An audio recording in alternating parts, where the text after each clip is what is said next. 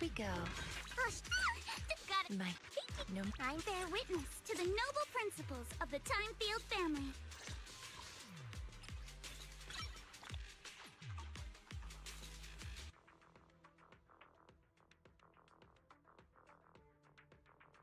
That's right, I got her. Alice is obtained, yeah. Gotta fix this. Still a little room, I can't resize it properly. There it is.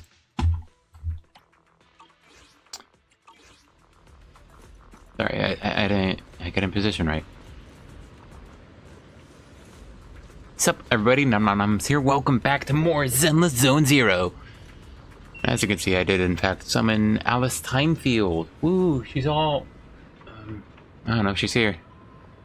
It took doing the first day of the Angels of Delusions little update, and then I still had to explore the Hollow, which we've been through during this main story, which is pretty cool. Sorry, I saw exclamation points and have to clear them out. And I didn't clear it out because I got my reward. Wow. Yeah. We basically all set. I was enjoying playing around with her a bit. Unfortunately, of course, seeing as I was scrounging up for polychrome. I didn't quite get, I clearly didn't have enough for her W engine. So this is what we're at. Unfortunately, poor Piper has had her gear stolen from. There she goes. No equipment. Officer, where? Don't frighten me like that. But she's cool. She's very easy to mess up, especially with, you know, Got a new ghost story to share? being mainly paired with Yuzuha just means you have a lot of opportunity to quick assist into her, even when you don't want to. But yeah, cool character. I'm glad I got her still. Yeah, she is a minor increase over Piper, with, you know, if you have a Mindscaped up team, but, you know, the solo DPS potential is much higher, and I assume I'll see that on Fiend when she comes back. But I should also compare Piper Bernice here, because I haven't done that. I've only gotten the 35k with the Grace, which should be much stronger because the blooms are more potent on the stronger anomalies, which, you know, Grace now has.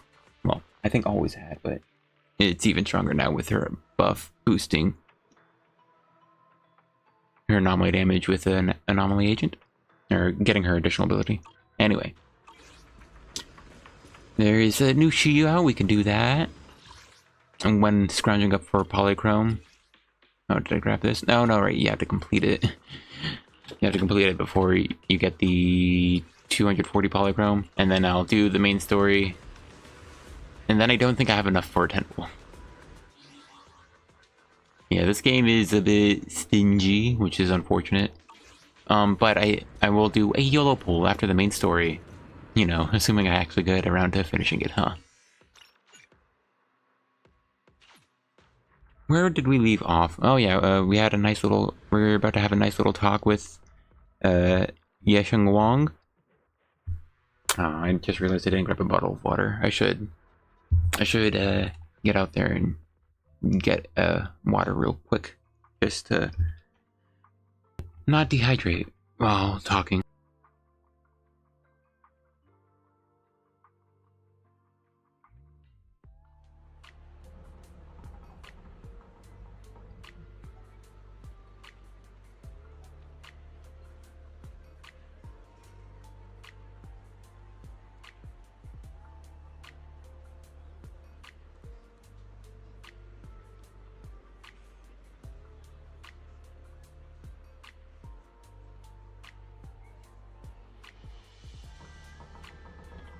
I see where I spawned in, and this is, this is so silly. Because I know we were all the way up there, man. Fast travel. I don't know why it brought me down here. I mean, there's a perfectly reasonable spot to spawn me in. Anyway, Shunguang. Oh, it's more lively than you remember. Whatever you said. Yeah. Let's see, we went into the hollow. Shiyuan has darkness and evil in him, so he needed our pure heart to go in and save Shunguang with the creator's power and stuff. And yeah, that's what we did. And then we were accosted by what seems like Top's individuals who want the Qingming sword. Is that the moon? Yeah, that is the moon. That's interesting. I didn't expect to see it there. You know, the moon is pretty big, if that really is the moon. Because, you know, for Earth, we can get those very cool, perfect solar eclipses. Yeah, solar eclipses, because the moon in relation to the Earth is almost perfect size. Of course, it varies and all, but that's pretty big. Well, the sun is probably going to stay that size and distant from us. Well, we rotate out around the sun in an oblong shape. So assuming this is like Earth. I don't know, the moon seems pretty big and close. Anyway, yeah, Shunguang, did you have something to say? The sunset paints Feilum Heights in a warm glow hue. Shunguang looks down at the street as a soft breeze stirs her hair. The scene feels peaceful, as if everything that happened was just an uneasy dream. Sensing something, she turns and smiles at you. What is it? Why are you staring at me so seriously all of a sudden? Is there something on my face? Just feels a little surreal. I'm afraid all this might be a dream. What is this dialogue? I don't know why, but it all feels so surreal. What if I wake up later and find out it was all just a dream? It's real. I'm right here. Oh, right. I haven't had the chance to thank you properly yet. You know, it's real is something someone in a dream would say, you know? Totally. Thank you, Junior. If it weren't for you, I'd probably still be trapped in that endless nightmare. Oh.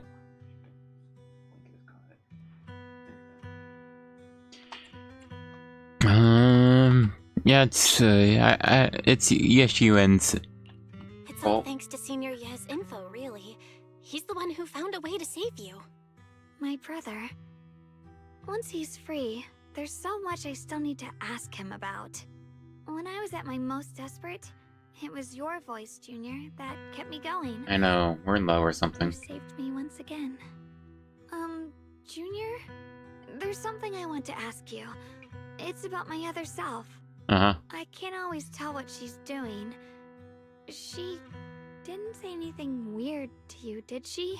Why would she say something weird? That looks pretty weird. She said she'd become one with you.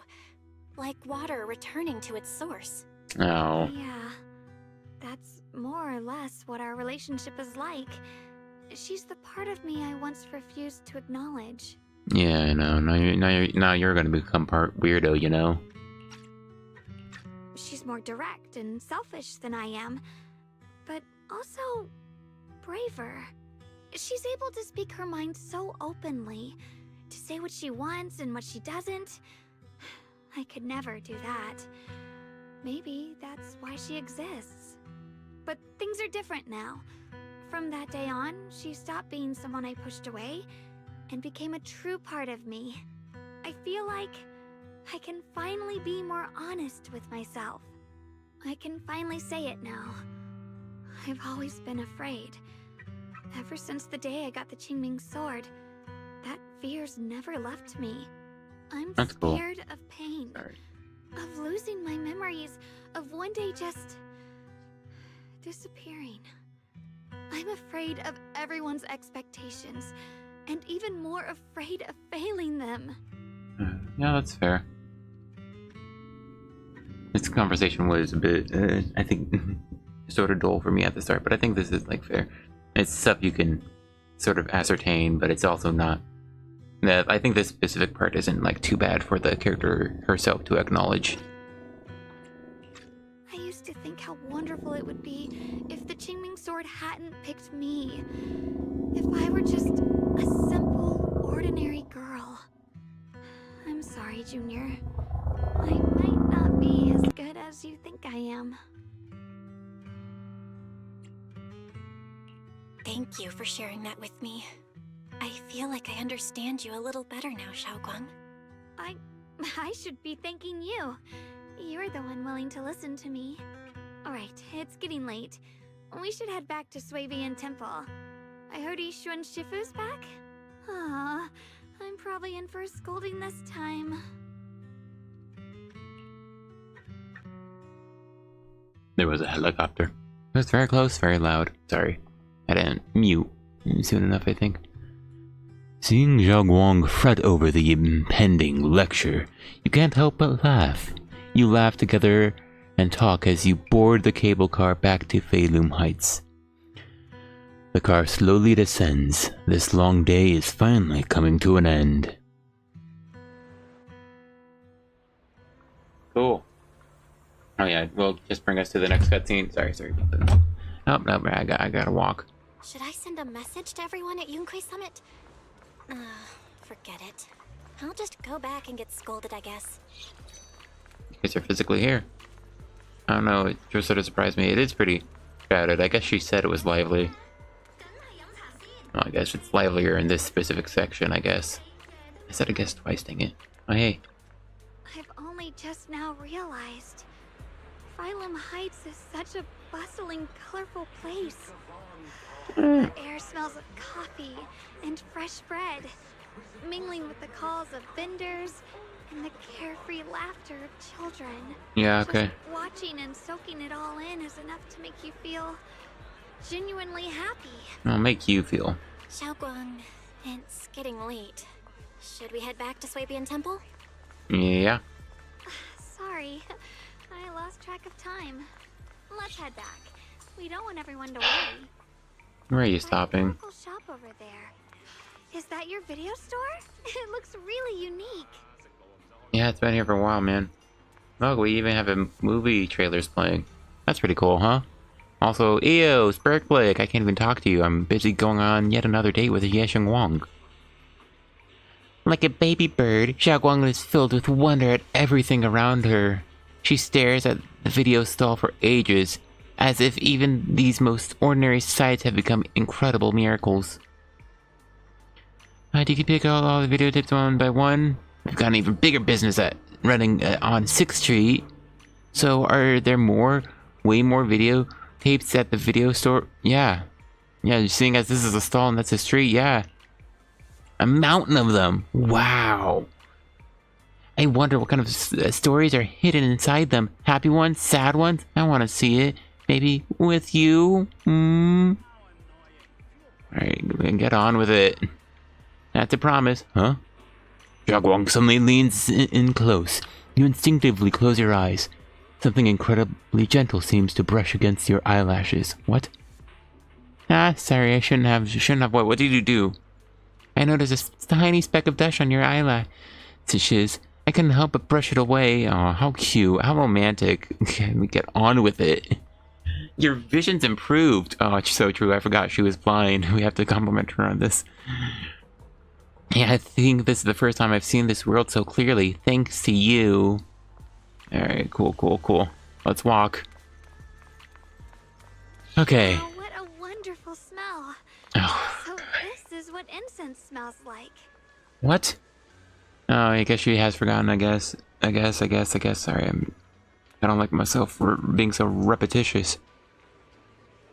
But I suppose she did, in fact, I guess, forget the actual smell. Also, I said, I suppose, into, I guess, within the same sentence. Sweet. But she is pondering the incense burning. Yeah. Forgot. So I suppose, yeah, she's not cured, but we helped her. If she really doesn't remember. Sharper than before too. I guess she was slowly losing her senses, so we resharpened them up. So, perhaps, yeah, okay, but it feels like it's getting a bit much. Yeah, I get it. Doesn't bother me that Samantha's cakes will taste even better. I want to try it right now. Oh, it'll definitely taste even better too. Wait, this isn't time for that. Let's hurry and meet up with everyone. So true. I can't wait. We'll be seeing everyone soon. Though, maybe there'll be some scolding too. So true. There better be.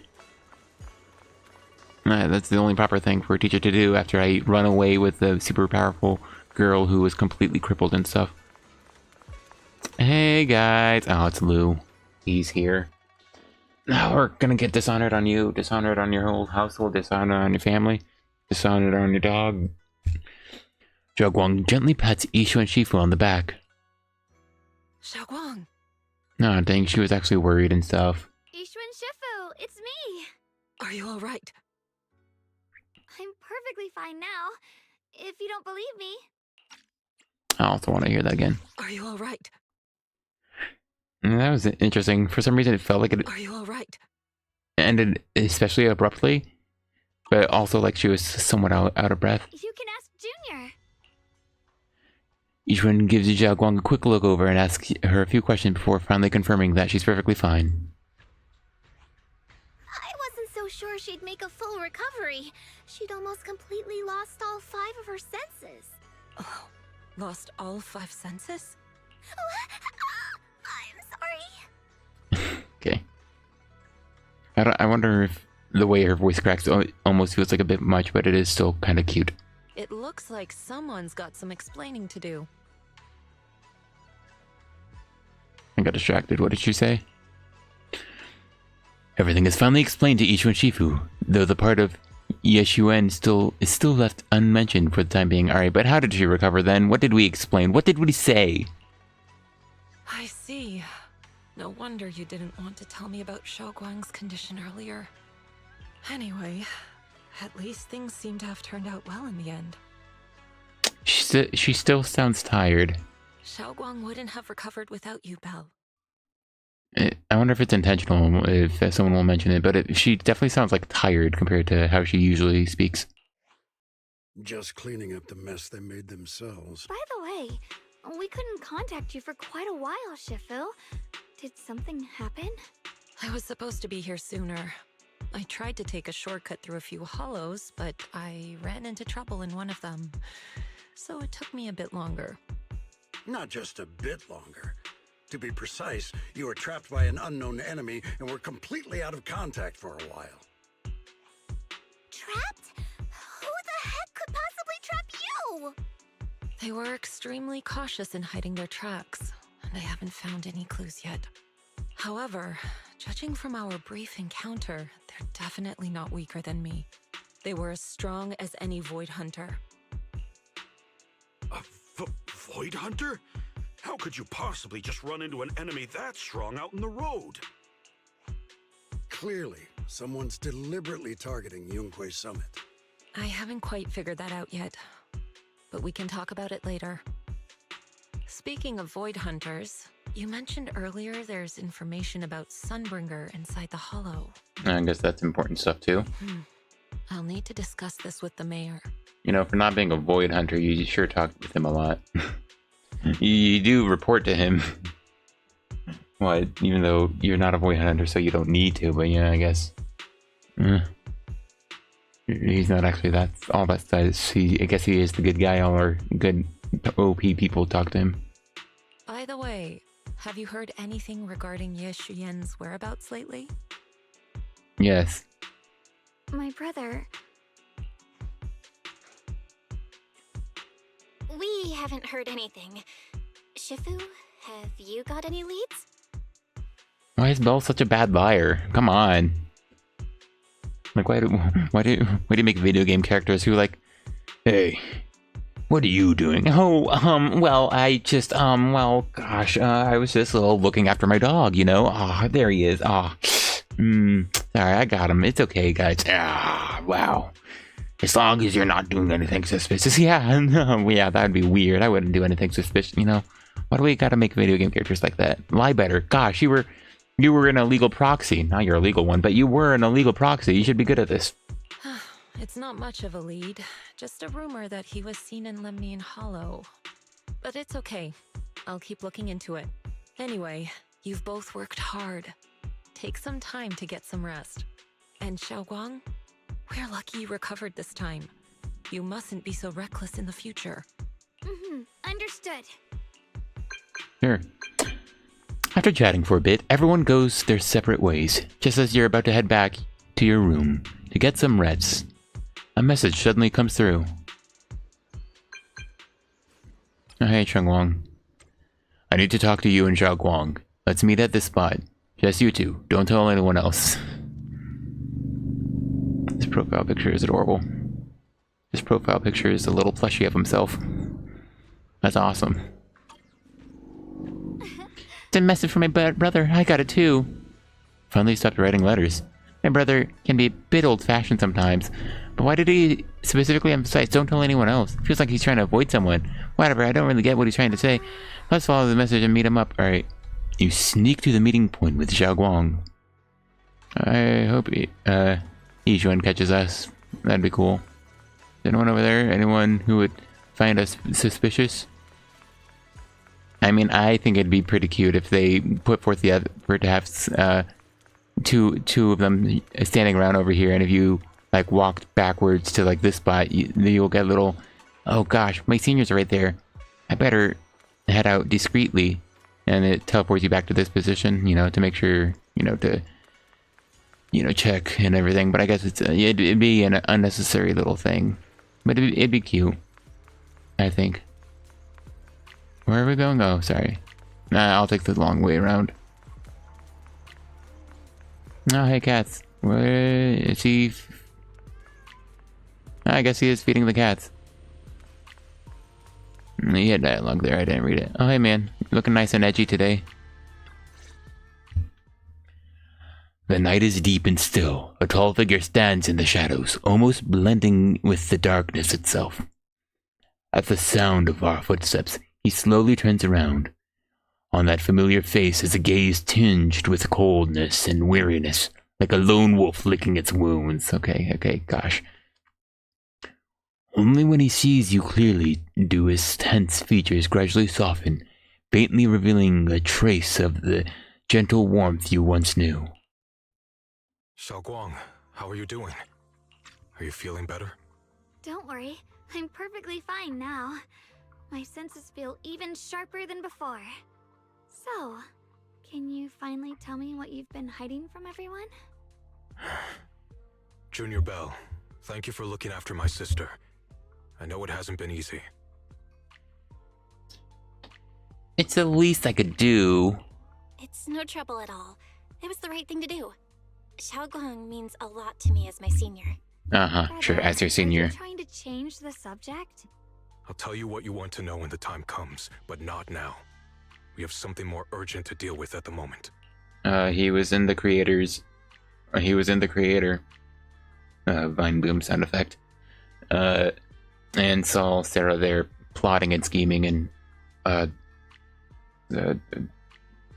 couldn't think of another word for plotting and scheming. Conniving? That's more like an adjective. And then an action. Anyway. I found a way to break the Qingming Sword's bond with Xiaoguang. It's in Lemnian Hollow, the same place where we helped to regain her senses.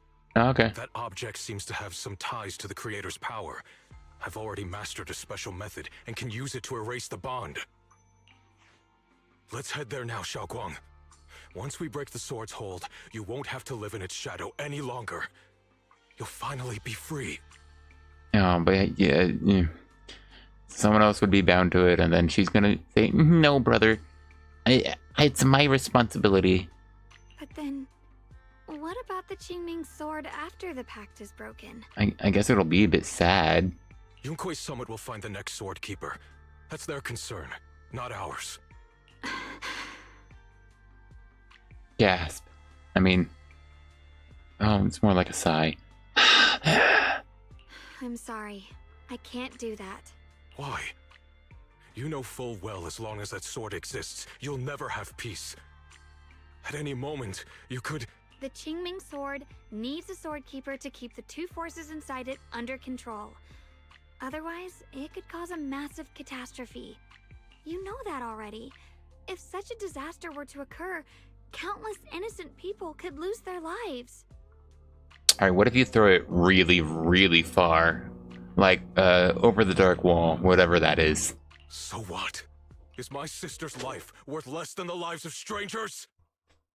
So what? Oh no, now we know he's I evil. know you're only doing this for my sake, but this is my choice. You don't get to choose! Oh no.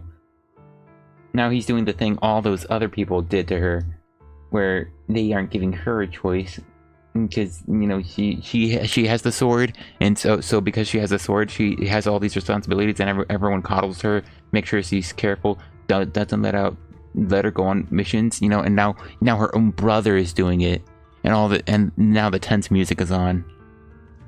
Shiyu has never looked this angry before. His once gentle eyes now burn with pain and fury. Startled, Shunguang steps back, her face turning pale. The air around them seems to freeze in place. You know, they said martial artist, so that probably was Banyue, but I don't know. I don't think Banyue was ever really emphasized as being kind looking, but it feels like Senior Ye is constantly determined, like, talked about as kind looking. I feel like it's not improbable that we do get him as an agent after the idols and stuff. He's a male though, so I would expect him 2.7 into 3.0 or at the end of 2.8 as a more dedicated chapter. So, you know, unfortunately, second to after a female agent. Because unfortunately that is a pattern, but still. Part of me does feel like he might be that kind looking, he might be that kind looking martial artist. They were talking about way back when they were also talking about an agent with a sword 3 times their body length, which it probably was Zhao, with how much bigger the sword gets than her, and how much easier it is to make a sword bigger than them. But yeah, the kind-looking male still feels like it could be Shiyuan, but I'd have to look back for references about Banyue being kind-looking. Because if there's any reference to him looking nice or kind, even if it's like beta information, it probably referred to him then. And it makes more sense because he's absolutely more martial art as well. Shiyuan has a sword, and even if it's a martial arts sort of sword swinging, you know, I feel like calling him a sword wielder would still be more important, or would be more notable, while Banyue is absolutely martial arts. Anyway.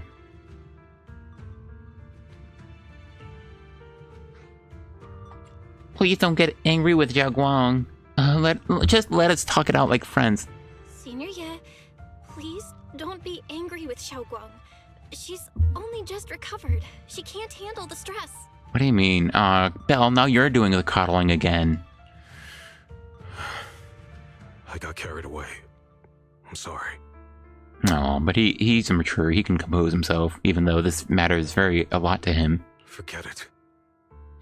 I didn't want you to get involved in all this mess.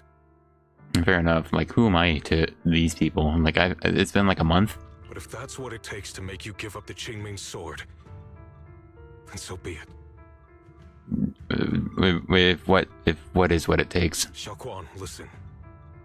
We never had a choice from the very beginning. This whole thing was a setup. That's interesting.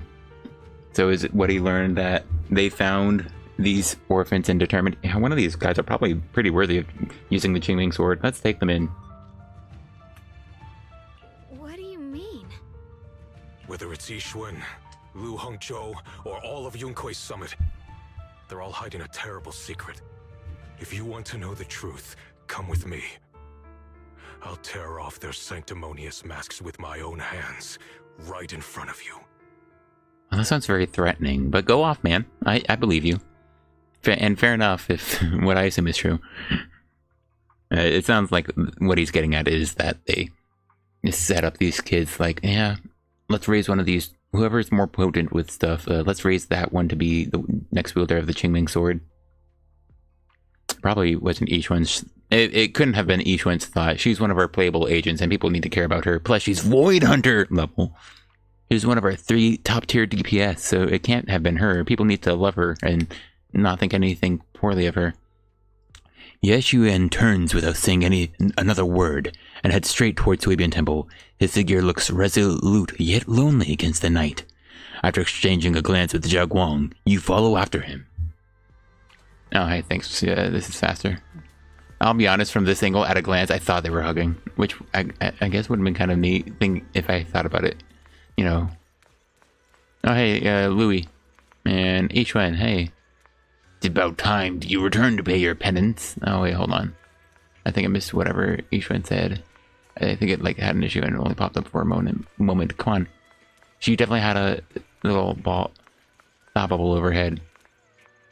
Yeah, okay. That's it.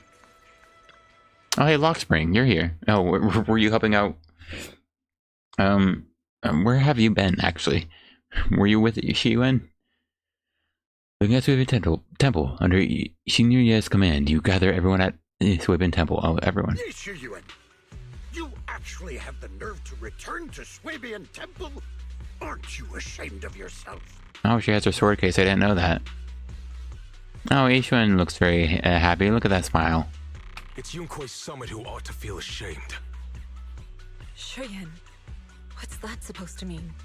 Exactly what it sounds like. You searched all over New Eridu for innocent children and brought them to Yunkui's summit as disciples. But they were really just sacrifices for the Qinmin sword. Ah, fair enough. Shouldn't Yunkui's summit be ashamed of itself? I mean, it's a pretty strong sword. What are you talking about? No, I guess you didn't know. Yeah, and like I said, she's a cool Void Hunter DPS. Void Hunter level DPS. You know, you can't feel bad about her. Or make her think she was at all in the wrong of anything. She has to be really cool. And you have to love her so that you pull in her next rerun. You can drop the act, Xiuan Shifu. Xiao Guan and I were orphans with no parents. We were only lucky enough to be taken in by Yunkui's summit because of our physiques. Because we're of the rare ilk capable of bearing the Qinmin sword's power. Isn't that right? When did Yunkui's summit set its sights on us? After our parents' accident? Or even earlier? I wouldn't be surprised if you had something to do with our parents' death as well. Alright, you're reaching there. Is he reaching? 2 children without parents or a home. Who could be easier to control than that? Such kindness. A lifetime wouldn't be enough to repay it, don't you think, Lu Hongzhou? Hold your tongue. Mr. Lu, what is this about? You told me that Xiao Guang touching the Qingming sword was just a coincidence. Oh yeah, fair enough. I think I did complain about that. She just sort of wandered in there, but I guess if it was all planned out, I suppose she should have been, you know, politely or coincidentally led there.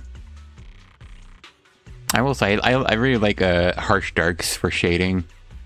It's unfortunately only on Lu. It might be kind of on Shunguang as well, but she's like way in the back. But I really like all the very harsh darks. Unfortunately, he's like the best looking character. I'm not in love with the posing they did for Shiyuan for some reason. I don't know. It looks a bit plain, almost tantrumy. I felt like I guess he is very angry and upset right now. But he could have maybe been posed to be more resolved. I don't know. Something like that. A coincidence? What a convenient excuse. The truth is, Mr. Lu created countless opportunities, making each of us chosen children accidentally touch the Qinming sword. And Xiao Guang, she was simply the most unfortunate one. It ain't me. It ain't me. I ain't no Senator-san. That's a great song. Fool. To be chosen by the Qingming sword isn't a misfortune, it's the greatest honor. Honor. It's the power of a hero to protect all living beings. My honor. So, Mr. Lu, everything he said is true? You've been lying to me all along? It doesn't end there. Xiuan, did you really think that sword case you poured your heart into was actually useful? Oh, funny. Don't be so naive. The Creator has awakened, and because of that, no power can suppress the Qingming Sword's effects. Your sword case can't protect Xiaoguan at all! From the very moment she touched the Qingming Sword, you all had already decided her fate for her. Shiyuan, how do you know all this? When I was under the Creator's control, I briefly connected with their mind. That's when I learned the truth about the Qingming Sword. So it's time to go beat up Sarah purely for the selfish intention of quieting down the Creator and breaking Shunguang away from the, overwhelming power of the Qingming Sword, and I guess not disconnect it entirely, but just calm it down, I guess. So I did some digging into the disciples of Yunkui's summit who took us in back then. Banyue Shifu was innocent. He truly believed that letting Yunkui's summit take us in was best for us. But some of the disciples in charge of selecting orphans weren't so honorable. I'm glad we had to specify Banyue Shifu, because he is also a playable character. He can't have done something bad like that. I mean, Lu Hongzhou couldn't have done this all alone, right?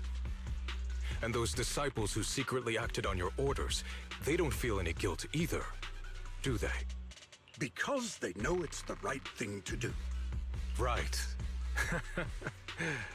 The right thing to do. Yeah, I mean, if he's gonna be talking like this for a long moment of it, I feel like he should have stood up, or at least for the picture, made him stand more resolute and stuff. Even after all this, you're still trying to forge so-called heroes out of lies and sacrifice. People willing to die for your cause. How ridiculous. And you, High Preceptor Yixuan, I'd assumed you were in on it. But from the looks of it, you were completely unaware. Which is a pretty big egg on your face, High Preceptor. Are you so busy as High Preceptor that you're too occupied to notice your disciples suffering? Or is it because you only ever think about your sister, and the lives of everyone else mean nothing to you? Alright, pot and kettle with that accusation, man. We heard what you said earlier about what are the lives of strangers to my sister. So, come on. Shiyuan. Now you know the truth, Xiaoguang. It was all a lie from the start. We never had a choice. Give up the Qingming Sword. Don't let it weigh you down any longer. You deserve a life of your own, one that's free and whole.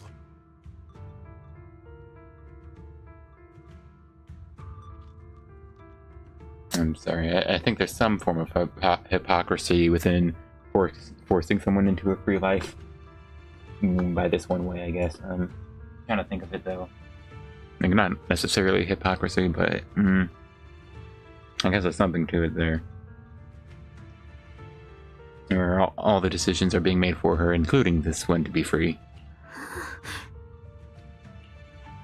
The Qingming Sword was never a burden. It's the very thing that gives your life purpose. You're not helping, man. Without the Qingming Sword, how could Okay, Ye wait, also. have gained such immense power at such a young age? The Qingming Sword was never a burden. It's the very thing that gives your life purpose.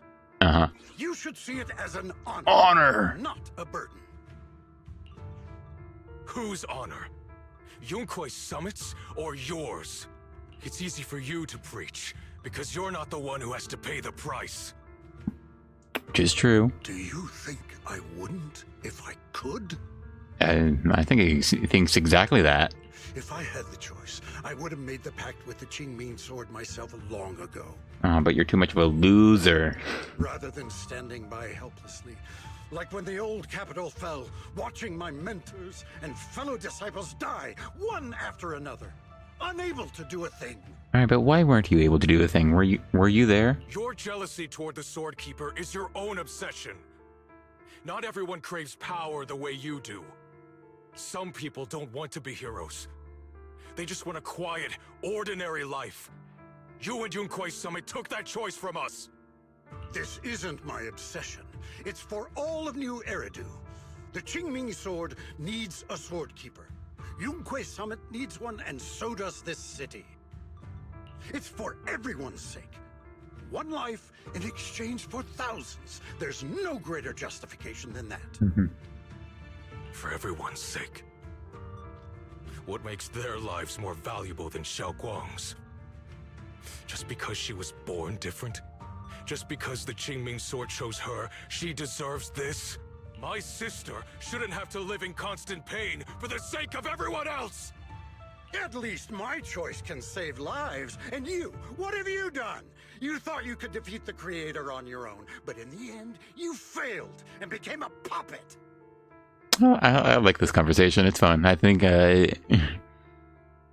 to some extent, I think Lu Hangzhou has, you know, decent points, you know. Villainous, but decent points, you know. Sacrifice one in a way to save a multitude. But of course, similarly, the whole thing about choice and you know, the fact that Shiyuan loves his sister and wants her to be safe and stuff. If you really thought you were right, you wouldn't have needed lies and deception in the first place, would you?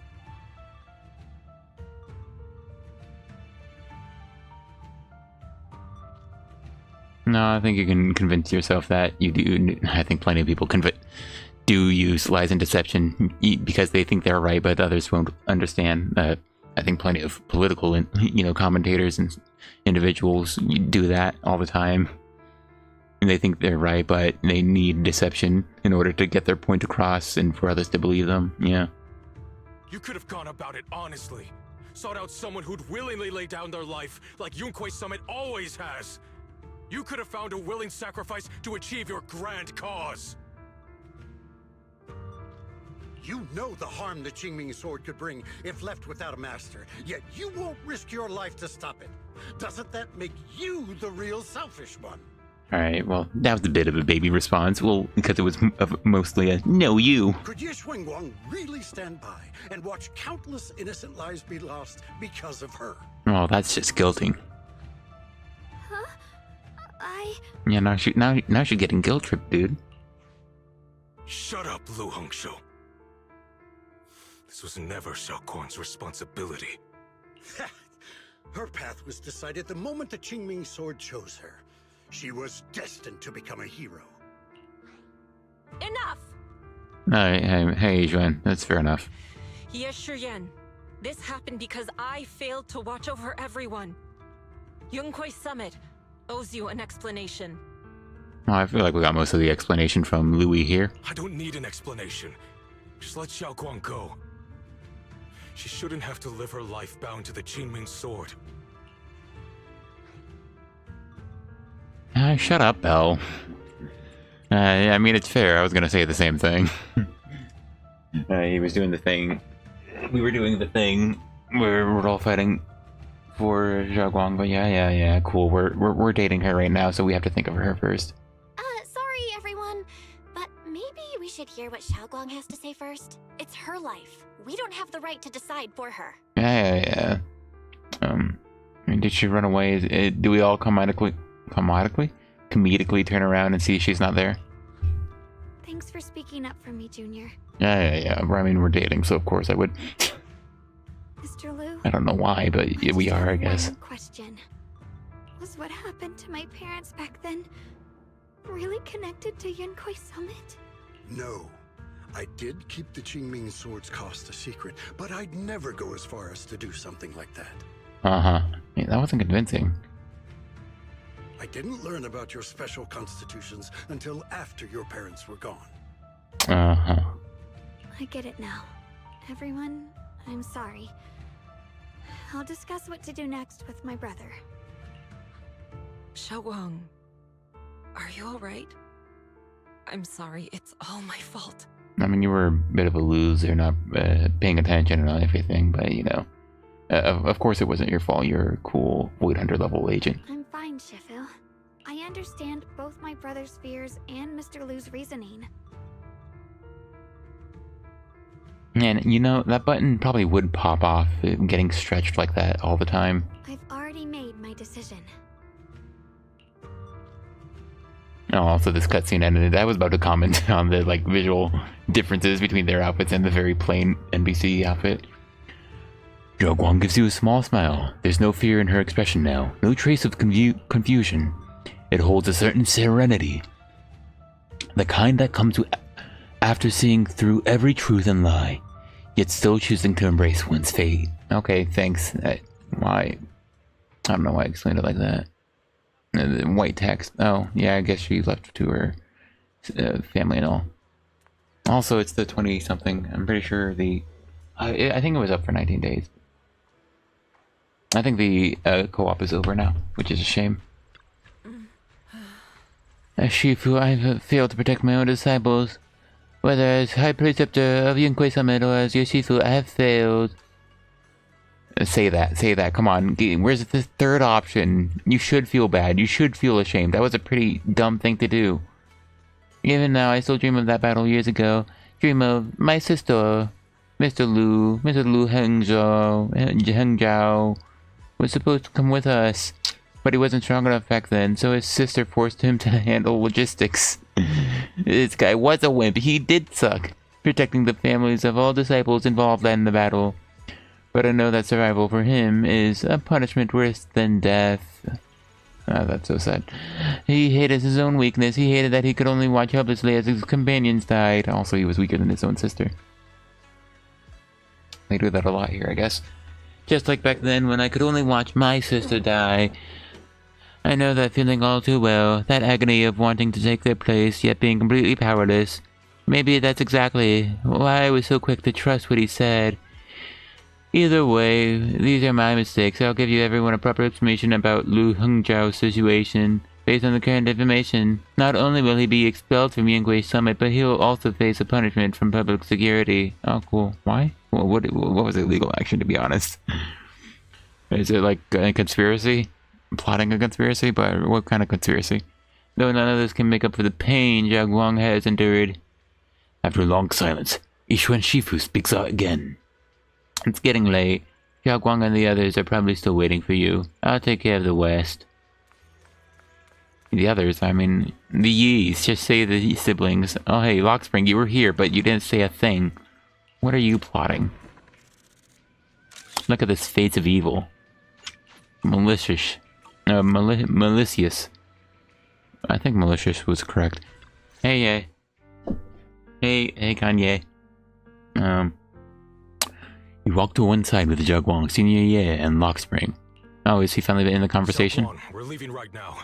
Once you sever your bond with the Qingming sword, you can... I'm sorry, brother. I've made up my mind. I won't give up the Qingming sword. Is it because of what Lu Hengzhou said? None of that is your responsibility. Don't let yourself be guilt-tripped by some false sense of duty. No, this is my choice. My own choice. I remember when we were little. I loved the osmanthus cakes from the shop on the corner. Nice. But they always made my stomach hurt. After that, you wouldn't let me eat them anymore. What was that? Oh, sorry, I think that was my own headphones. I remember when we were little. I loved the osmanthus cakes from the shop on the corner. But they always made my stomach hurt. After that, you wouldn't let me eat them anymore. Oh no, that was just an editing error. What the heck was that? What? I am watching on my own phone. Time check now. 50 mins in. Checking there. Just to, and I don't know if I saved chat, which, I mean, no one's in chat, so it makes sense not to save it, but that was wild, dude. What do you mean? I remember when we It's at the end, so I can see how they missed it, but come on. Cakes from the shop on the corner, but they always made my stomach hurt. After that, you wouldn't let me eat them anymore. Like, what was that? What even caused that? Is it like a weird oh, sorry, I bumped my own microphone. Is it like a disconnection, or is that like a normal sound that comes after recording? Weird audio. error. I don't know. Maybe it's something you can report. So I guess if I remember to. Gosh, that was so strange.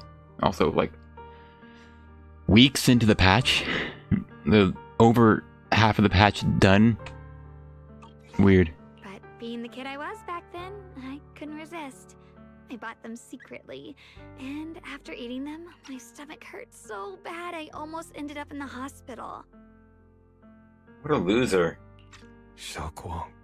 But I never regretted eating those cakes. You should have. I know you mean well, but you can't protect me forever. I've grown up, and I have to make my own choices. I don't know. This feels like a bad example. Because you were doing something that was clearly harming yourself.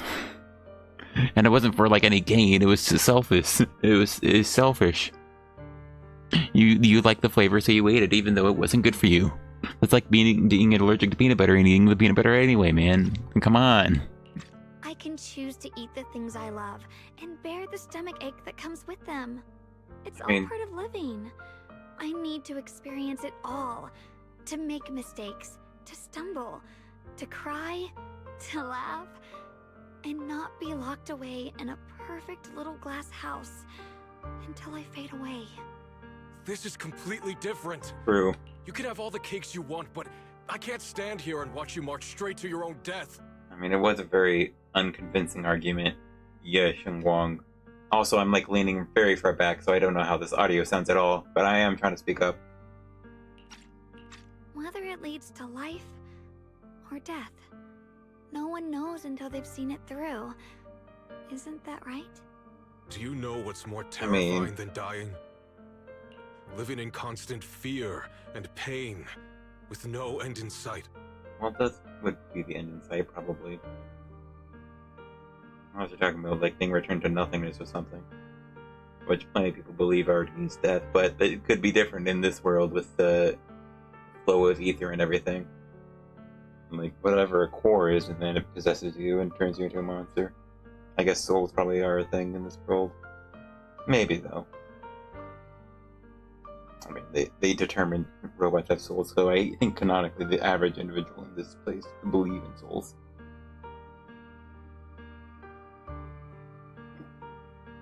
Okay. I have something else to say, but... You never know when your memories will start to fade. When your senses will slip away. When you'll lose all connection to the world around you. Your whole life will be nothing but endless suffering. And you still refuse to let go of that damn sword. I knew it'd be this way. I've known from the very beginning. From the moment I made the pact with the Qingming sword, I understood my fate. I knew the two forces within the Qingming sword could only be subdued by the sword keeper. I knew its effects couldn't be contained. And I knew that one day I would lose my memories, my senses, everything. What? But you never told me that. Because I didn't want you to keep worrying about me, like you are now. So, I know I'll have to watch myself slowly fall apart. I know my whole life will be shadowed by loss, and I know the more I have, the more I'll eventually lose. That's so sad. Everyone dies eventually. Oh, cool, dude. Before that happens, I want to choose how I live. Alright. You once said that I'm no different from everyone else, that my life matters just the same. So, if that's true, the reverse must be true as well. I am all life. And I am all death. What is that line? Why'd they phrase it like that? Also, why is it in yellow? I am all life. And I was expecting her to go down the train of thought that, she's no different from everyone else. Her life matters just the same, so it makes sense for her to want to hold this power, not pawn it off on someone else, and utilize it to save as many lives as she could, because that would be the right thing to do, something like that. I felt the Qingming sword's pain. I won't let anyone else endure that same despair. I don't want to face the terror of another disaster. So I won't give up the sword and let others suffer in my place. You may think it's foolish, but this is who I want to be. The kind of person I choose to become. There's a light in Xiaoguang's eyes, bright enough to be considered dazzling. Across from her, Senior Ye remains silent for what feels like an eternity. I'm only human. I'll always care more about my own sister than people I don't know. I can't and won't carry the weight of all living beings. He's only human after all. He's only human after all. Don't put the blame on him. Don't put the blame on him. Alright, well, he's just explaining to us that he's selfish. But, you know, understandably, in this case, why? If this is really what you want, I'll respect your choice. Aww. But I'll never give up. I'll find a way to save you, no matter what. Then can you promise me one thing? From now on, you have to allow yourself to be happy. Sorry, I had the thought of, oh man, you know, if they did become an agent, it would be cool for Shiyuan to be usable with Shunguang, and that thought came to me as, oh yeah, he should probably be like an attacker who's good with other agents. And, you know, he can be best with Seed, but then I realized he'd totally be an electric agent, so, you know. Come on. Come on. Come on, electric attacker number 3. Anton. Haramasa. Sam. Seed. Electric attacker number 5. Come on. Electric attacker number 5. Yeshuan, it'd be so funny. My choices, my fate, none of that is your fault, nor your burden. You've already done more than enough for me.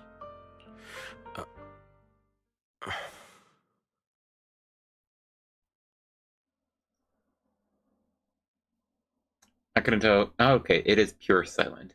I heard like a little noise, and that was just a car passing by outside. All right, but hear me out. He's always attacking, so he's like unofficial Lycon information.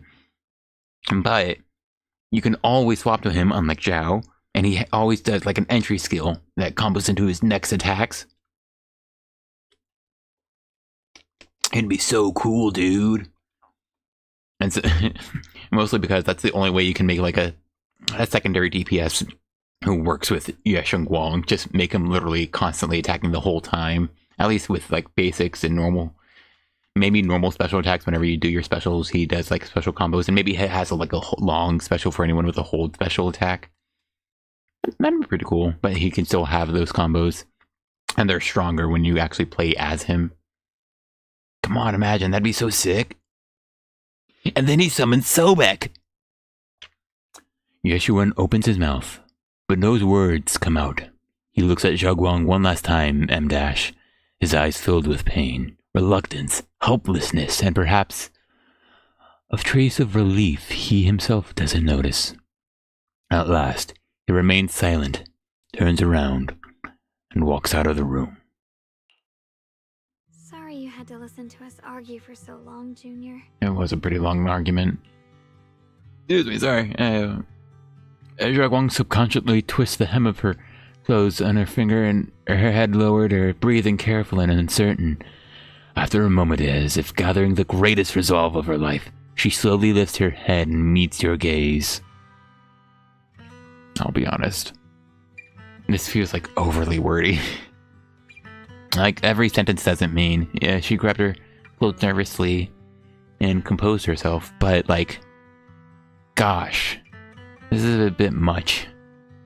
And it wasn't like engaging writing. It didn't like thrill me. So I don't really see the point. I don't know. There's something I have to tell you. I used to think My I'd bad, keep my the bad. secret forever, but lately, I've realized that if I don't tell you, I'll regret it for the rest of my life. Okay. There's something I have to tell you. The truth is, this isn't the first time we've met. Just to be clear, It's just not logically possible.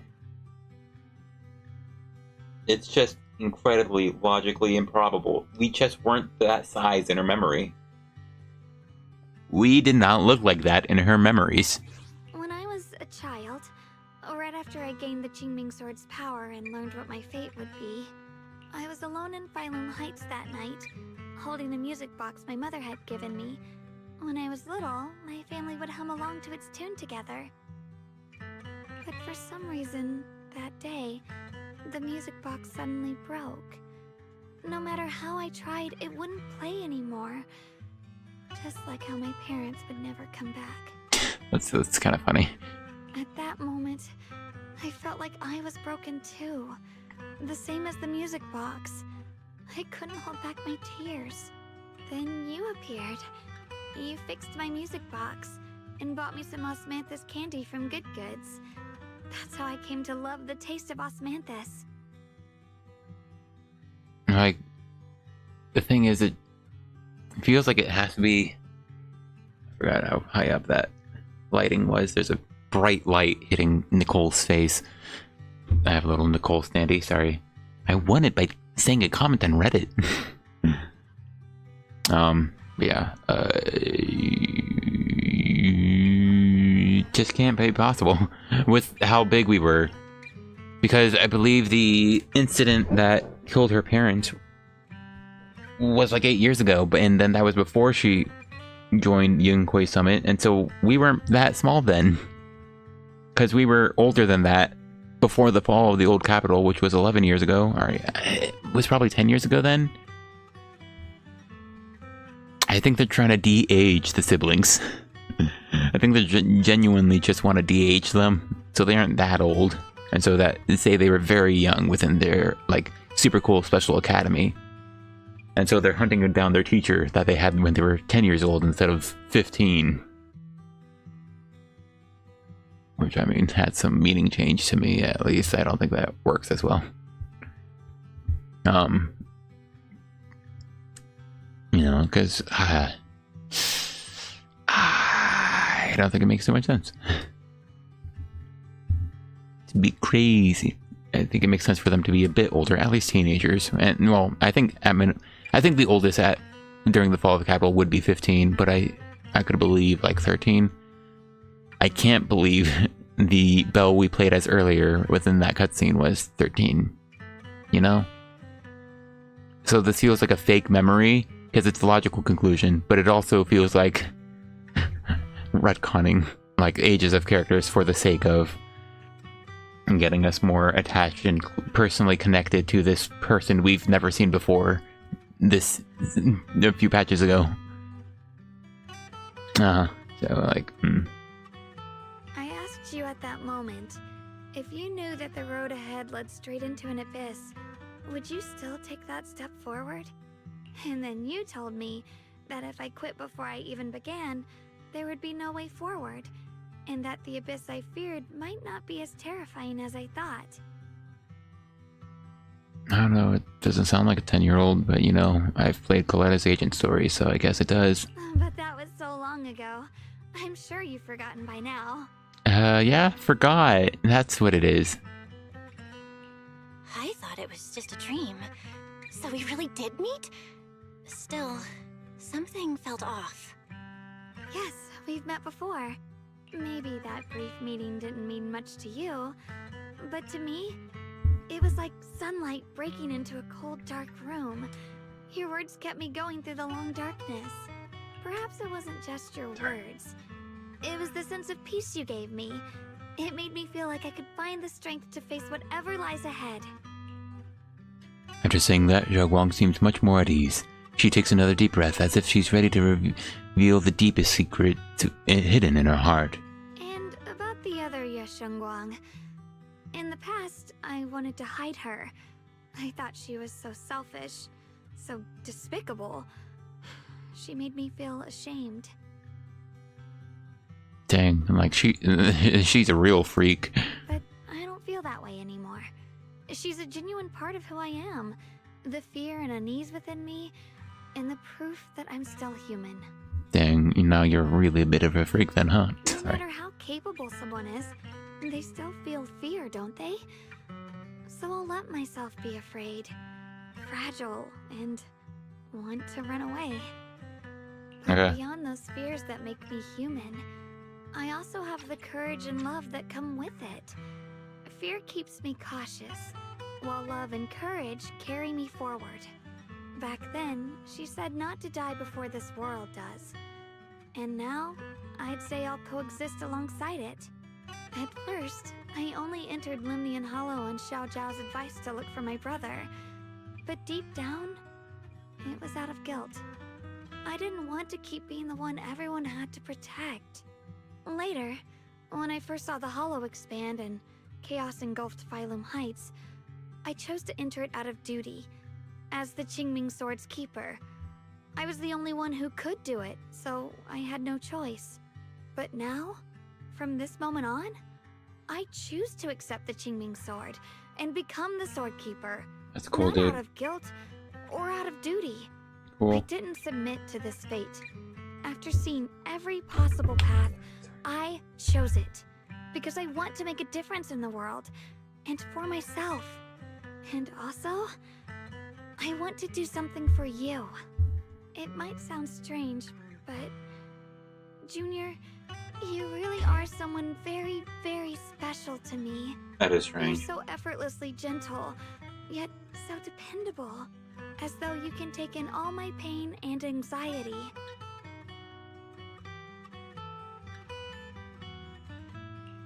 After saying that, Zhao suddenly looks a little shy. It's so cute.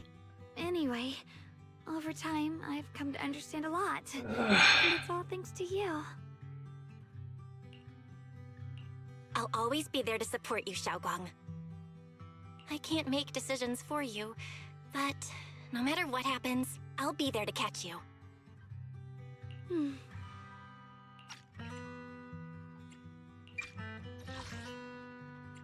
I can't make decisions for you, but no matter what happens, I'll be there to catch you. I feel like you would want to say, I won't make decisions for you because that's what she wants. But I guess if she's really crushing on us like that, then I guess she does want us, specifically us, to make decisions for her. I don't think that's the intent though, so I assume you'd probably go along the lines of wouldn't. Anyway. Oh, it's getting pretty late. It is, Sorry isn't for it? taking up so much of your time. You did, didn't you? Good night, Junior. I hope we both get a good night's sleep. Dude, that was like a 10-minute talk. Alright, I think I talked for a bit of it, good chunk of it. And it doesn't feel like we're on the road to freaking Sarah at all, dude. Like, gosh. Sorry. I feel like I should scoot into my microphone if I'm going to speak, because I know it gets it clearer, and I'm not even sure how well I'm even heard if I'm far away from the mic like that. But that was long, man. I saw it was like, I think it was like 9 minutes in. We finished talking to Shiyuan, and it's where did she go? I thought she was going to sleep. Sorry. But then it was like an hour, 9 minutes in that we were done talking to her. That was so long, dude. Oh, gosh. Dude, this was like an hour. Zhao has fully recovered. Not just her senses, but her memories too. Although we haven't completely solved the issue of the side effects of Qingming Sword as we move forward in the right direction. What a long day. Time to get some rest. I hope nothing else happens. I guess I'll give this some time to linger. That was a long conversation that was going on. Honestly, if a dialogue is going on for a while and I just leave it on auto, gosh, I'm just maybe getting zoned out. It reminded me of My Hero Academia, because I rewatched season 1 recently, so which is up to All Might fighting the Nomu. And, you know, I think episode 1 is the Nomu, and so episode 12, 12 is the... I think 12 he beats the Nomu. 13 he is them finishing up with the villains. And I remember finishing that first season because I rewatched it again a few weeks ago. I think even last week. I just felt like, man, this season could have been 6 episodes long. There was a lot of sort of retreading, talking everything through, and unfortunately, while I think it's sometimes cool, it also often felt sort of reiterating the point in a way that I do not find exciting at all. In a way, if you're continuing or adapting something that's not yet finished, you want to take your time with it, I guess. Gosh, I don't know. It just felt like maybe they could have spent the time doing something else. Maybe it was easier on the animation. It still looked pretty good, but gosh. You go on, and it feels a bit much. It feels like this could have been truncated properly without losing necessarily any value from like the actual work. Yeah, but it was sort of reiterated on to, I guess, in one sense, to make sure no one falls behind. It's just show for everyone, so you don't want anyone to get feel like they've missed something. And, oh, I'm sorry, I forgot you were there.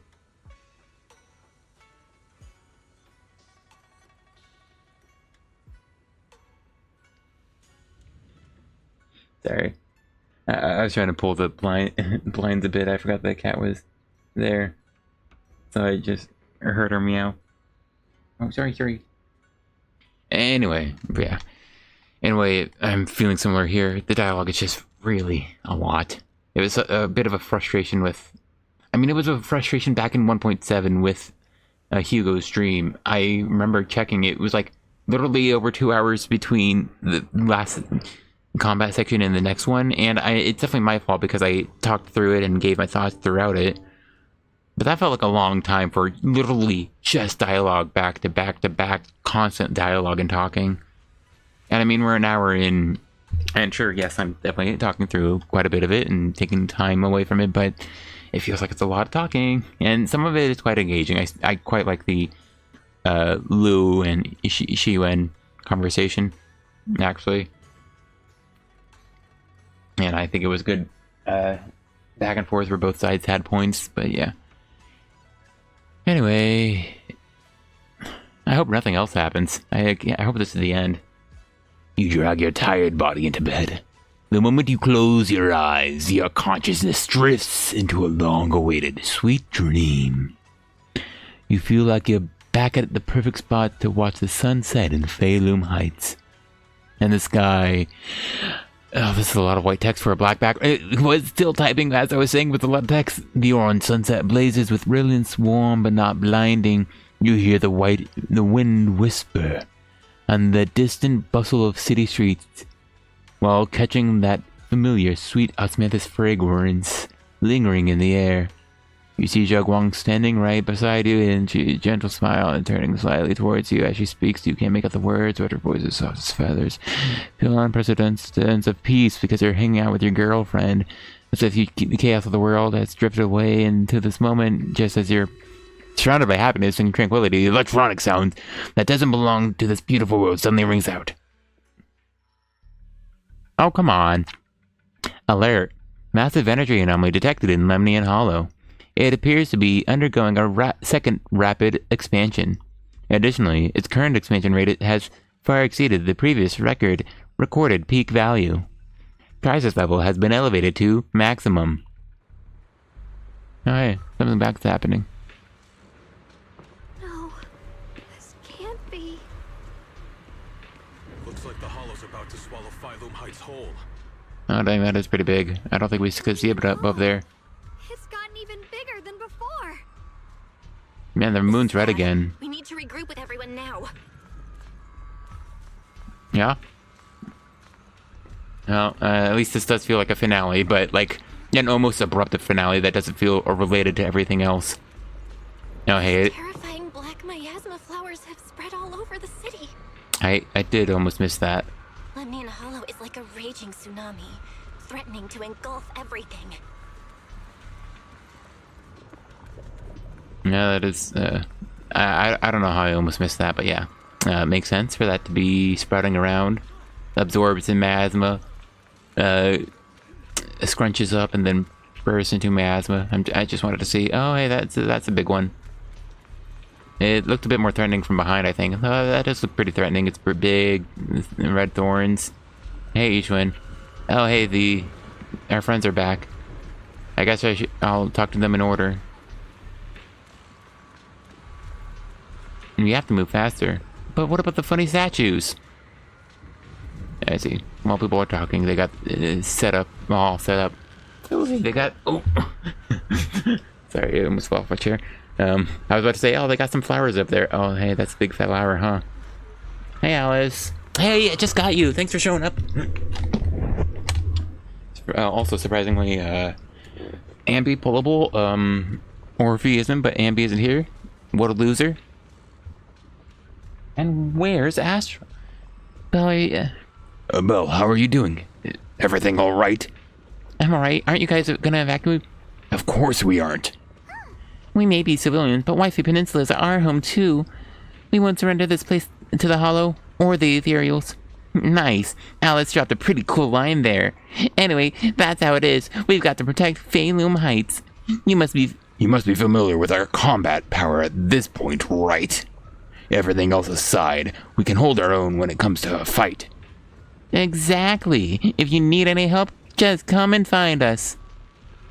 After chatting for a bit longer, Minato, Alice, and Yusa go to calm down the panicked citizens nearby. Oh, cool. We talk to them and they get to work. How cool. How nearby? Where are they? Oh. What is that pose? Dang it. I can't take out my camera? Why can't I take out my camera? Sorry. I just wanted to zoom in without needing to approach all the way, but yeah, I don't know. She's sort of hunched over, so it was an interesting pose to see here. Hey guys, how's it going? I didn't expect this day to come so soon. Thanks to our previous experience, evacuating the residents went pretty well. Other Defense Force squads are already deployed throughout the city, but someone has to go into Lemnian Hollow to deal with the source of the issue. Proxy, you know, Obo Squad is ready for action anytime. I'll be counting on you all when the time comes. Protecting Feilum Heights is our responsibility. Alright, after giving you a nod, Magus and Seed leave to patrol the area. Oh, what about Orpheus? Is she still around? Okay. Anyway, we're gonna having the cool... Oh, gosh, these guys are here? Oh, it's like all our buddies are here for some reason. Are you okay? Thanks, Lucia. I like to think she was standing there emotionless, like, hey man, you alright? And then Itari's just slouching here, going, God, yeah, I'm good, man. Yeah, alright.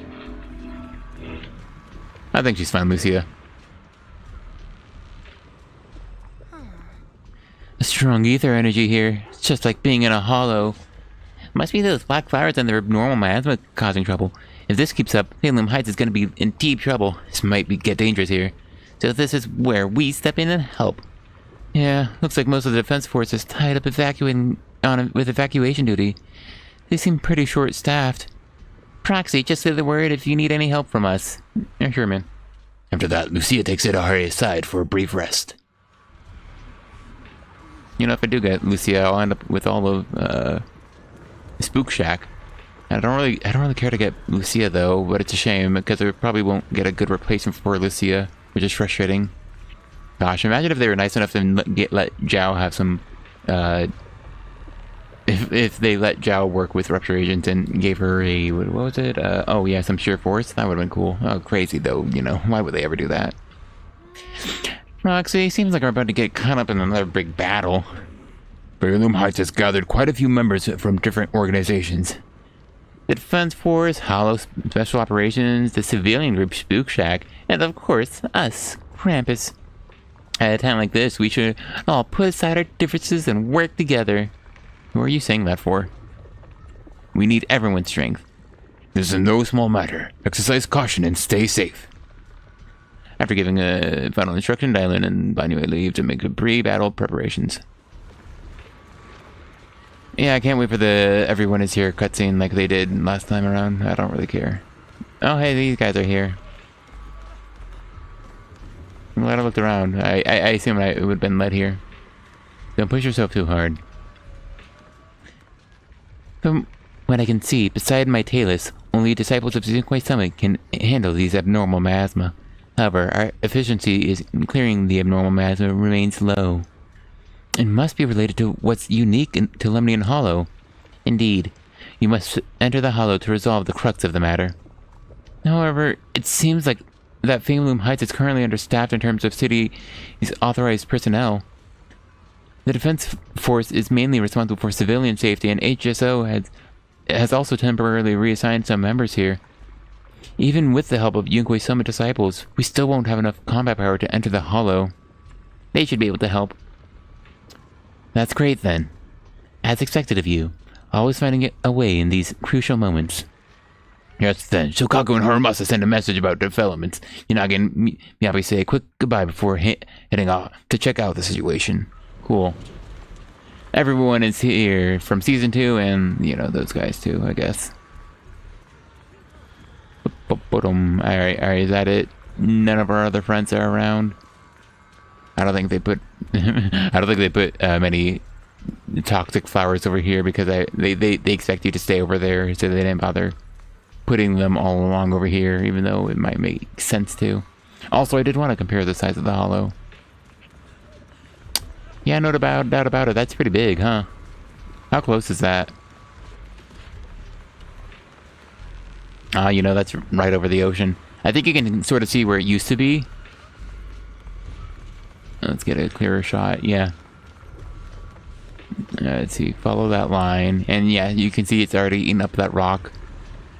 I don't think that's where it used to be, though. I think they also expanded the sort of black. And so there's an exterior ring. Gosh, stop oozing black gas. I gotta look here.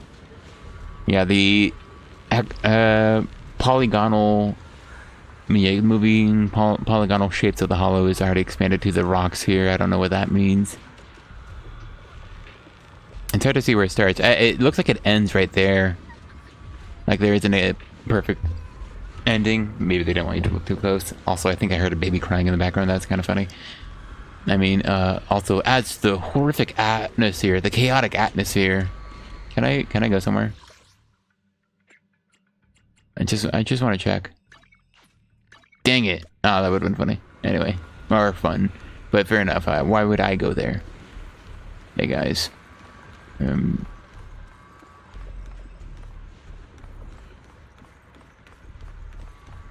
We're getting old. We're getting old. We're not giving up this tactical retreat. We definitely will. Alright, well, they seem prepared. Hey, guys. You arrive at the plaza in Fameloom Heights and notice Xiuan Shifu is here too. She gazes at Zhao and Senior Ye, her usually calm eyes filled with a conflict of emotions. You're here. Huh. Shifu. Shiyuan. Matters. Shunguang. There's something I want to say to you. Alright, it's not yet the end of the world. We can focus on this, guys. About Yunquei Summit. About the Qingming sword. I am truly sorry. Yeah, I get know it. My apology cannot resolve anything. True. Nor do I deserve forgiveness. True. It was Sorry. my negligence that caused all this. Oh, that is true. It's not your fault. I mean, It is my fault. yeah. To be honest, Yeah. ever since my sister's passing, I found myself avoiding the Qingming sword subconsciously. Oh, okay. I feared it. Maybe even hated it. But I had to keep guard over it due to my position as the High Preceptor of Yunquei Summit. After making the case, my fear of the Qingming sword led me to instinctively distance myself from it. And that's why I so easily fell for Lu Hongzhou's lies. I don't know.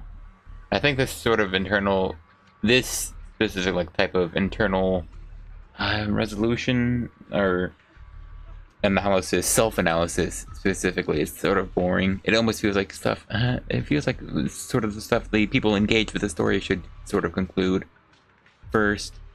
So it's a bit annoying to sort of spell it out here. I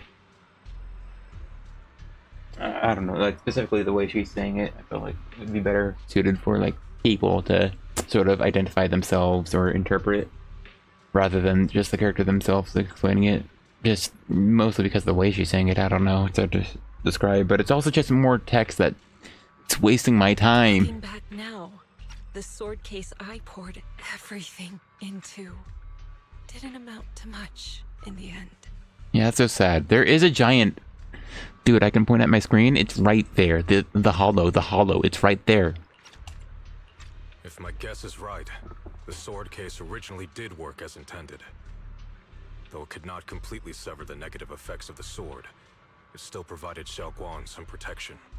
It's only due to the creator's power becoming active recently that the sword case's power slowly wore off.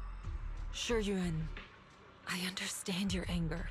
Did she call him Shiyuan? Shiyuan, I understand your anger. There's no R in the name, Yichuan. I've failed in my duties, whether as the Yunquei Summit High Preceptor, or as your and Xiaoguang Shifu. Sorry, it's kind of funny. It can't be heard on the mic, I'm pretty sure, but like distantly, there's like actual sirens outside somewhere. You know, it really goes well with the alarm they're putting out right here in the background. I need to apologize for what I said before as well. Sorry. I let my anger get the better of me and said those hurtful words. That didn't come from my heart. However, I can never forgive Lu Hongzhou or Yunquei Summit. I've authorized a top-level investigation into what Lu Hongzhou has done. Everyone who was involved will answer for their actions. It means nothing to me now. What I can't forgive is the glory Yunquei Summit built upon these sacrifices. Brother, Hey. the past may be set in stone, but we can shape the future. Just to be clear, we are in an emergency situation, guys. Like, come on. This is like one of my pet peeves. Like, if there's like some big trouble going on, I don't like wasting time talking like amongst each other, doing something else. Like, there's more egregious times. Like, if there were literally ethereal standing around and we just put them on pause to have a conversation, that's like where it's super egregious. But like, this is still sort of similar train of thought, and I really hated it. I hate it when it occurs in the Digimon. Like the Digimon Time Stranger occurred at one like major point, and I found it super distracting and annoying. It happened in a mobile game, Final Fantasy Brave Exvius, War of the Visions. No, cat. I don't like you being up here. And I'm using this desk. You want to say something? Say something. Alright, fine then. Here we go. She finally jumped from the blinds because she saw a jumping point from the window.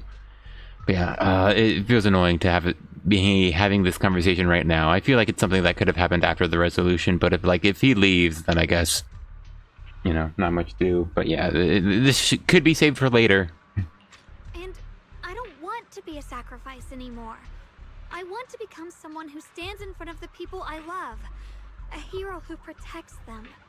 Before, when I went into Lemnian Hollow, it was out of guilt. Or perhaps a sense of obligation. But from now on, I will only fight for my own will. Because it's what I choose to do. Xiaoguang, you've really grown up. That's enough heart-to-heart for now. We still Yeah, have a finally? crisis to deal with. Oh, you Lies do, ahead don't we? Won't be easy. Yeah. After a while, the others from Yunquei Summit as well as Wise also arrive.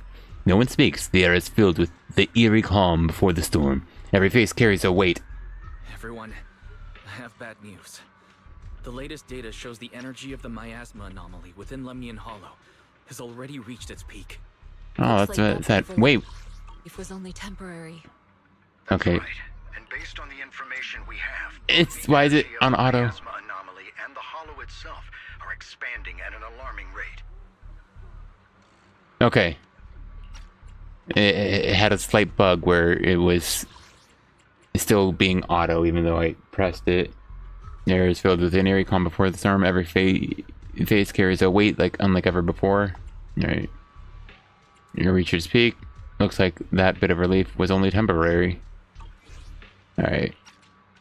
This means we have to locate the source of the miasma anomaly and seal it off as quickly as possible. Well, Otherwise, the entire Phylum Heights could turn into a massive hollow. Or worse, that's sad. the entire new Eridu. Unfortunately, it is the creator. It is probably that source, huh? It sounds like a tough fight. And as for this so-called source, according to my current findings, we can now be almost certain it's the power of the creator, hidden deep within Lemnian Hollow. Sealing the source is our top priority. Meanwhile, we need to evacuate everyone in Wi-Fi and do everything we can to slow the Hollow's expansion. I've already deployed additional personnel to assist. But the reinforcements will take some time to arrive, and I'm afraid the Hollow's expansion won't wait. If it comes to it, we'll have to rely on everyone here. Especially our friends from Yunquay Summit. I understand this sort of miasma anomaly can only be properly purified with your techniques. My blade, Tailless, seems to have some effect on it as well. Is that so? Perhaps it's connected to the power of the creator. I don't have time to speculate. In any case, Thank if you. we want to slow the Hollow's expansion, we'll have to enter the Lemnian Hollow first and clear out the abnormal miasma. That said, we'll need to send someone to locate the specific coordinates of where the abnormal miasma gathers. About that. Fair... We've already calculated the locations in Lemnian Hollow, where the miasma is most active. Also, what the heck? Oh. I never noticed this drawer was kind of broken. I have to explain that to someone. Sorry, it's also the drawer where I keep my cord to the microphone, away from me. It's slightly ajar. I never noticed the bottom was falling out. I need to get that fixed up before anything falls out of it. Hold on. I'm gonna empty it real quick.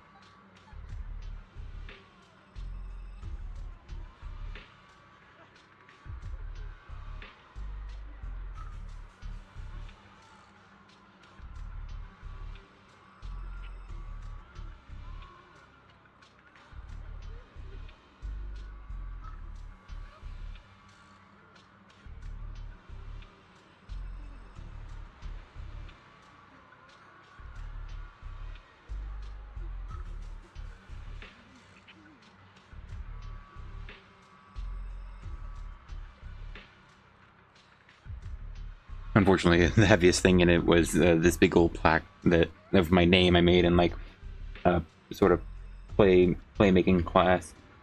I have to set this down somewhere and hope it doesn't break anywhere. It is warm. I've noticed that it's in a drawer right above the computer, and I did notice it gets quite warm. I think it looks like it was glued, so I could believe that the computer being in there just warm up that glue enough to unstick it, combined with the added weight of this and everything else in the drawer. I'll have to explain that to the occupant of this room, who isn't actually me. Alright. As long as that's somewhere where it won't break, it's fine. Alright, I thought, I was gonna say, I just think it's interesting how they do try to keep Fairy secret. They mention her a lot, so I don't know how Fairy would be a secret from the mayor, but they are specifically making Fairy a secret from the mayor. But I mean, there's no way he doesn't know with how much we talk to her directly. So this feels a bit silly with further thought, on top of the fact that he did the classic mix up with the name. Judging from Xiaoguang's previous trip into the Hollow to cleanse the Black Flowers, removing the abnormal miasma in those areas should help slow the Hollow's expansion.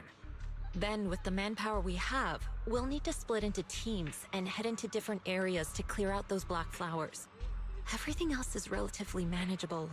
The real question is, who's going to enter the center of Lemnian Hollow and seal the Creator's power? The Qingming Sword has a far more intimate connection with Lemnian Hollow and even the Creator than we ever would have thought. Considering the current situation, it's likely that only the Qingming Sword Keeper is capable of sealing away the Creator's power. Alright, in a sense that makes sense. At the same time, it's like part of the Creator's power, so who's to say, like, the Creator itself, whatever the Creator is, can't also manipulate that power, you know? So there's multiple avenues for discussion here, and worries.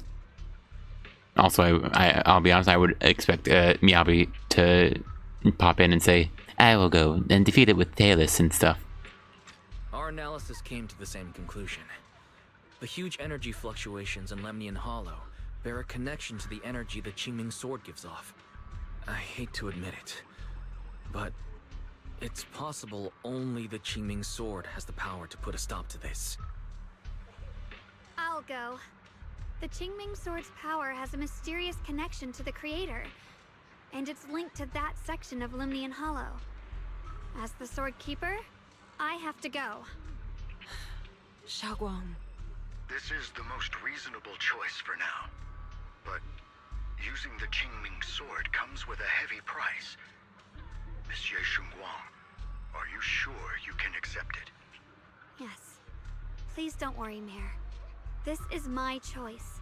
No matter what happens next, I'll accept it willingly. Mr. Mayor, Xiaoguang has only just recovered. As her Shifu, I can't stand by and watch her put herself in danger again. Dude, the Hollow is gonna go supernova. It's time to act, and the act is now. And I forgot you were also Void Hunter level, so I guess that's reason enough for you to want to go in her place. So please, permit me to go in her place. I may not be able to use the power of the Qingming Sword, but you know my strength. I will definitely... I understand your concern, Jishin. However, this is the only way. To be fair, we don't actually know for a fact this is the only way. But... Given the circumstances, I care more about the decision Monsieur Shunguang has made herself. The matter is settled. As for you, Yishin, there's still plenty in Phylum Heights that requires your attention. Don't waste your time here any longer.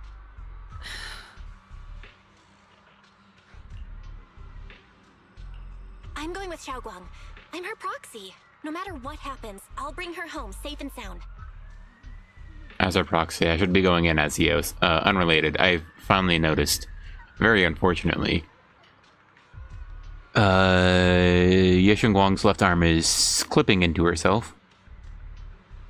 Like you can sort of see it here, like on the left side there. No, on the right side of there, but her left arm, so all the way on the right, is definitely clipping within her, like, body, just because she's standing straight up, chest out, of course, as you do. And unfortunately, with this idle movement, like, her arm is just digging into, like, just her back, honestly, because her... Dude. She actually has her arms, like, super leaned back, and she's, like, really puffing out her chest. So, like, her arm's on her back and clipping inside. Like, her upper arm. So, yeah. Sorry, it distracted me, so... I'm coming with you, too. We've been through this together before, and by now, we work perfectly as a team. So true, bestie. Besides, I'm one of the best in Krampus, and I know what I'm capable of. Oh, thanks, man. I can help, too. I'm pretty familiar with the inside of the Lemnian Hollow. Gosh, you guys all teaming up for this one final battle. Also, I have Thanks, some man. good news. We've upgraded our equipment so everyone can stay in touch while inside Lemnian Hollow. So technically, I don't have to go inside at all. And maybe it's even useful to have two proxies at the same time, because, I mean, by all accounts, it's fairy, Anyway, yeah, I mean, fair enough. If we need two proxies, I guess Wise is going in via Eos. Is that the thought? They're not saying that, but, As you all know, Belle can reach me through the HDD system while she's inside the hollow. If we route the signal through her, everyone can stay connected to the outside. To make sure Belle can focus while inside the hollow, I'll be the one keeping an eye on all communications. What about EOS? I see. This channel of communication will certainly make things much Thank you, easier thank for you. us. Yeah. I don't know. They're making sure you know why Belle's actually going inside the hollow. Not sure why it isn't EOS, but you know. Then I'll handle assigning the rest of the team to their groups. Like, where's EOS? I don't really see the reason why we couldn't be EOS unless she's for a different group, or EOS is for a different group, and, you know, Belle is with her girlfriend, you know? Anyway. Yushuan quickly divides everyone into teams, and thus the final battle and the survival of New Eridu begins! Squad assembled. Stay sharp. We move out on my mark. Then let's give that hollow a nice, explosive little surprise. Everyone, with me. Let's cut down this spreading darkness. Whatever that creator is planning, we're not letting them pull it off. Disciples of Yunquei Summit, hear me!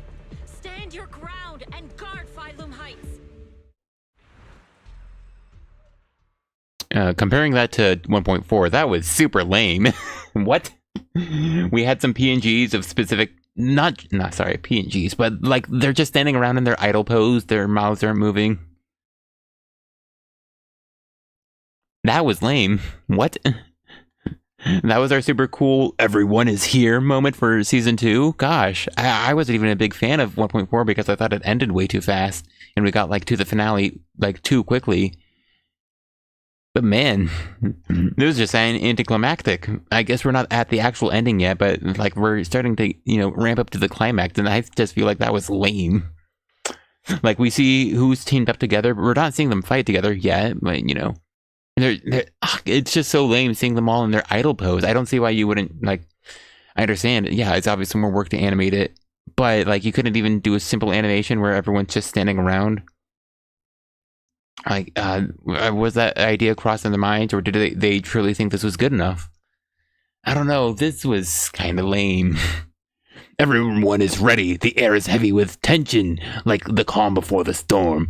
Elite units from every faction has assembled, geared up, and are ready to go. No one shows any excess emotion, only the quiet resolve of those about to face battle. I mean, if we're about to do like combat and we play the teams that they showed, I mean, that'll be cool. The future peace of this place is in your hands. Dealing with the Hollow is precisely our duty as Hollow Special Operations. Thank you, I didn't know you were part of HSO. That sounded just like something Obel Squad would say. Spook Shack wouldn't miss an event like this. Dude, you're civilians. Why are you here? For the glory of the Krampus Compliance Authority. Alright, thank you, Zhao. Anyway, that was the leaders of every group and Miyabi. Well, I mean, Miyabi's the leader of the group, but like, also Miyabi is here.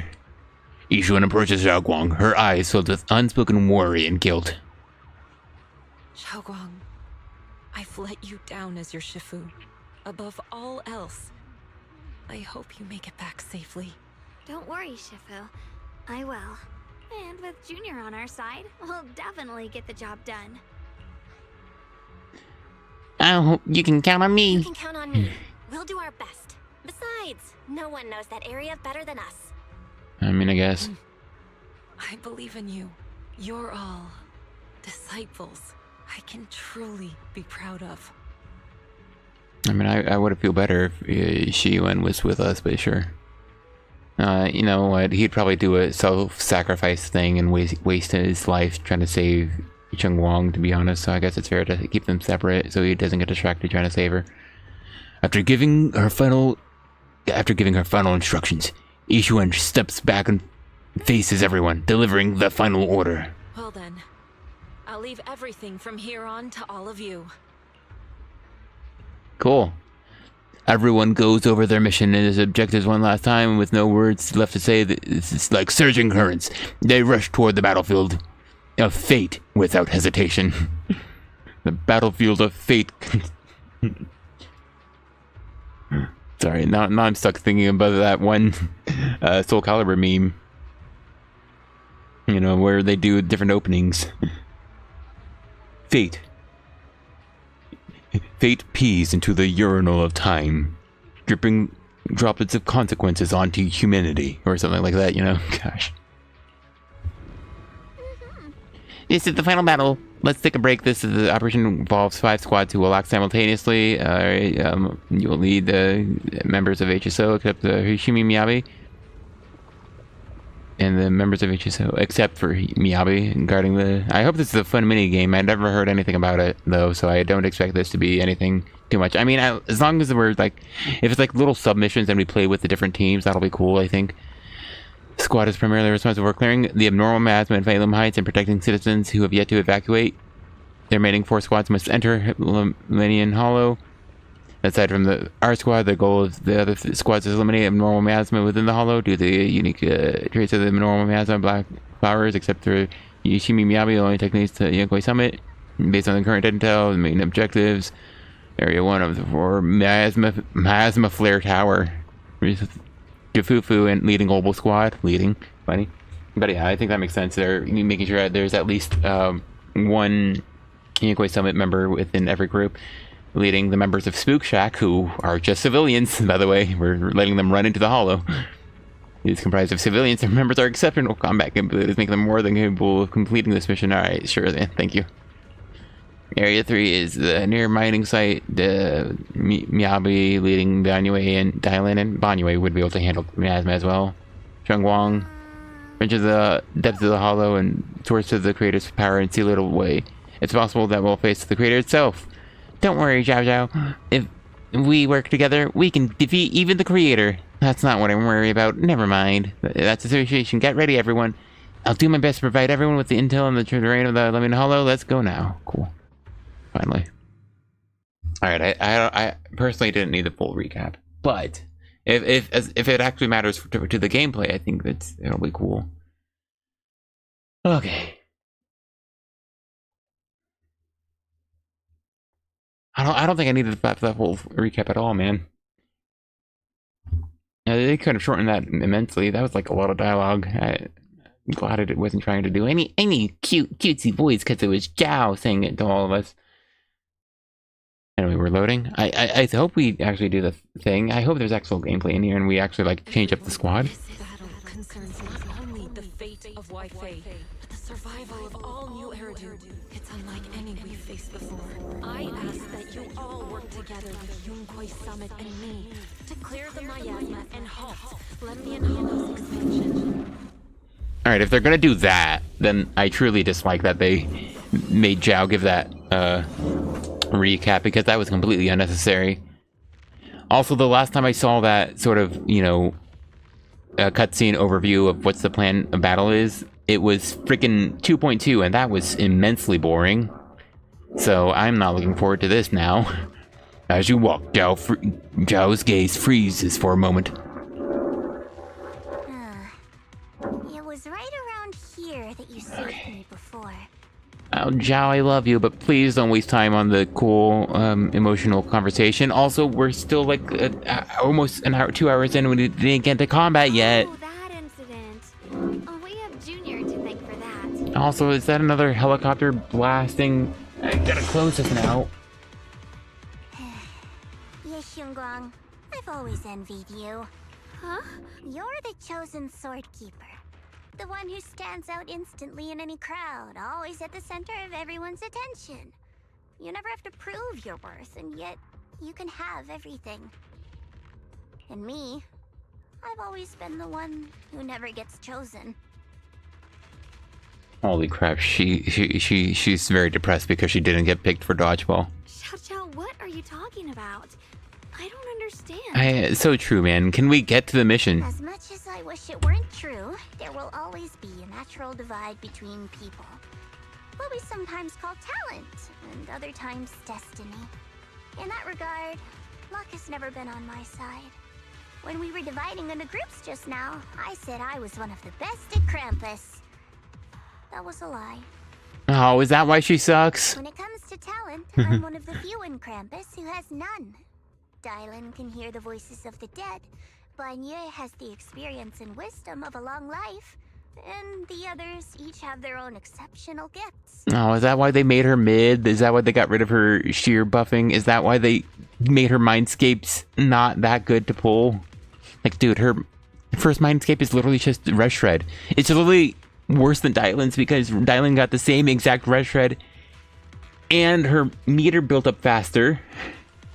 They could have given that to Zhao. They just needed to say every action that increases, it increases by one more, since she passively gets at least 2.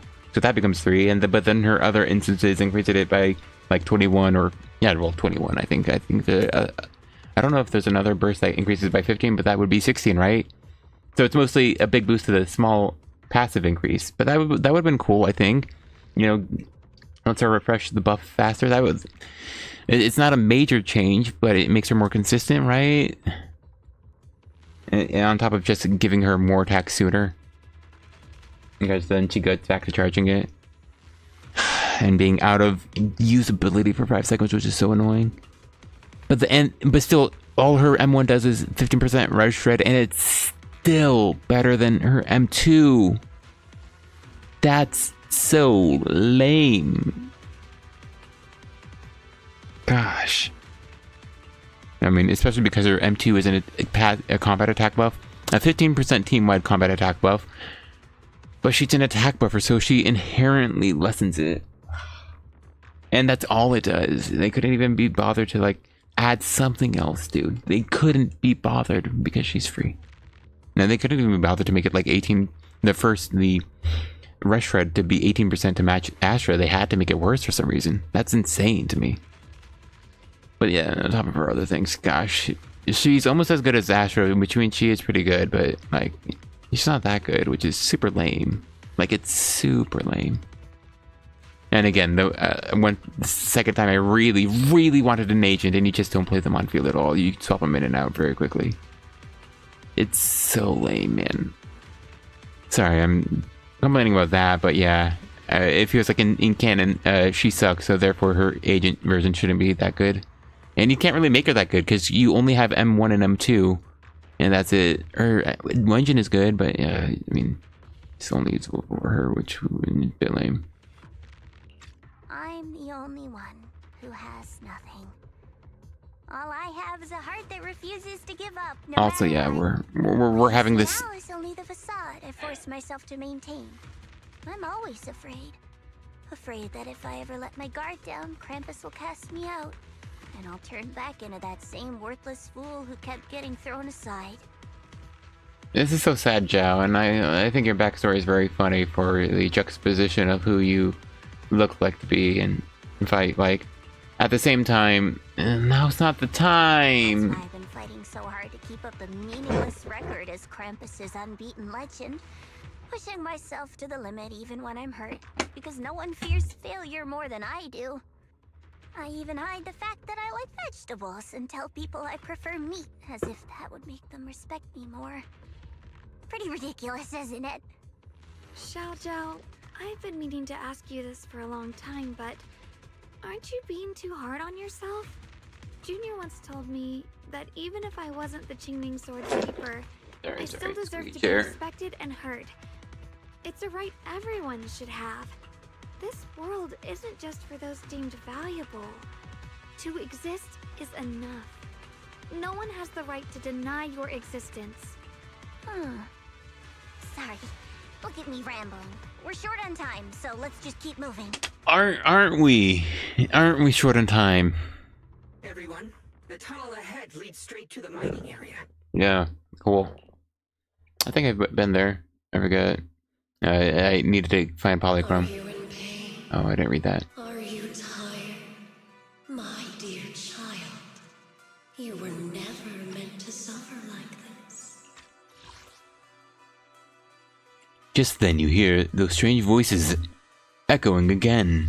Excuse me, sorry. Oh, child of God, bearer of both curse and blessing, welcome my descent. That's not what she said. Hold on, let me play it back. Oh, child of God, bearer of both curse and blessing, Welcome, my descent. Oh, child of God, bearer of both curse and blessing. So she's referring to Shunguang. Remember who you are. Your true self. They got. Oh, child of God. Remember who you are. Your true self. Okay. They mismatched the dialogue to the text. Which is interesting. After the audio issue I saw earlier. Hold on, I'll hit it here then.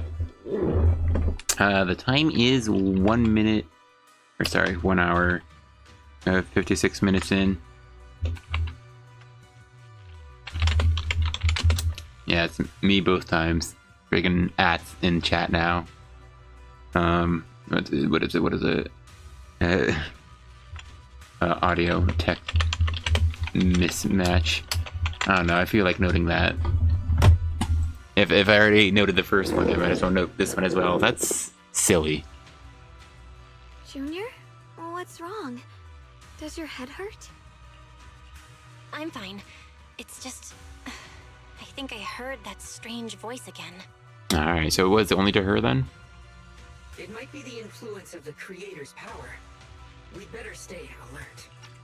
Yeah, well, if she's referring to, well, the protagonist then. And calling them a child of God and bearer of curse and blessing. And remembering your true self. So, yeah, obviously that's information on the backstory. And I mean, if we keep seeing the memories of Carol Arna here, so no reason to think, being one with the creator now, Sarah isn't aware of this information. Well, now. Hey, everyone. Everyone, our goal is to locate the source of the creator's power and seal it away. We might need to use the power of the... Finally found you, lot. Guys, it's an emergency. Also, why?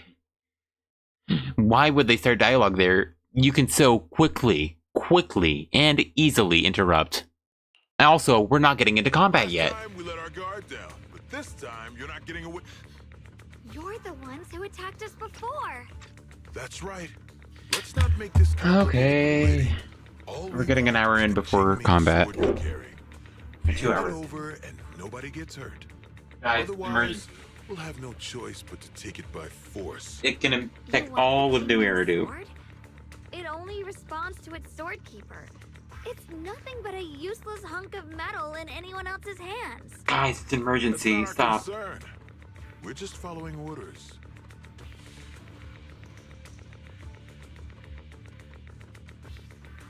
Yeah, they're top with them. Following orders? I knew you looked familiar. Don't tell me you're with Tops. That's right. Zhao, wait! Doesn't Krampus have authority? If these people are from Tops, then can't you just make them... What do you think this is? Some sort of dream lady?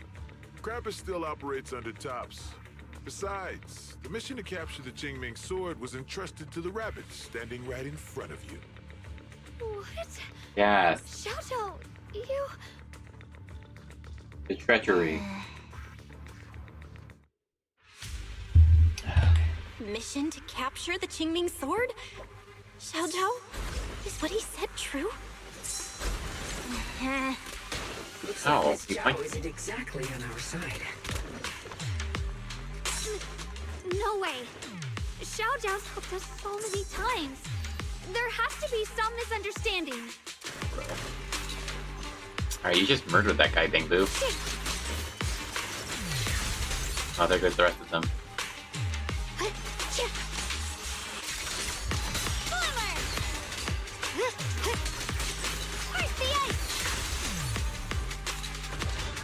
There's more.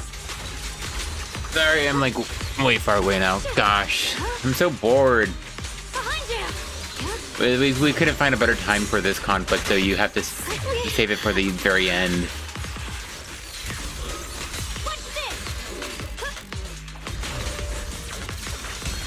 The edge. Radiant cloud! Good. Our backup's here.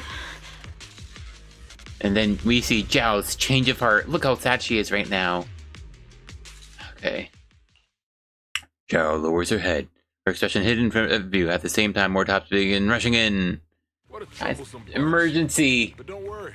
We've got plenty of manpower and time to wear you down. It could affect the whole of New Eridu, guys. Come on. If you know what's good for you, you'll hand over the Qingming sword now! I don't want to hurt anyone. And the Qingming sword shouldn't be used in a place like this. I was just using it to be fair. But if you insist on standing in our way, then we won't hold back.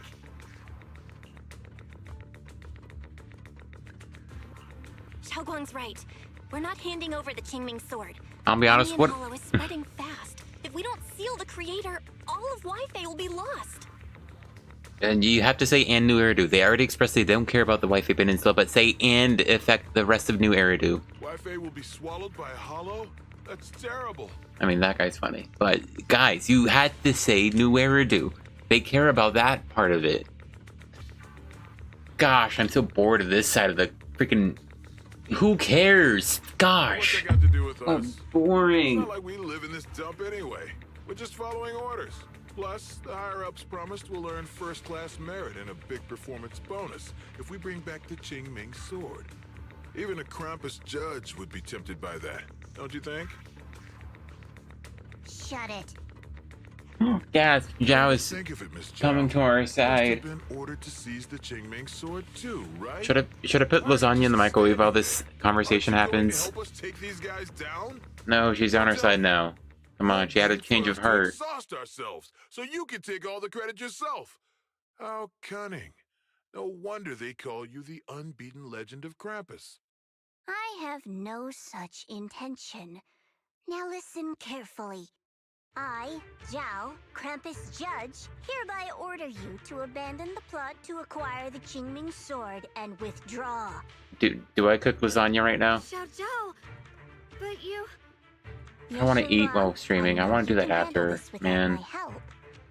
But your power shouldn't be wasted on something like this. True. Are you trying to disobey your top's orders? So what if I am? Xiao, the interest maker, judge of Krampus. I've Yeah, heard about yeah, you. wow. Well, You shut up. used to be a wanderer. No one knows how you managed it, but the current leader of Krampus recommended you to Tops.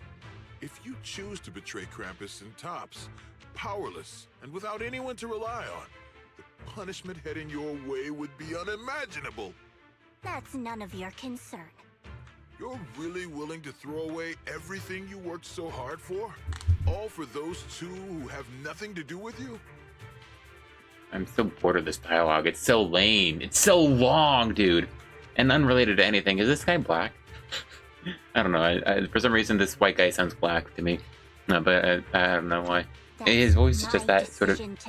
It's just that type of deep, I guess. Seems the so-called interest maker doesn't understand the meaning of interest at all. Which I don't In know. that case, let's Sorry. drop the pretense. There's no way we're following your orders. We're not giving up such a perfect chance to earn merit. If your mind's made up, then we'll have to take you down as well. Not only that, I'll report everything to the higher-ups. From now on, you're an enemy of High Ambitions Corp. No, an enemy of all of Tops. Huh. You'll see about that. I'll give you one last chance. Are you sure you want to betray Tops? Throw everything away and go back to being that worthless nobody? All the wealth, the honor, the protection. I don't want any of it. Right He's now, not moving. all I want is for my friends to live, to hold on until the very end.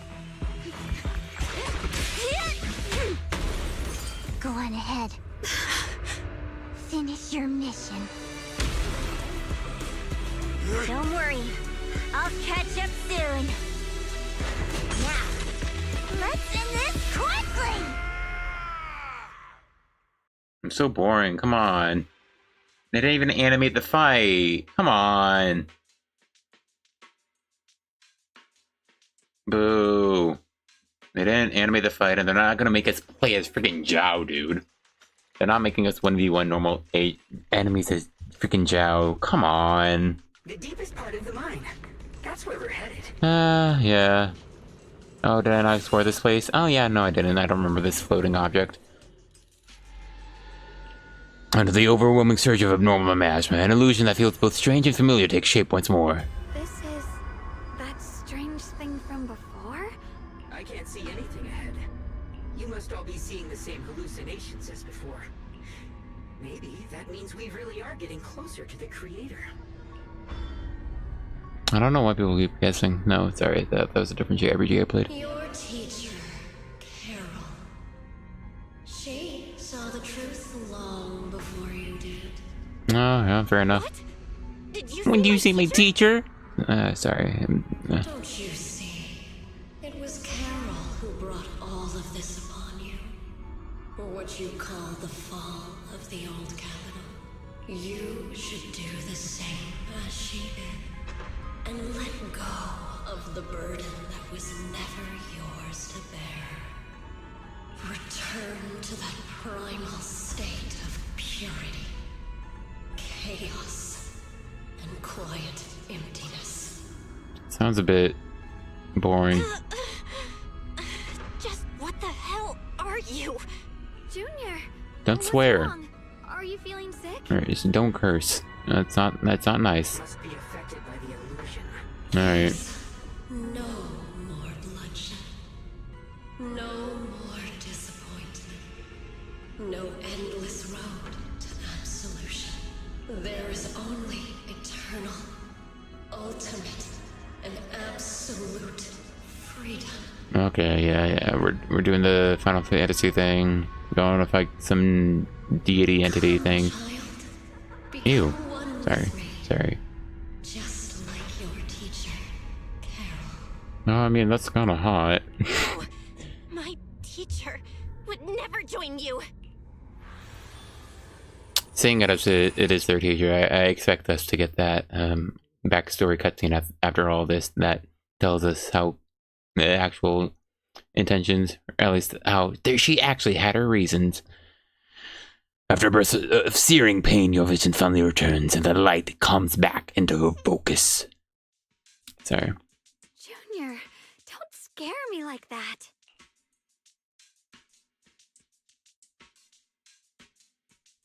I don't know what I'm supposed to be getting out of this music, to be honest. I'm trying to listen and wait for it to drop.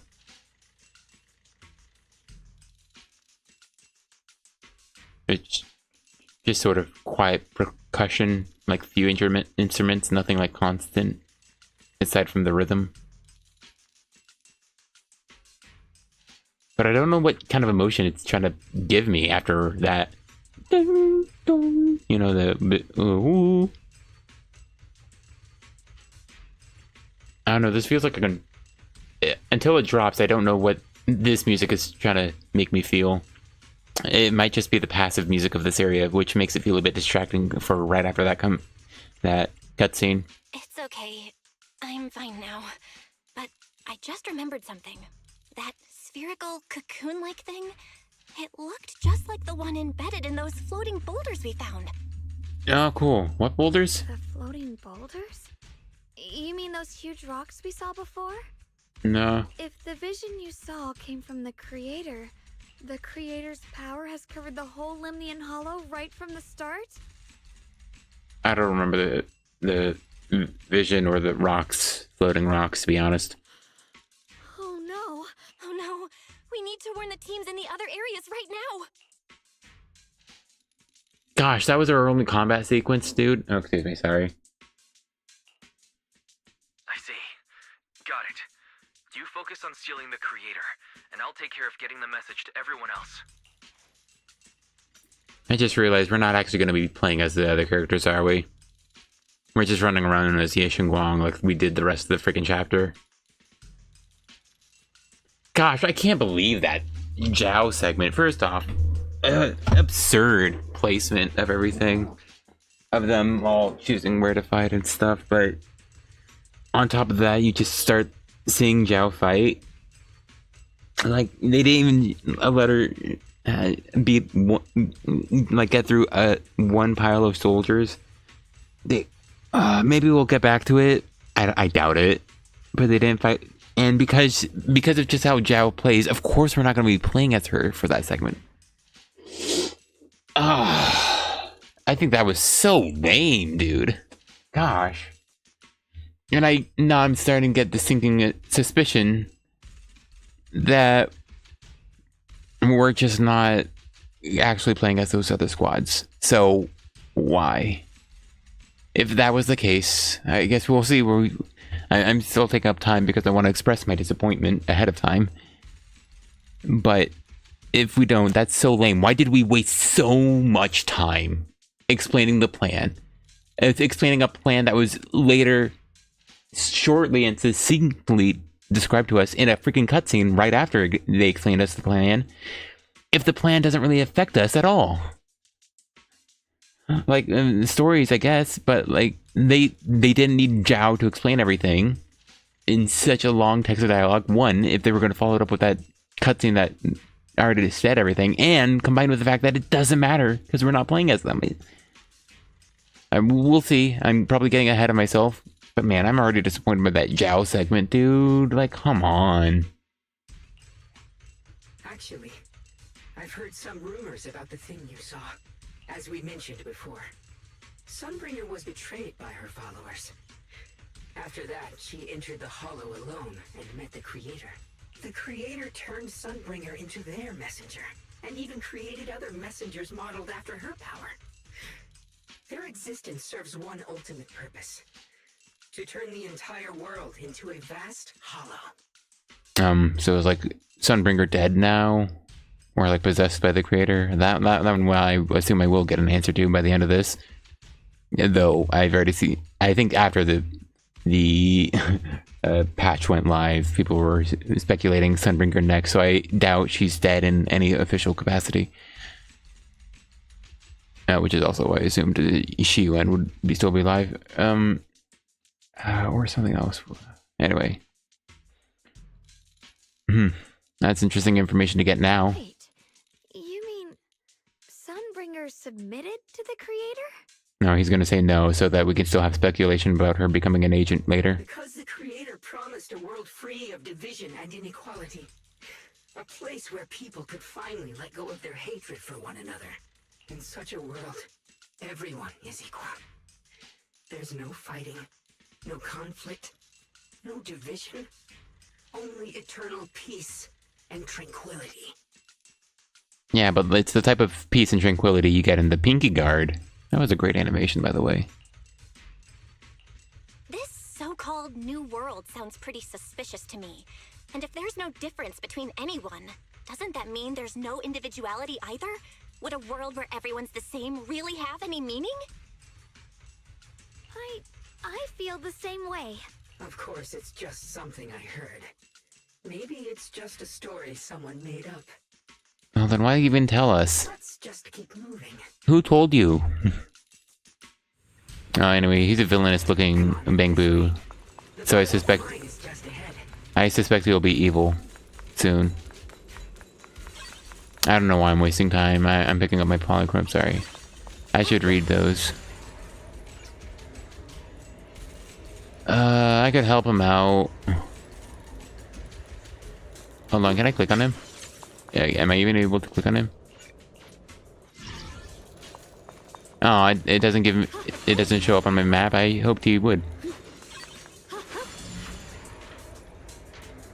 Oh, are we finally fighting? Dude, wow. Weird. This place looks like they just stopped mining in the middle of the job. No, I mean, this is a hollow. Yeah, like something happened here all of a sudden. Oh, what could it have been? Rumor has it that when Lady Sunbringer was betrayed, a tide of miasma burst from below the ground and swallowed everything whole. Oh, should I get that? As if taking revenge against humanity. Huh. Though it's just a story. Don't take it too seriously. Uh-huh. The floating boulder should be cleared away. I mean, this is a pretty... Let's get a bit closer and take a careful look at its condition. I will say, as a place to explore... Gosh, he's still... This strange stone is leading us to. He's still talking, dude. Also, is this really right before the checkpoint? Or like the look at the entire area point? Am I unable to get that? Also, dang it. I can't go back down. Alright, thanks. Thank you. Alright. Oh, is that for the whole place? Oh, there might be some more down there. Actually, that looks like a boss arena.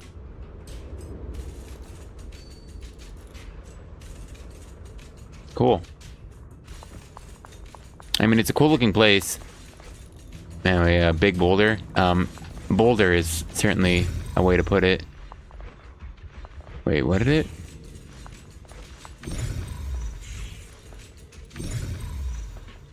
Retrace? Oh, that tells me it's a checkpoint. Oh, I see. I missed this.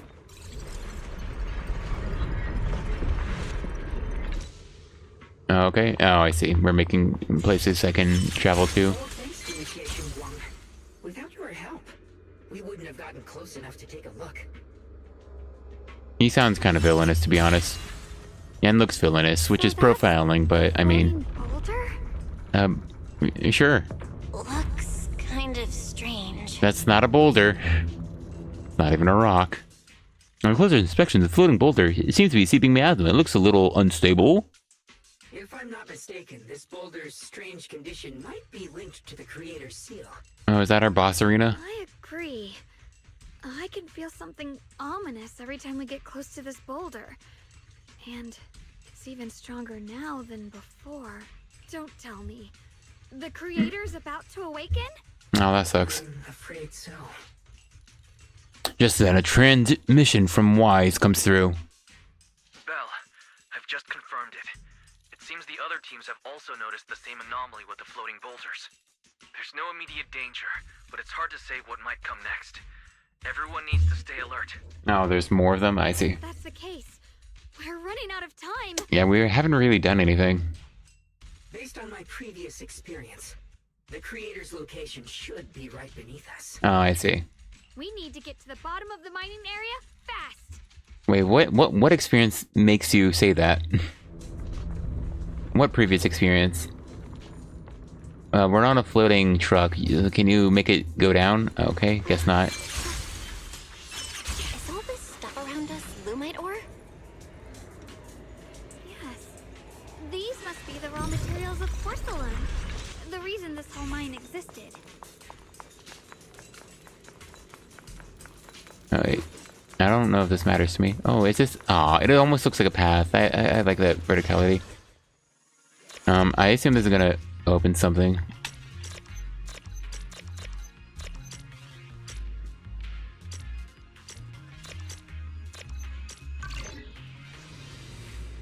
Successfully activated. Oh, hey, treasure. That was it then, huh? I also realized that I'll look at them in order. I realized that teleporting around with Y is the new kind of movement they talked about, but it's only for Yishuan, which is kind of cringe, I think. You have to run around normally if you play any other character. I don't know how to feel about that, but I mean, as long as nothing's locked behind it, it doesn't really matter. And she runs faster, I guess, like Yishuan and Zhao. There's so many black flowers here. We should definitely purify them first. We need to save our strength for Creator, but our companions are still working hard. We should get our own part done. I mean, if we get rid of the Creator, I'm sure it'll be gone. Should definitely be saved for the most crucial moment. Yep. Alright, did I pick everything up? Oh, is this an elevator? Oh, hey, Risa. Hard to believe such a massive mining site existed before the Hollow swallowed it up. I mean, this is probably a average size for older mine. See how lively it must have been back then. Oh, come on. That's exactly why we have to protect Waifei Peninsula now. Proceed! We can't let the Hollow spread any further. Not to our home.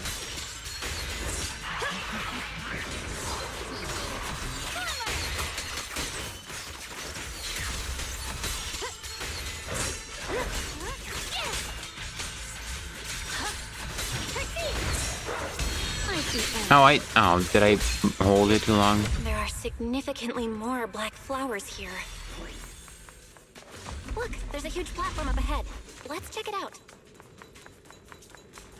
Hold on. Let me check. Oh, I was gonna use the super move.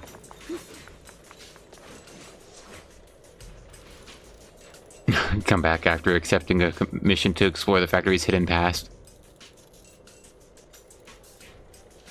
Special clearance. Alright, cool. Thanks. Well, at least I don't know there will be an commission later. Yeah. We can use that crane to go further down. That's... But we'll have to find a way to rotate it first. Okay. I don't need a cutscene for telling me what to do for the puzzle. Stop it. It's rude. Console over there. Let's give it a try. Looks like this console's busted. But maybe I can fix it. Let me give it a try. It's working. Kinda. We're gonna need more power. Let's look around and see if there's another generator nearby. Yeah. I was mostly wondering... Alright, there's nothing there to go to. Yeah, guys. I mostly wanted to see if, like, the little money bags would show up.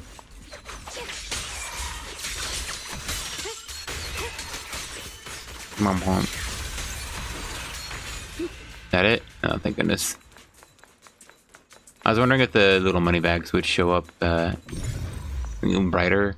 I don't think so, but with the world darker, maybe? I think it blends in a bit less. Oh, this is a little pad, but it's the same difference. Oh, I see.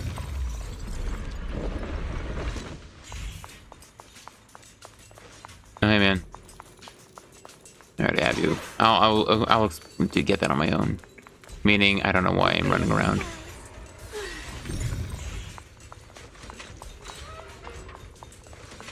It's blocking me off from going there. That's fair. I think that's fine. Interesting. I wonder if those trucks will be moved next time, and then I'll be able to go down that path. That's fair. I think it's a fair way to block off paths for, story from the sided stuff. I keep forgetting. I released it too soon.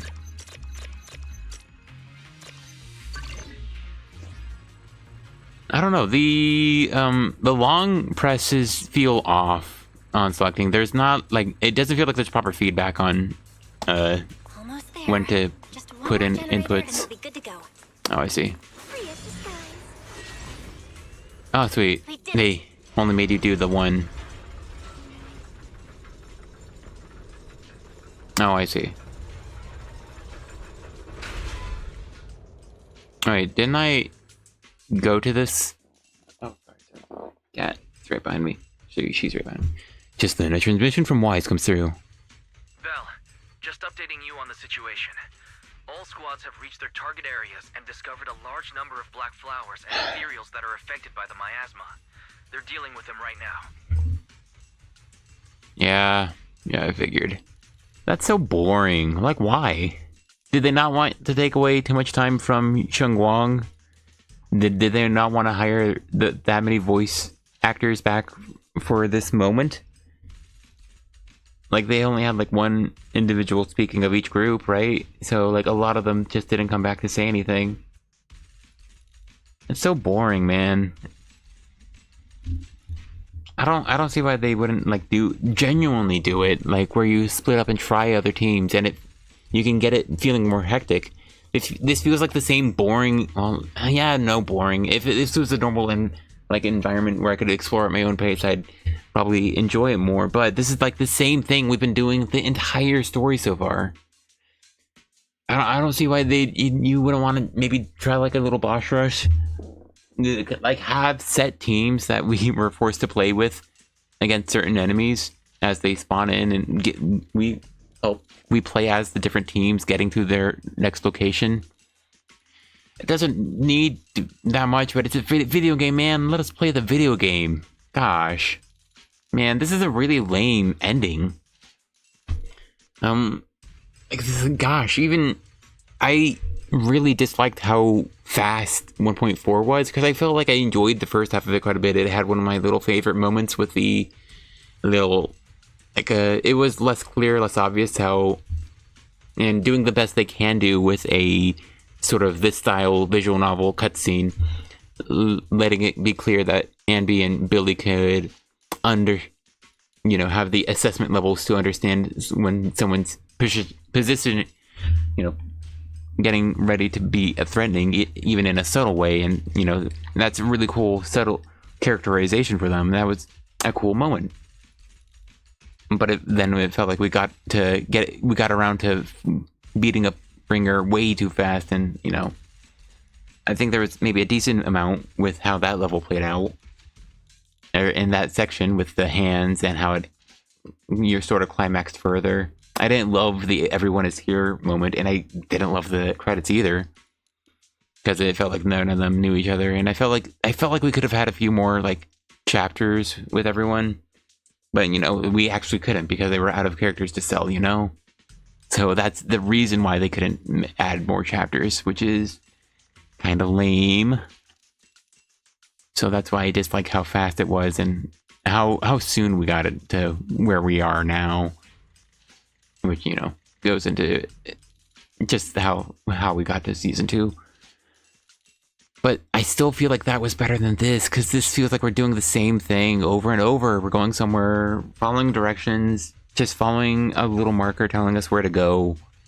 It's not real puzzles. You just do a little rhythm game. A whole circle on certain objects that it's pointing at, telling you to do something to, and then fighting some very weak group of mobs. Freaking I missed dialogue because unfortunately I was stupid. I walked in a direction while people were talking, and so I missed dialogue. My bad. And now we're just playing as Shunguang. It's the same button mastery combat, which I mean, that's a lot of ZZZ, to be fair, but like we couldn't even try playing with this some unique combination of characters. Like we could try like Soldier 11 with Jifufu and Orphe, I guess, and you give us a Fire Week boss there.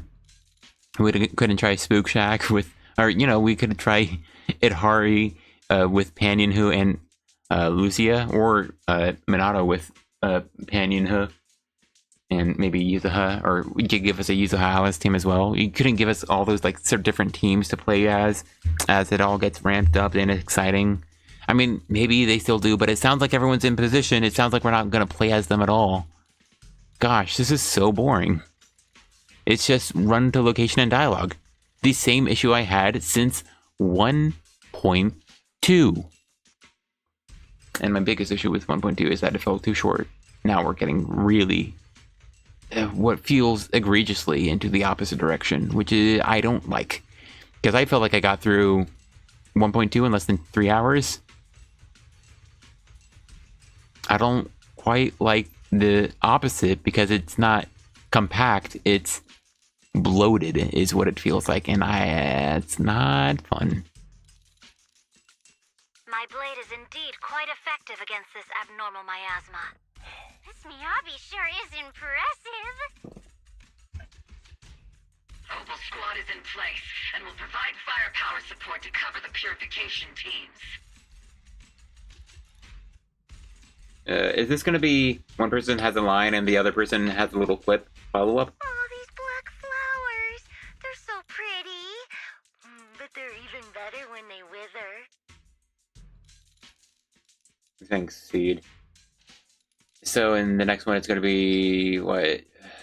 Team leader Yuzuha says, "Yep, we're here in position 2." And Panyanhu, or someone else says a quip. There's a lot of ethereals here, too. Don't get scared now, Alice. I'll do my best. Well, that was even worse than I thought. Everyone, the abnormal miasma in Phylum Heights is within controllable levels. We've sent people to evacuate the residents.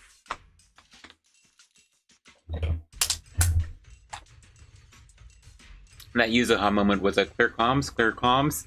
You're not being helpful, clear? But some people, they aren't willing to leave just yet. Because they don't want to leave their homes? Yeah, wow. Everyone knows if Lemnian Hollow reaches that point of no return, evacuating won't help. They've placed all their remaining hope in us. Brother, we'll do everything we can to protect Phylum Heights. How are things on your end? Boring. We found tons of black flowers here, too. Way more than on the outskirts. But we've decided to leave them for now and look for the source of the Creator's power. You've made the right choice. Our mission is to clear out the abnormal miasma in Phylum Heights and the edges of the Hollow. Meanwhile, you need to destroy the source. Xiaowang, there are still risks to using the Qingming Sword's power. Don't use it unless absolutely necessary. Remember, your goal is to seal the Creator's power. Nothing else matters. Well then, good luck, everyone.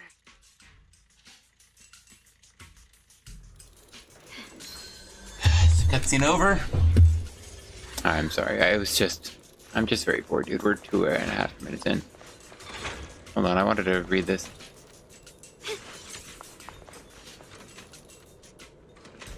Okay. I guess what I read was a lie. This mine's massive. What could they be hiding down here? Hiding? We should be careful, though. What do you mean hiding? It's a mine. Something is hidden underground. Warning. Command error. Insufficient access rights. Is Lockspring malfunctioning again? What did he just say? Core data corrupted. Forcing system reboot. Reboot complete. Don't worry, you two. The system glitched a bit. Probably because of the interference from the energy down here. Oh, yeah, actually, we're supposed to go there. I'm on the beach, vibe. I'm wondering what would peace be like. Alright, the dialogue is completed, so we can run. There's a ton of abnormal miasma right at the entrance of the opposite side. Is there something over here? Oh. The sword's reacting. Maybe in the future. To the mine ahead must be connected to the source of the abnormal miasma. Cool. Let's hurry over and take a look. I mean, I'm waiting for the enemy to spawn so we can have our fight. I assume it'll be the Covenant Guardian, because we haven't seen that thing in a while. Staring at the source of the abnormal miasma before you, everyone falls silent for a moment. Shunguang grips the Qingming sword tightly, and I was on auto. Right beneath us. A terrifying power surging upward. That's cool. If we let this power go unchecked, it won't just be Waifei Peninsula. The whole of New Eridu might be destroyed. You could explain it to the tops, guys. This is like an important mission. We have to find a way to stop this. The Qingming sword. If it's the Qingming sword, then... Xiaowang raises the Qingming sword, trying to purify the energy underground the same way she cleansed the abnormal miasma before. The blade vibrates faintly, but nothing happens. Holy crap, she splashed. It's no use. This power is far beyond anything we faced before. It feels like it's coming from something ancient, something primal. Now, personally, I don't know what that means at all. Can you describe what ancient and primal means as a feeling? I feel like this happens a lot where they just say, I'm not sure if I'm maybe broadening that out to this, but I feel like I was playing a Labyrinth of Galeria, the Moon Society, and it felt like I think they might have done the same thing in that quite a bit as well, where they say it feels this thing, but that's a sort of nebulous thing to feel, and just isn't really describable to me as a player and a normal human being who doesn't have mystical powers. And when I feel something, it's like hot, cold, or it's like an emotion. So like something, I don't know what it means for something to be ancient or primal in a feeling, or how you can tell that. So I don't know. I'm not crazy about like little dialogue segments like that either. I'm afraid even the full power of the Qingming sword won't make a difference. Oh, well, I guess Zhao will come in and she'll make a difference. It's all right, Xiaoguang. Don't push yourself. If this power really is that strong, we'll come up with another plan. Oh, you're so supportive, Belle. Like, maybe we could try finding a way to seal off the underground entrance. It'll probably just erupt like a volcano, man. You're right. If we can't actually stop the power underground, we can at least find a way to seal the mine forever. That'll keep it from spilling out. Forever's a long time.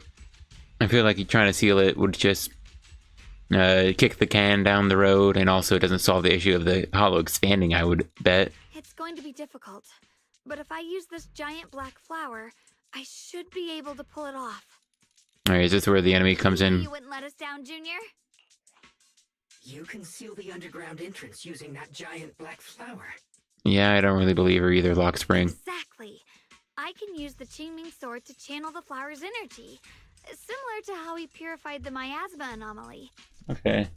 I guess we'll see what she exactly means, but... As long as this terrible power stays sealed here, Wi-Fi shouldn't be in immediate danger for the time being. Yeah, but again, kicking the can down the road. Shunguang steps forward, raising her hand slowly. Between her fingers glows a mysterious charm. As she moves, the Qingming sword hums with a deep, resonant thrum. Blood is the bond, soul as the vow. Soul of the gone, withdrawn from the vessel. Let strength be mended so the it's let strength be granted so the world might be mended. So the world might be mended. Carrying the fate of all endless eras, bound by the wishes of all living beings. Qingming as the lock, the sword as the tomb. Seal! We did it? Why is he taking off his evil eye? The seal should hold for now. The rest, we'll discuss with the others once we're back. Anyway, I can't believe the evil-looking Bing Boo might be evil. Shattered chains, chaotic souls. Hear the faint, pitiful cries of this world. Creator, I beseech you. Awaken from your eternal slumber and descend upon this tainted world. Do Bing Boo have thumbs and fingers? Sorry, everyone. You cannot stop their descent. Bro, how did you break that? What do you mean by that? I feel like she should say that a lot more surprised off of what just happened. It's exactly as I said. Only their awakening can serve as the ultimate answer to everything. No, he had the character wearing an eye patch did in fact have a scar beneath it. The time has come. I will not allow you to interfere with the plan. Also, is that really the inside of a Bing Boo? Zai? That doesn't make it... What is that? A gear? What is it gearing? Wouldn't it, like, turn and stuff? Wait, how does it look around? I guess it's a ball. What is that gear doing? What plan are you talking about? There's only one plan. From the very beginning, everything I've done was for one purpose. To awaken them. Who are you? But if the Creator awakens, all of Wi-Fi Peninsula, all of New Eridu will be swallowed by a hollow. It would bring about a catastrophe beyond imagination. Humans are truly adorable. You make the same mistakes again and again, and still, I forgive you. You call their revival a catastrophe. I call it salvation. Humanity has knelt before the storms and worshipped strength. Now, it simply seeks a more perfect God. It's a funny statement. And they'll bless you with the greatest gift of all. Bliss without the burden of thought. Alright, but who are you? If you ask me, wouldn't it be better to just kill these people? Oh, he has a little split personality. Leaving them alive is only asking for trouble. Or he's talking to someone outside the hollow. In short, dear friends, I'll create a better world for all of you. When that time comes, you'll thank me for my judgment. Hey, you can cut this Bing Boo into pieces. It won't be his last resort. Lockspring, what's going on? Has something taken control of your mind? Alright, don't be that dense, Shunguang. Luxring tenses for a moment, as if something has awakened within him, and then a strange voice echoes out. Oh, are you talking about me? I didn't take control of it. We're in a perfectly equal partnership. Okay, so this sounds like either something else within the Bangbu, and he'll have his redemption arc, or it's literally someone else outside the Hollow. Maybe merging with him like we do with Eos. Well, we used to with Eos. Or just communicating with him from the outside. Warning. Another independent, high-level intelligence data construct detected inside the target. Its core architecture bears a strong resemblance to a data source from the Agreement. Okay, so Vari is telling us it's another AI. Attempting to access related memory banks. Insufficient permissions. I smell the scent of my own kind. Now's not the time for you to show up. Luxring returns to normal, his voice as calm as ever, yet beneath the calmness lies a cold and unmistakable resolve. Haven't you figured it out yet? From the beginning, getting close to you was all part of the plan. I'll use you to feed it the purest, most powerful energy, and awaken it for real. Wait, are you saying you were working with the Exaltists and Sarah from the very beginning? I did work with Miss Sarah, yes. But the Exaltists, they don't interest me. Then why do you want to revive the Creator? There's nothing in it for you, is there? I'm not human. And because of that, I can see truths that you can't. As long as this world stays chaotic and disordered, groups like the Exaltists will keep emerging, like mold growing on something rotten. You can never completely eradicate them. I mean, you can try. Because they are born from the despair of this world, just like Miss Sarah. Okay. If Miss Sarah hadn't gone through all that suffering, trapped between life and death, how could she have seen the truth behind it all? A true rebirth can only be achieved through temporary destruction. Luxring, what are you talking about? Temporary destruction? If the Creator awakens, that's when the true despair starts. You still don't see it. New Eridu as it is now. It's rotten. People deceive and exploit each other, sending others to hell just to serve their own interests. Oh my gosh, he's talking about Tops or whatever. Everyone in general. Workers sacrifice their bodies mining porcelain to make a living, while Tops reap all the benefits, living in a carefree luxury. The Agamemnon squad of Obsidian Division fought with passion, only to become sacrifices in a trade of interests. Colonel Isolde spent her life trapped in the flames of vengeance. Alright. Your former companions, Banwei and Dylan, were no different. Banwei saved lives, yet was met with hatred, while Dylan was forced to become a scapegoat. Do you see it now? Oh my gosh, it's like... Humans are obsessed with this game of sacrificing others to elevate yourselves. Tell me, is any of it fair? Oh my gosh, it was like all our friends that we made along the way, they're all sort of like important to this moment and stuff. And of course, you too are part of those countless sacrifices. Ye Shunguang, wielder of the Qingming sword from Yongkui Summit, and the carefully chosen, most perfect sacrifice. You, more than anyone, should understand why your fate turned out so tragic. You were meant to live a normal, happy life, not spend your days trapped in endless fear and suffering.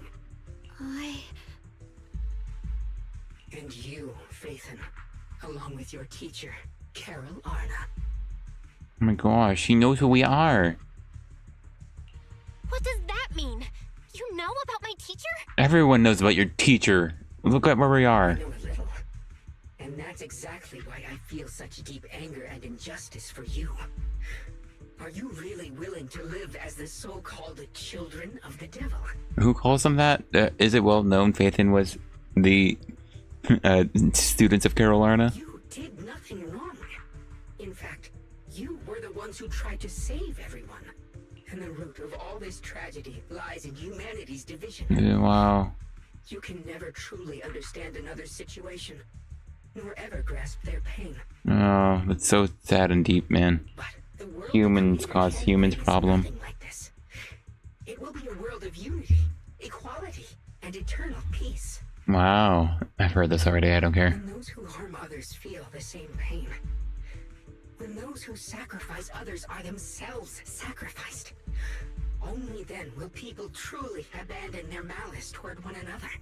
In such a world, all are one. There is no strife, no conflict, no division. Only everlasting peace and harmony.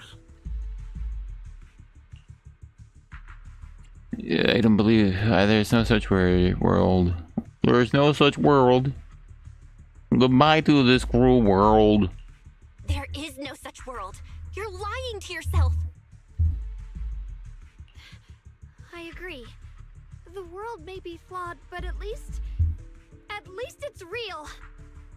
Stubborn fools. Looks like there's no point in trying to convince you. But regardless, my mission is to protect humanity. That will never change. Lockspring spreads his arms, if to embrace a whole world, yet his look in his eye sends chills down the spine. So I'll make sure to protect you all. I will erase every trace of malice and free will within you. Everything that causes only pain. Oh, pain's useful, it helps us stay alive. Place your purified souls inside the finest crystal spheres, keeping them safe forever. So you'll never again have to face the ugliness and pain of the human world. I'll grant all of you the greatest of rebirths. Oh, that's crazy.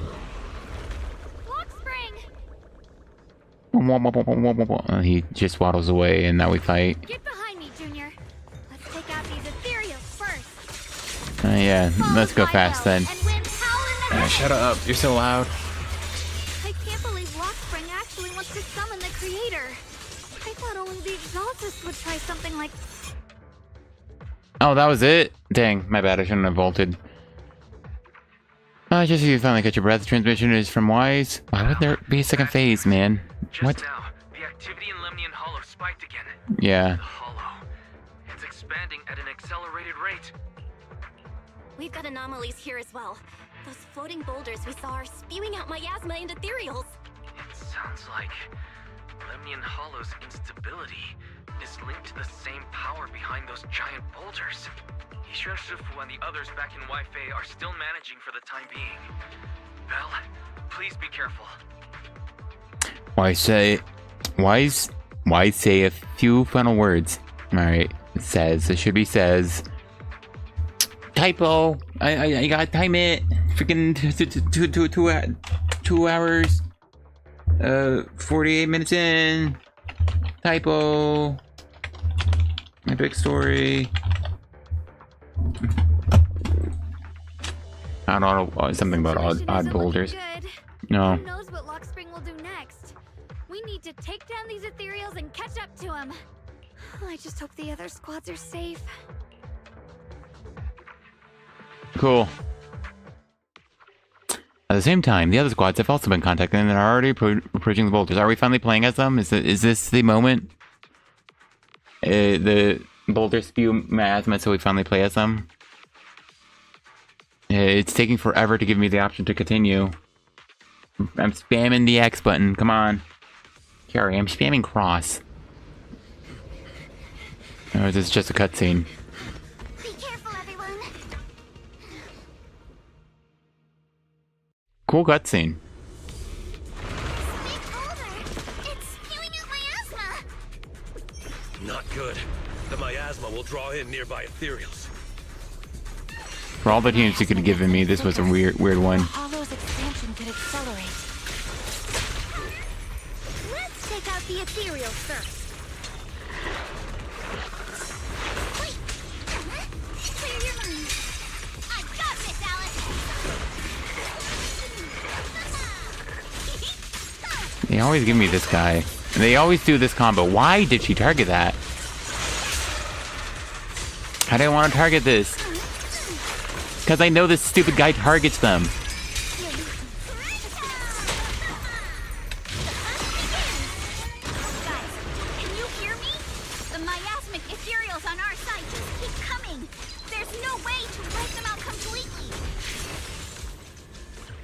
Okay. I guess we are trying to do that, but man, the loading is so long that it's suffering. Meanwhile, Miyabi, Hanyo, and Dylan, what a squad. Meanwhile, with... Gosh.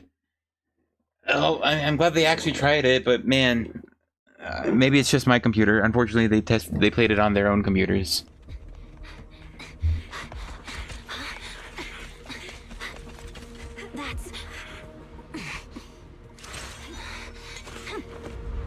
Okay, where was the hoop that you needed to summon it from, like Thor's hammer, dude? Just got word from Luca. Looks like we're all running into the same problem. We can't keep this up. We need to find a way to deal with that boulder.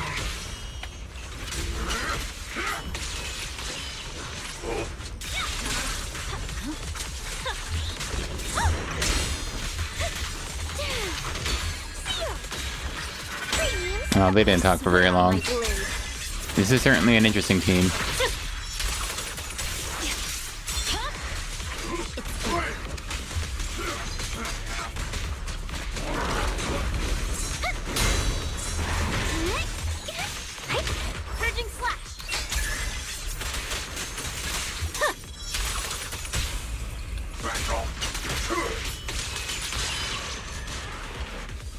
Well, we cleared that a lot faster. No wonder they didn't talk long. Do you copy? I suspect that the boulder might be the source of all this. Wow. You don't say. Okay, thank you, Miyabi. I believe in you. You probably actually can break it. I gotta wrap this up or roll this up. I don't know why it's out like the way it is. Asher, Jifufu, and Noble Squad. Oh well, what about me? Well, I'm glad they did try to do this. Unfortunately, the loading drives screw it up. I kind of wish they did it sooner. The exploration with. Morphe, now's not the time to get sentimental.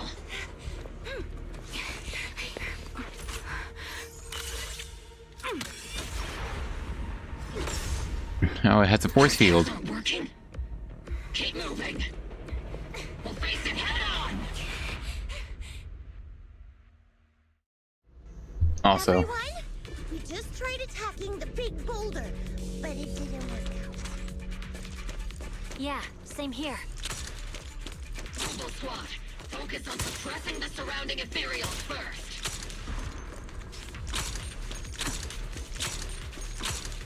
I don't know. I've never done this basic attack before.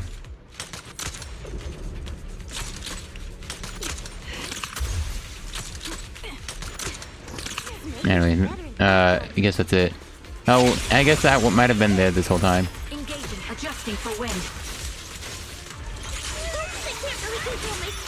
Well, at least I know this team, and they gave me a functional one. I think it would have been. Oh, and I guess it makes sense to, dude. Why? That wasn't it, right? Honestly, where's the bosses? Wait. There's so many. I hope this isn't it. We fight. Oh, it wasn't that cool. It's like you know how the phantom memories of characters come up, and it's like Isolde was coming back to fight with them. Oh, that or we're getting like the mimic boss fight. That would be kind of cool. Surrounded by waves of miasma and ethereals, the battle reaches a deadlock. As exhaustion and pressure weigh down on everyone, a calm, familiar voice, one that should no longer exist in the world, suddenly echoes out. Soldiers, open fire! Move forward! Wow. Isolde, how? Am I hallucinating? But I see her too! And those miasma soldiers as well! Perhaps the thick miasma around us is projecting fragments of our deepest memories. Wow. That's so cool. Forget it. Even if it's just an illusion. Even if your body has decayed, your soul still... What's wrong? Forgot how to fight? We'll have to clear the path ahead ourselves. I don't need you to tell me that. Isolde, Colonel of the Oboe Squad. Magus, Captain of the Oboe Squad. Two gazes crossing the boundaries of time and death seem to meet at this very moment. Let me see how much you've improved, old friend. Try not to let me steal the spotlight. You've gotten better, Orphe. Your aim was much more stable this time. Oh, thanks. Magus, what's your ammunition? Don't make a rookie mistake. I don't get this, man. I suppose she was probably there when Magus and Orphe were training, or when Orphe was born and stuff, being a clone and everything. So I guess we're doing it memories of that. Stop talking nonsense. My aim's every bit as good as yours. You damn ethereals. Today you'll witness the true power of Oboe Squad. Yeah, man. There's no way we're losing. I think the smoked Jufufu in the back is kind of funny. They stand side by side, though those hazy, long-buried memories, the days of training, fighting, laughing, and crying together, burn vividly once more.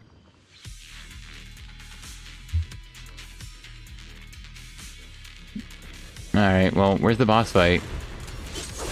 You're getting slow, Magus. The you I remember would have reacted the moment I raised my hand. Isolde. Don't just stand there. The enemies are right in front of us. Attack! Is it just me? Or are there more and more ethereals Oh, come on. The number's growing really fast. Things are looking pretty bad if it keeps up. Homing her up! Stay sharp, everyone. They're just ethereals. Nothing we can't clear out.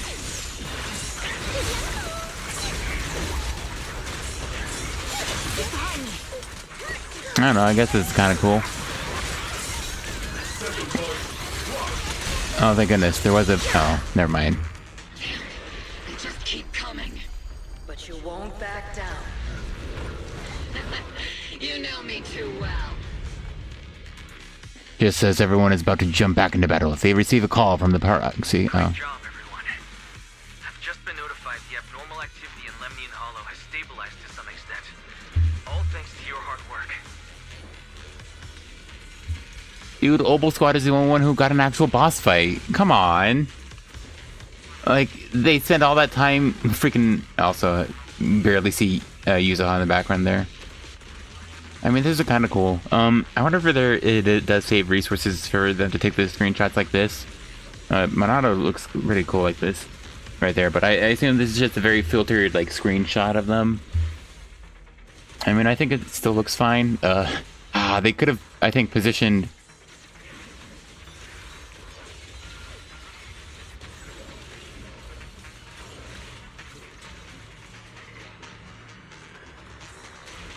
I mean, I'll be honest. The noise in the background feels a bit distracting. Oh, I heard that. that was Alice's whole basic. Okay, it almost feels like they didn't pause the combat in the background, but I think it's just the battle sounds of the different characters they're playing over.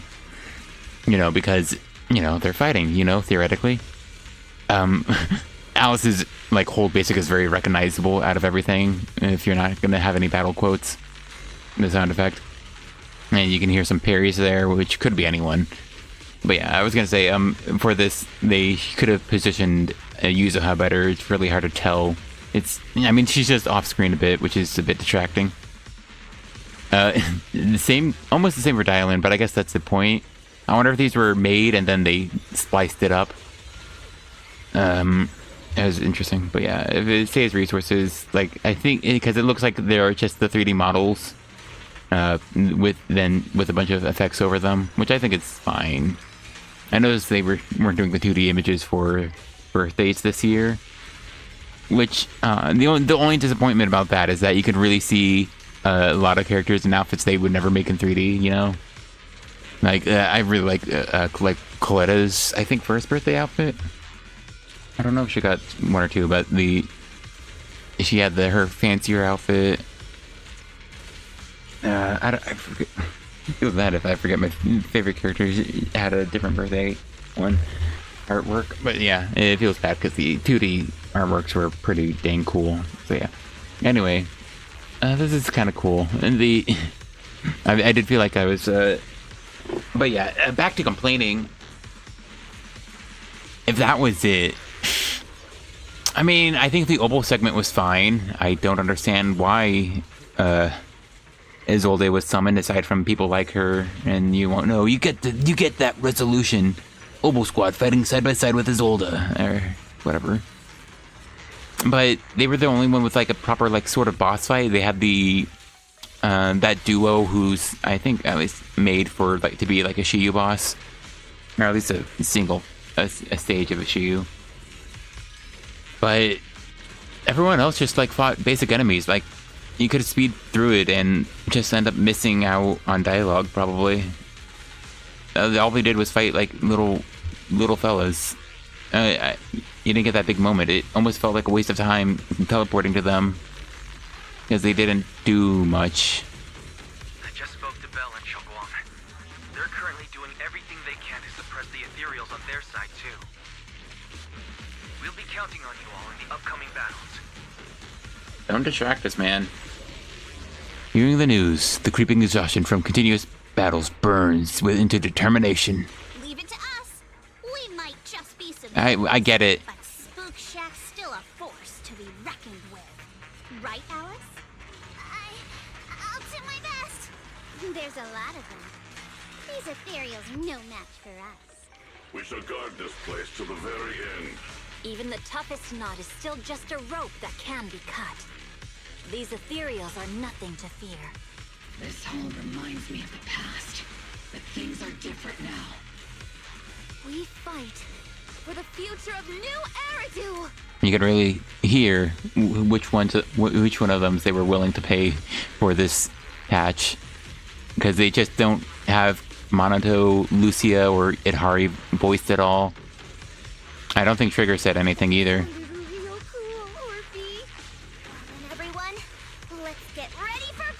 But Suiban Temple was relevant mostly the whole patch. I don't think Pan has said anything. No, I think he said things earlier, but it makes sense for them. But yeah, several people just aren't talking at all. Because I don't know, I guess they just didn't want to waste that money. With blazing determination, 3 teams rush toward the mountain of ethereals. I don't know. And if we're back to, yeah, Shunguang and Bell. Well, they tried. Which is a bit more than the combat. The cutscenes still feel very lacking. And very short for what they are. That's kind of lame. Like, that initial one was very lame, but then the...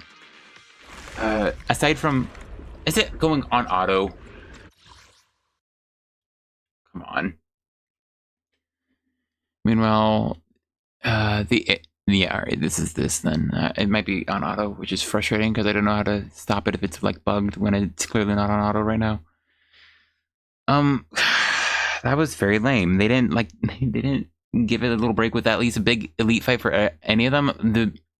The Spook Shack and Miyabi squad were super short. Like, they were very short. It almost felt like they didn't need to go over there at all. They actually felt like they could do something with Obel, but the other two sort of felt like a waste of time because it was so short and they were just spamming your attack buttons because they were just a bunch of basic enemies. That was kind of lame. And I guess I at least appreciate the old Seed, but I mean, even that segment made me delay just to make sure I got all the dialogue. Like, I don't see why you couldn't at least spare like a solid boss enemy for each slot, like the Miasmic Pteroraptor. I guess they wanted it to be like a resolution. You're fighting right side and an entity that was an enemy. So you're reusing, enemy assets to be used as allies who are hitting the enemies. That's pretty cool, So it's not going to be Doppelganger Isolde. But, You could find miasmic enemies that are relevant. You could have been given Banyue and Miyabi a hater. Hator. And then Spook Shack, let's see. Yeah, I think Pteroraptor would make sense for the Oboe Squad, but then which one is it? There's plenty of Fire Week enemies. Honestly, maybe they should have gotten the duo clear and just make them bulky enough to feel like an actual fight. The two enemies there, I forget their names. It's like Trilix or something. Anyway, the air is thick with nauseating stench and the sound grinding bones, guttural growls echoes in all directions. Ethereal surge forth like a tide, pouring endlessly from the miasma, seeping out of the giant boulder. Okay, I think the auto is done.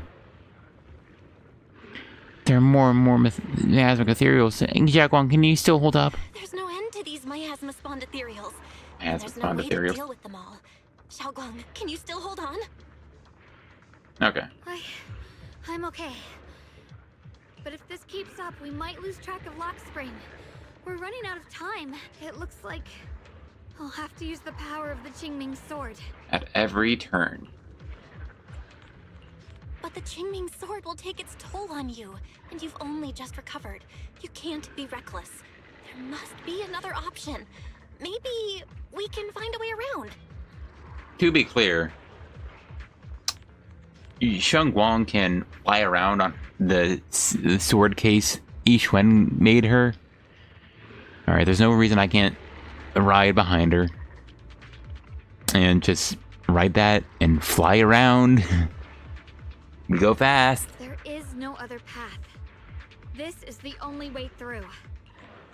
Okay. Xiaoguang keeps fighting off the ethereals though her movements are clearly growing sluggish. Just as she reaches the Qingming sword, and you start to panic, a cold, familiar voice rings out. Oh yeah, right, Zhao is done beating up normal people. Well, I say beating up, she has a giant machete. I still can't believe there was, like, nothing else to that. First off, just a stupid segment. But also, they couldn't even be bothered to animate Zhao actually fighting. Just the amp up to it, and then, like, because of her moveset, there's no, like, actual fighting for that segment. It's so obnoxious. I hate that segment, actually. These mere ethereals dare to stand No. in my way. No, this is even better than I remember. Gosh, look at her. Look at her all smiling with her buck tooth. And those normies right behind us. And the dog, dude. Shuo is with us. Disciples of Yunquei Summit, here to assist. Oh, man, you sound like a nerd. Brother, what are you doing here? I may still hold resentment toward Yunquei Summit. With Wei Fei in danger, I can't just stand by. Besides, I can't just watch you suffer. Also, your boy, Bellion. Bellion. Sorry, B-Lion. And then the three nobodies are all ready to pounce on top of us, I guess. Oh. Okay, for a second I thought her legs were, like, further out there. And she was stanced up, and now her legs are behind her, like everyone else. I wonder if they copy-pasted it. Nah, they look different enough. The guy in the very far back has his, like, foot, the shadow of his foot behind his right leg, but it's, like, in between his legs, so it, it sort of looks like he's hanging it out. Anyway, that was funny. Cool photo. He's posed up all professionally. It is fun to see the dog. Xiaoguang, Junior Bell, you've both fought hard. I think Zhao looks pretty silly. I think they tried to position her to have Bellion right there, which made it maybe almost a bit awkward. You can barely see her hand. It really blends in with the wall and stuff behind her, like her right arm, which is also holding the sword. I just think she also looks way too cheery, I think. I don't know, it looks a bit off to me. Sorry. We'll take care of these vermin blocking our path. Xiao, B-Lion, Ashura, everyone's here. Everyone, including these three iconic members of the Yunquei Summit above us flying in the sky, I guess. I told you I'd catch up with you. Now, it's time to cause some trouble. Alright, it's time. Playing as Shiyuan. Senior Yin, Zhao, and the others helping take care of the miasmic ethereals. Thanks to everyone. Thanks to everyone's help, we can finally catch our breath for a moment. Are they done fighting already? But if you're all here, is everything alright back at Phylum Heights? Don't worry. Ishun Shifu is holding things down there, along with the other disciples. She said no matter what, she won't let the Hollow's expansion harm a single civilian. Cool. From what I know, this floating boulder constantly releases miasma and ethereals, so things won't stay peaceful for long. Yeah. Xiaoguang, I know you have your own mission.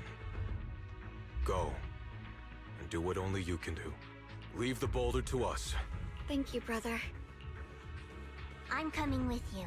But, Zhao, things will only get more dangerous from here on. And? That just means you'll need my help even more, right? True, she's kind of helpless without the Qingming sword. Right. Then we'll be counting on you, Xiao. Don't mention it. Let's go. No matter what lies ahead, no matter what the Creator really is, we'll face it together. Cool. You enter the mine with Zhao Guang and Zhao Zhao.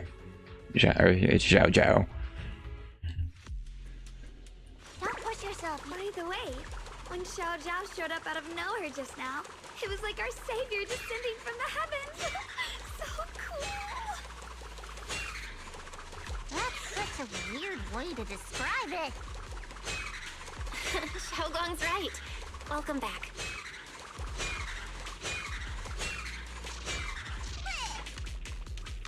Alright, right. We're done.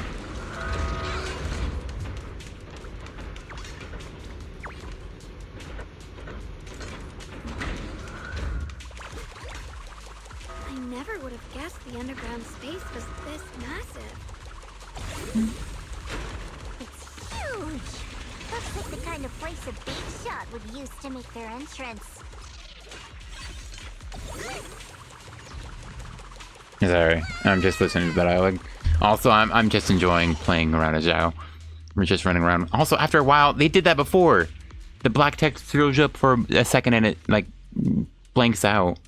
Trying to resist. If you accept your arrival with courage, everything would be much easier. We'll stop you no matter what. That's a pity. You've been leading us all here all along and all here. That's right. This is my plan. As you all know, the Qingming sword shares the same origin as the Creator. So Shunguang, keeper of the Qingming sword, your existence is crucial to us. The Creator needs to reclaim their rightful power. Yeah, see? I told you. The Creator could use the Qingming sword since it's like a part of them. Yeah, we should have been here to be honest, and Xiao could have Yishuan. Maybe not the Qingming sword even. So that's why the Creator descent requires Shunguang. But why would you tell us? Aren't you afraid we might hide her away? Without her, your plan becomes impossible. Alright, sorry, that was Zhao. You wouldn't do that. Even without reclaiming the power of the Qingming sword, destroying a tiny place of like Phylum Heights would still be child's play for the Creator.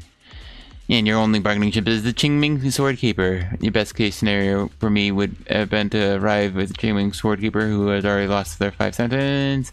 But I was so close to success, but never expected he'd be able to use the remnants of the Creator's power to restore his senses. Oh, wow. Of course, it's easier to control someone without the 5 senses. I don't care. Carol, something about Carol happened. I just play the sports teacher. It's different from you guys. No way she said with the Exaltus. You know, you can put them in Exaltus at the same breath. Great is far superior to the Exaltus in every way. Supreme, the Exaltus merely caught their fleeting attention by chance. As long as there are snow grips, Exaltus keep popping up. You said that already. Someday you'll understand. Right. Thank you. Lock spring. Be careful of those ethereals. Lock spring's up ahead. We need to take out these enemies and catch up. If the Creator really awakens, it won't just destroy Phylum Heights. The whole of New Eridu could fall. Well, I guess in a way we're kind of saving New Eridu, huh? I guess in a way. Oh hey, free stuff. Sorry, I saw a wrong way to go and I wanted to go. Alright, well, I got it. I wonder who's faster. I'm pretty sure it's... Oh, bro. Why am I... And that was Wile E. Coyote. We need a plan to figure out which way's correct. Oh, there's free stuff over here. Oh, okay, listen to that later.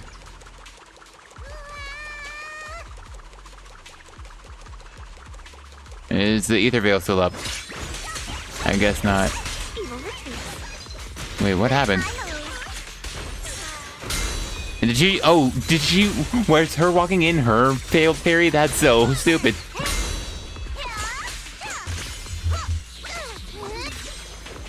Evil retreat.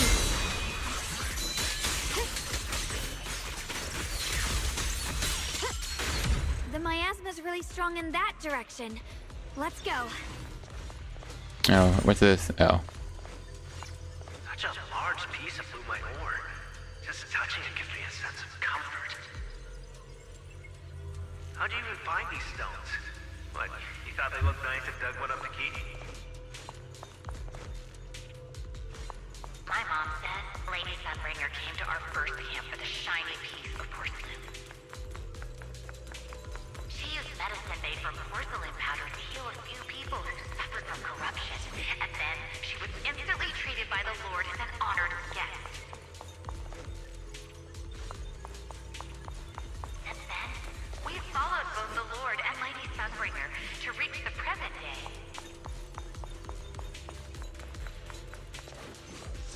Okay. Good talk, guys. Don't push yourself, Shunguang. Oh, hey. I guess I have to be you now. Well, I mean, not for this, but if I needed to teleport somewhere.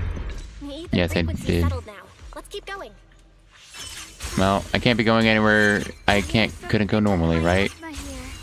And the Well. Chingming sword's reacting again. And that's why I unlock that, huh? We must No. be close to the core of this whole area. Yep. Oh, that looks like a imposing location. Providence of Malice, where the Creator slumbers and where the Creator awakens. This place is the root of the countless calamities, where hollow praises are written in volumes. And an absurd salvation is woven into being. It's absorbing the miasma's energy. Oh, is this what we saw earlier? They're getting another cool little cutscene. Oh, okay, cool.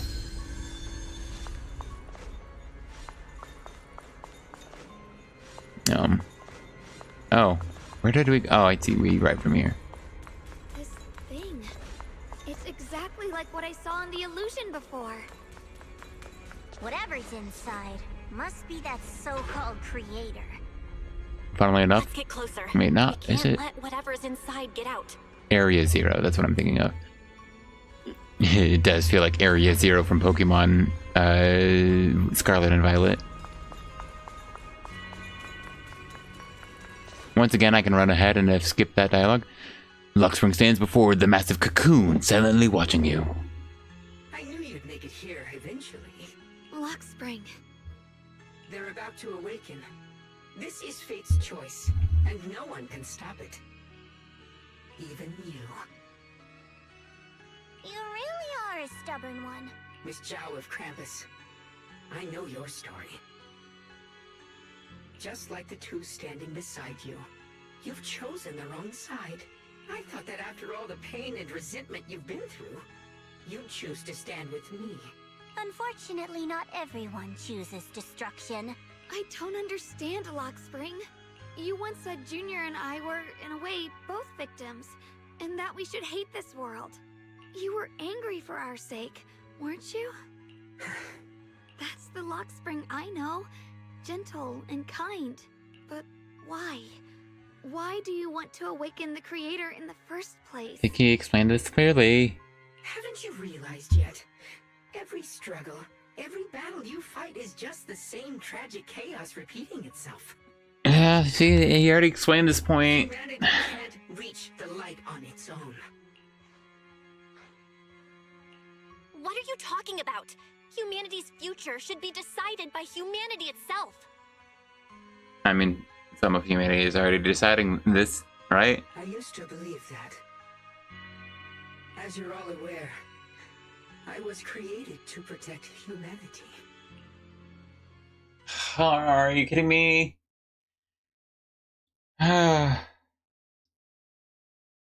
Luxspring posture remains composed, yet in eyes there's a flicker of something complex, almost trace of pitying compassion. When Lady Sunbringer created me, she embedded an absolute unbreakable command deep within my core registry. Wow. He was like the original of the Bing Boom Mecha, huh? A high firepower combat Bang Boom must never point its gun at unarmed humans. I once saw it as an honor and lived by it as my guiding principle. Until that day.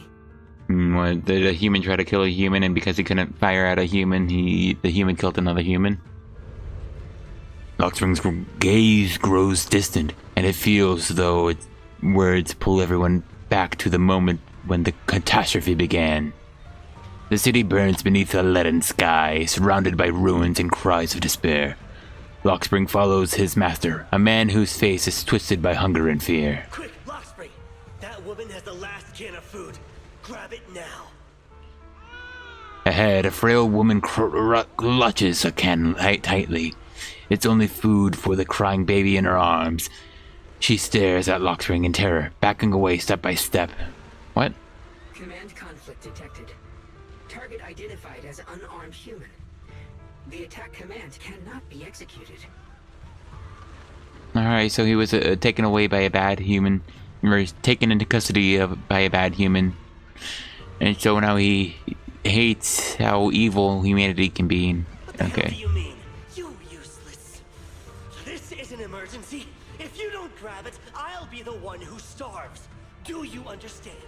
I order you to attack her. Core directive. Cannot comply. Just then, an old woman with a cane stumbles through the ruins, offering the only piece of bread she has to the woman holding a baby. Oh, okay. What? Let the little one eat first. The man eyes redden at the sight. He abandons the woman, shoves the old lady aside, and snatches the bread from her hands. She falls to the ground with a cry of pain. Mad with desperation, he stuffs the bread into his mouth, then points at the fallen elder and gives even crueler order. Lockspring, I'm ordering you one last time. Kill her. Remove this liability. No, please. I'm begging you. And I can't believe his tragic backstory is that he was once owned by a comedically evil guy. In that moment, I lock onto the old woman's pleading eyes. But inside me, data starts to collide and spiral into chaos. Sorry, I heard a beeping. I couldn't tell if that was the game. My directives state that I am to serve my master. But my core directive tells me I must never point my weapon at an unarmed human. I was created to protect humanity. Yet my master is ordering me to harm another human. Man, that's crazy. So to protect one human, must I hurt another? Yeah, this is truly a dilemma I've never heard of before. Seeing me still motionless, my master cursed furiously, kicked me hard, then stepped forward to finish the old woman himself. I could hear my body crying out in anguish, but there was no pain. Slowly, I turned my head toward my master. So this is humanity. This is what I was meant to protect. Yep. Then I Alright. finally break my core directive and execute the attack command. But not against the old woman. Not at her. But at him. The man who was my master.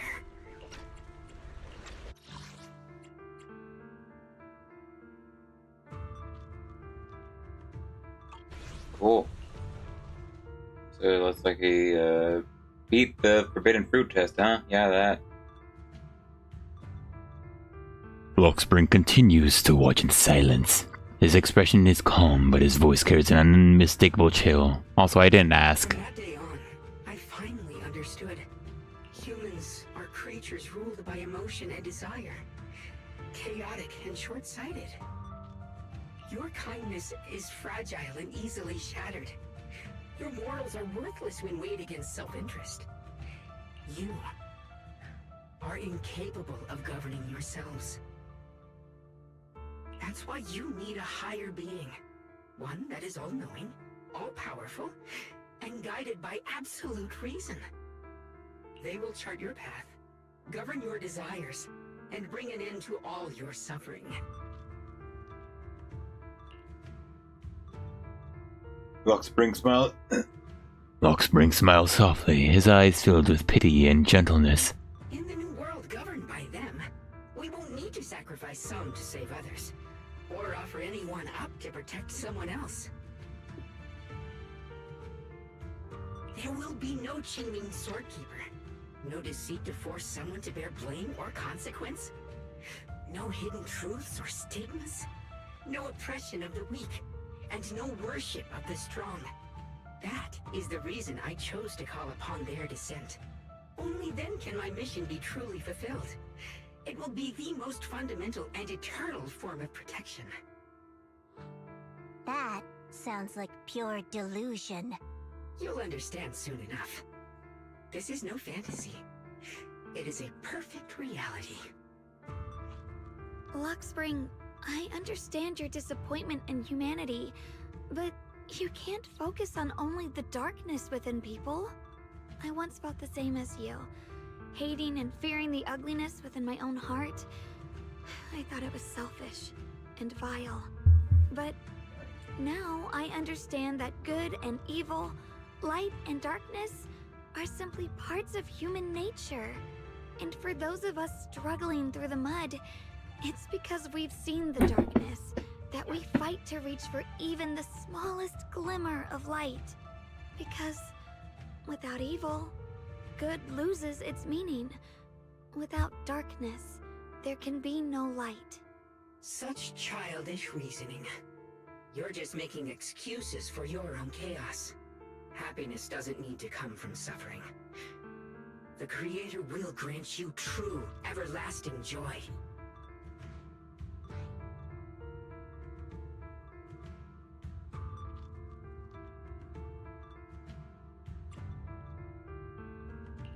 But what the Creator brings isn't salvation. It's destruction. Even if that perfect world you described were real, I still wouldn't call it better. When the world is nothing but absolute, preordained silence, the only thing left is nothingness itself. That's because you still don't know what good truly is. You're just afraid of the unknown. I'm not sure what could be called better, or what salvation truly means. But I know this, Lockspring. You have no right to take away our freedom to choose. Even if your choices only bring you pain. Even if everything we do is a mistake, we still have the right to make those mistakes, don't we? If you take that away, you're also taking away our chance to grow and become better. Lady Sunbringer created you so that you could protect humanity. Is this really what she wanted to see? Lady Sunbringer created me because she wanted humanity to have the strength to protect itself and survive amid the cruel disasters. But humanity turned that power upon itself for its own gain. It's unforgivable. Absolutely unforgivable. No one ever asked for your forgiveness. You're the one who's been trapped in the past, unable to move on. What? Placing your hopes on some mysterious creator to change everything is just as ridiculous as dreaming of a savior descending from the heavens. Just like how I once naively believed in equivalent exchange, seeking a sense of security from the approval of others.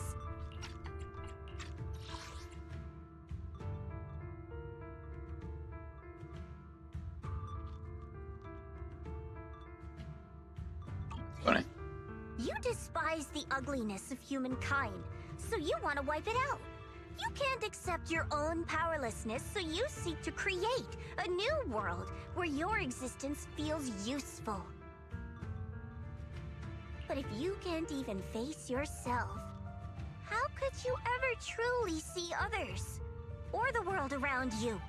You just don't understand. My choice is the purest, most genuine protection there is. And just what is it that you want to protect, Lockspring? Is it merely the concept of humanity? You said people are obsessed with the game of sacrificing others to elevate themselves. But how is what you're doing any different? You've chosen to sacrifice everyone's lives and free will in exchange for the protection and peace you think the Creator offers. I get it. Like them. I'm not doing this for myself. I'm doing it for you. For us, right? Lockspring, I believe that one day, humanity will, by its own strength, reach the beautiful world you've been hoping for. Perhaps before that day arrives, we'll have to go through countless painful struggles and endure a long darkness. But that day will surely come. For the sake of that inevitable tomorrow, we must accept the existence of evil and use our own strength to create good, again and again. We must come together, not destroy one another. We must create, not erase. But in the future promised by the Creator, there is nothing at all. Why have you two made the same choice as my Creator? I don't understand it. I just don't! Creator? You mean Sunbringer? So she didn't actually submit to the Creator? No! Even after being misunderstood and treated as an enemy, she still chose to forgive. To love. But I won't allow it. I won't let you make peace with such a foolish world. Lockspring, you're not a cold, lifeless machine. I know that, just like us, you already have a life and a heart. That means you've also come to know pain. Everything you're doing now isn't to protect humanity. It's to escape the pain you once witnessed. The pain you couldn't bear. I've run away many times myself, so I know what that feels like. But that's not a choice. It's surrender. It's handing over your own fate and everyone else's to some unknown being. Lockspring, I know it hurts. But now, let's choose to face it together, all right? There's no other path left to take. You choose to create light. While I choose to bury the pain. Holy crap, is this a Bang Boom mech boss fight? That's kind of hilarious. Lockspring, there has to be another way. This is the best way, and the only way. See that giant cocoon there? They've been drawing in the miasmic energy from the entire Lemnian Hollow. It won't be long before they hatch.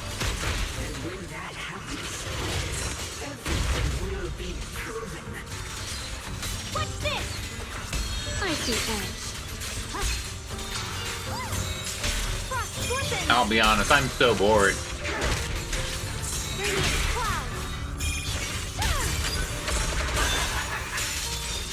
I was so not interested, man.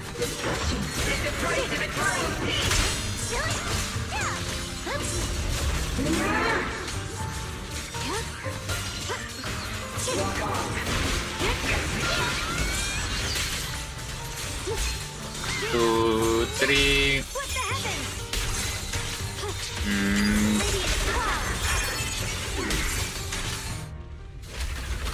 No. There he goes. Unfortunately, they gave me, if I item, a character who ignores most things. I guess he died. Where's the mech suit? Did it like fall over? Is it over the edge? I'm so sad.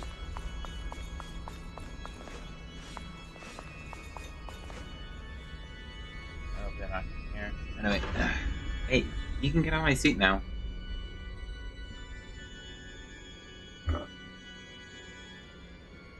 Got the.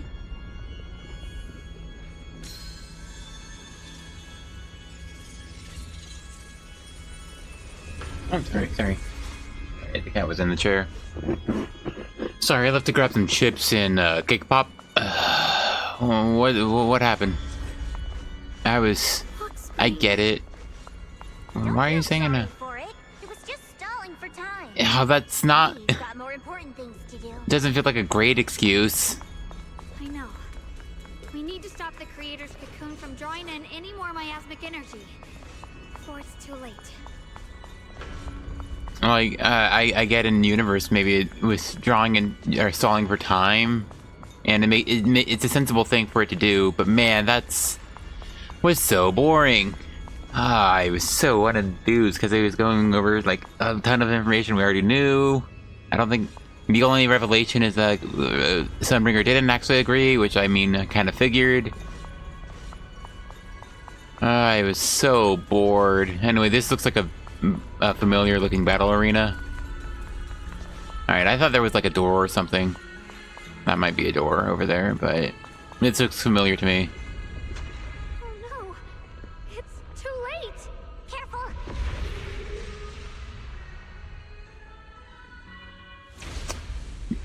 The massive cocoon pulsing like a heart finally loses a glow as a trace of energy is completely absorbed. Countless cracks spread across its surface and thick, inky, black mist pours out, carrying a soul-chilling whisper as it rapidly billows in all directions.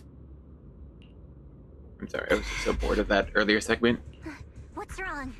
Are you feeling unwell again? I'm fine. It's just... the Qingming sword seems to be reacting to this thing. Probably the creator, so you know. Could this thing have intensified the effects of the Qingming sword? Gasp! We need to find a way to stop it. Alright. I can't let it spread any further. Stop pushing yourself. Look at you. You can barely stand. How are you supposed to stop anything like that? She's right, Xiaoguang. You should rest for now. Guys, the big evil ball is right there. It's like leaking out something. The boss fight's about to start. Stop it. Just pushes Zhao supporting hand and looks at you. Strangely calm smile appears on her face. There isn't time. Look. True. It doesn't have a physical form. Dylan also said before that our attacks are completely useless against this black mist. And it's searching for something. Searching? For what? The fragment of its power, also known as the Qingming sword. Shunguang doesn't answer. She simply raises her hand and gently runs her fingers over the Qingming sword. Wow, I wonder what it would be. Junior, Zhao, thank you for coming this far with me. Bye. Self-sacrifice. What do you mean by that? We go on dates with you later, so we know you aren't dying. Shunguang turns around and looks over deeply, a faint smile resting on her lips. In her clear eyes, there is no fear or confusion, only indescribable gentleness and a quiet sense of peace. Alright, well, you described the gentleness, to be honest. I just want to do what I should have done long ago. I'm going to have that osmanthus cake I love, even though it always makes my stomach hurt. I didn't think that point was pretty good. I didn't think that point was any good, so I don't think that's a good way to say you're about to kill yourself to save the world. What? What are you talking about? Xiaoguang? The ever-expanding black mist suddenly seems to find its target, turning into a massive torrent of darkness that surges toward Xiaoguang with a force that could devour everything. They do have a lot of white text on black, this patch. Watch out! That was fun. This is the fate I chose. Finally, it's mine.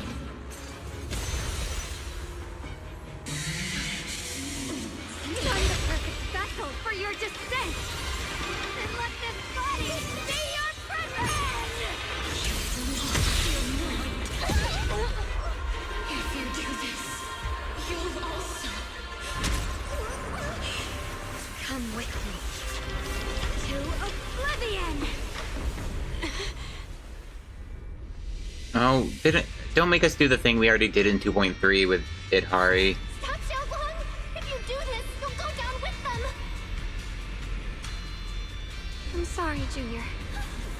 I'll have to break our promise. But this is the only way. The Creator's power comes from the same source as this sword. That's why I know better than anyone. how strong and untouchable they truly are.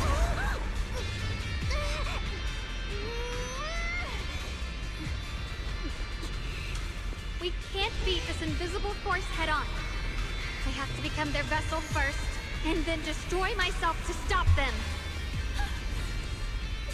That's the only way we might have a chance to win. The cost is your life. What kind of a win is that? Xiao, Junior, go. I don't want to see anyone else get hurt because of me anymore. I'm not pressing the button, by the way. I'm just gonna watch them not give me a lose. I'm gonna watch them not make me fail this. No way we'd ever leave you. Shunguang, don't give up. There's gotta be another way. I'm not giving up. I'm only protecting the things that matter more than my life. For everyone in Phylum Heights, for my friends, and for you. I know.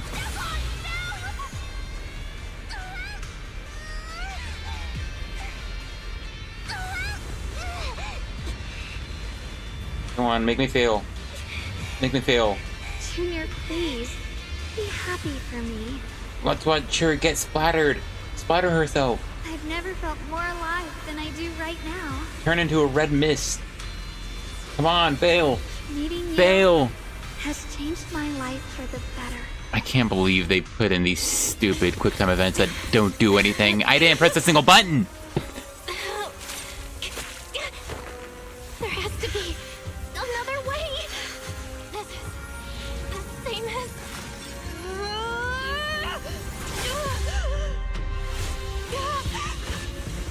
There's still time.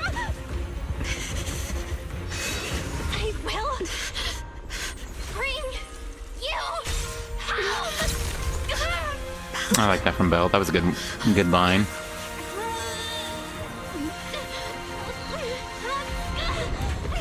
See? I got you, Senior. Ah, pecan pie.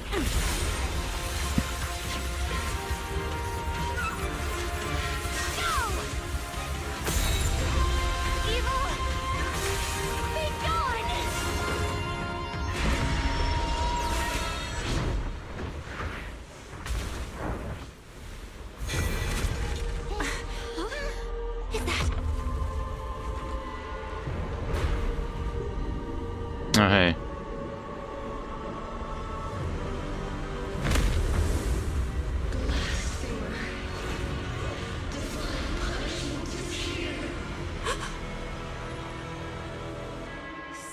Sarah? That thing. It has Sarah's face. Looks like her wish to merge with the creator really did come true. Thank you, Junior. Sorry, I was being too reckless. Yeah, I'll be honest. I think this design is kind of ugly. Can use control skills. Okay.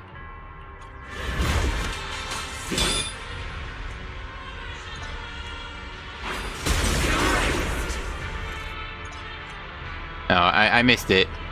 Wait, no, I missed it.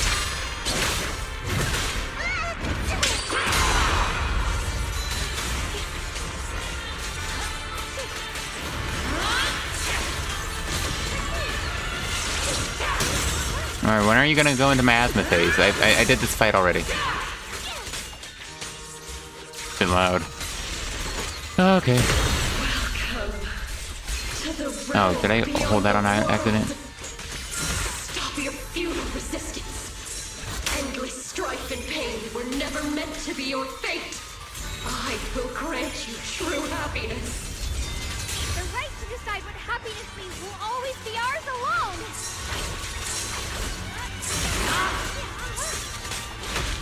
Ow. Oh, I think was I in that mode? I didn't do the finisher. Bro, what happened?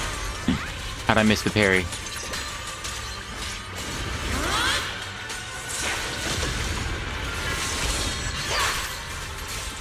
Dude, why are you dead already? Did it? Oh, I didn't even get to use Zhao's ultimate. Hopelessly foolish creatures. Oh no. Miasma, it's being absorbed.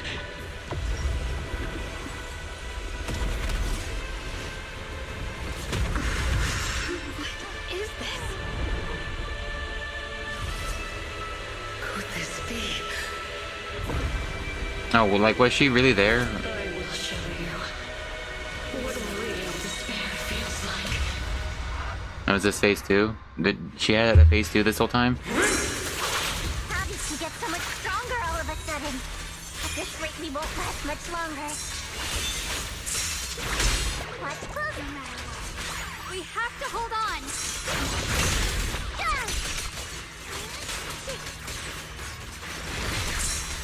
No, I guess there's no miasma piercing.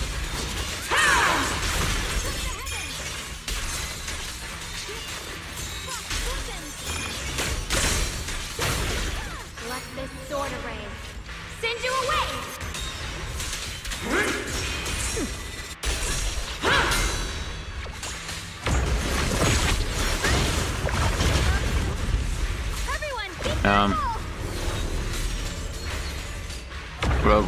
Was I supposed to see the ground there?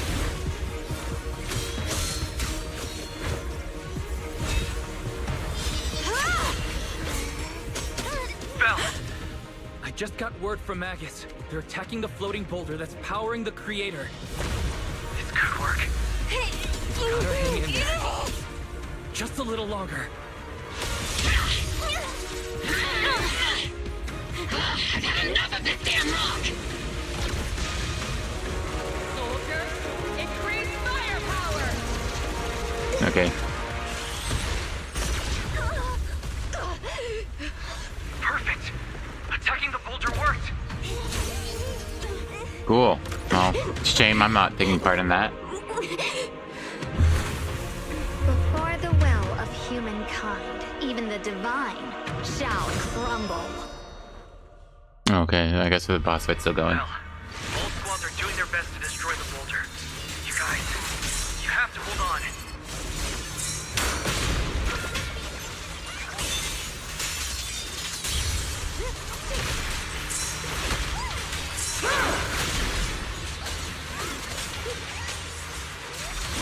Yeah.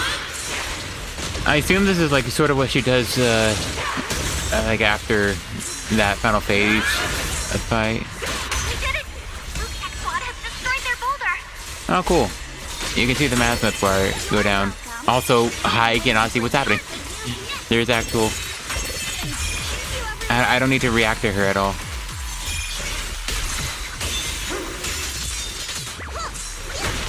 Miyabi and Senior Ye's sides made it too! That's all of them! The boulders are destroyed! Oh, hey. Get wrecked, loser. Ow. No matter how imperfect this world is, it's still worth saving. Our mission's done. The rest is up to you now, hero. Heroes, alright. Thank you. Was never ours alone. The Ow. strength and will of everyone that has carried us this far. Everyone, just a bit more. We're so close!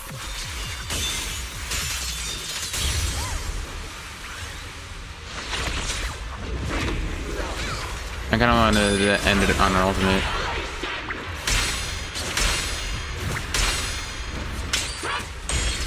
Dang. That was the ending combo, I guess. Are you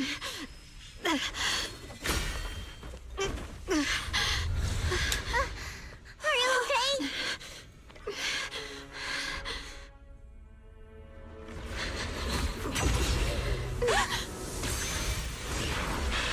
They're absorbing the Qingming sword's power! Only by truly mastering the power of the sword can I execute them. Don't tell me you're planning on using it again! Thank you, Belle. But I won't hesitate anymore. Even if I'm destined to forget, I'll keep trying to remember again and again. Even when trembling with fear, I will still stand in front of my friends. Even if I fall 1,000 times, I'll crawl up and fight again. That's the power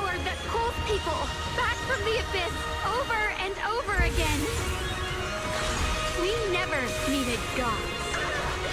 All we needed were our own hands to hold on and lift each other up!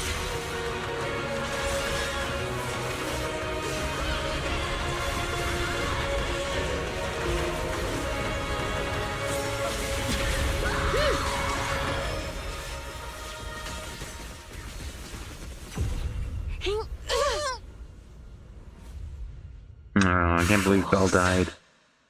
One day, you'll all... Oh, there it goes down. It's finally done.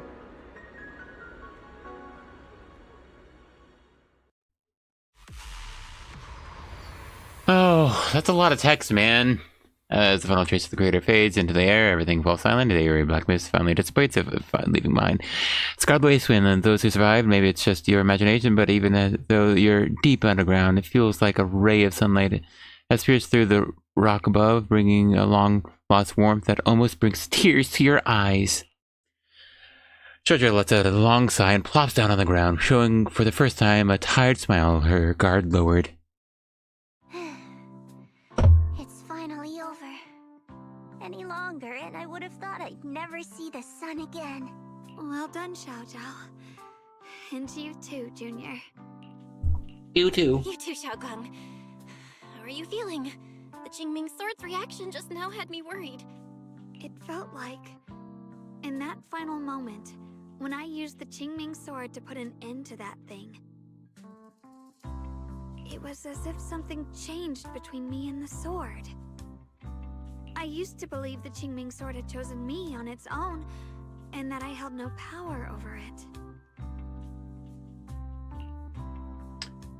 Shunguang lifts her head, her eyes shining with brightness and confidence never seen before. But just now, I realized I chose it, just as it chose me.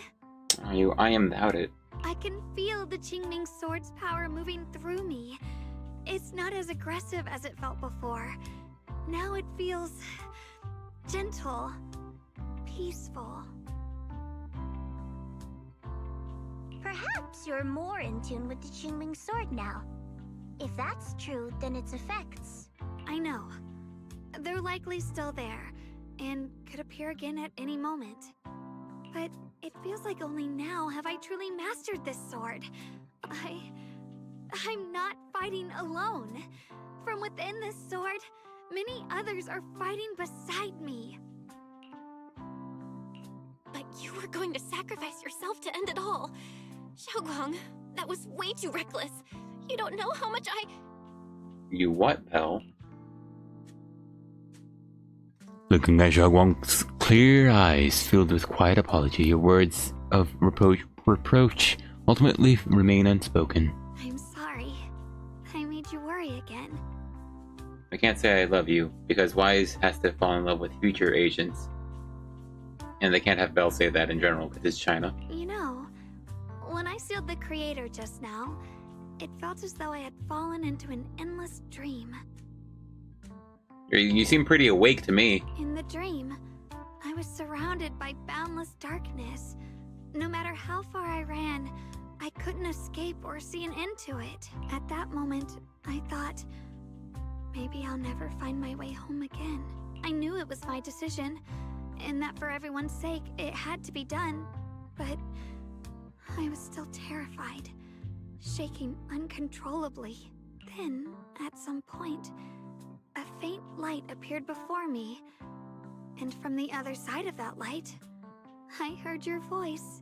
I saw you stride into the light, slicing through the boundless dark, and extend your hand toward me. Okay. Don't forget, I'm a proxy. No matter what happens, I'll lead you back home. You come up with that pickup line yourself? Yu Shunguang exchange a knowing smile. Man, there's a lot of knowing smiles. Just then, you receive a transmission from Wise. Hey, Belle. How are things on your end? We just got word that the other squads have all completed their missions. The Hollow has stabilized and returned to its original size. Mission accomplished. Everything's fine. We'll go over the details later. Looks like everyone's done a great job. In that case, we should probably pack up and head back too. Nice, sweet. Alright, sorry. Right! We've got to get ready for the victory feast. It's gonna be a lot of dialogue, huh? Wait. Look over there. Something's coming out of the ground. Is that miasma? It's gonna be our super cool Carol Arna ending sequence. It doesn't seem very dense. Maybe it's just residual energy from the creator? Wait, is there someone inside it? Yeah, duh, it's a Carol Arna. Dude, we gotta see our vision, so we keep pretending there's an overarching plot that connected all of this. Junior? What's wrong? You've gone pale all of a sudden. You look like you've seen a ghost. Wait, Proxy, where are you going? You don't have time to respond to Zhao and Zhao's questions. Your heart feels as if it's being squeezed by an invisible hand. Almost instinctively, you can't help but run towards that patch of miasma. For there stands a phantom of your missing teacher, Carol. You're on a first-name basis with her. I don't believe you were 10 when the old capital fell. That was a weird tilt of the camera, zooming back in.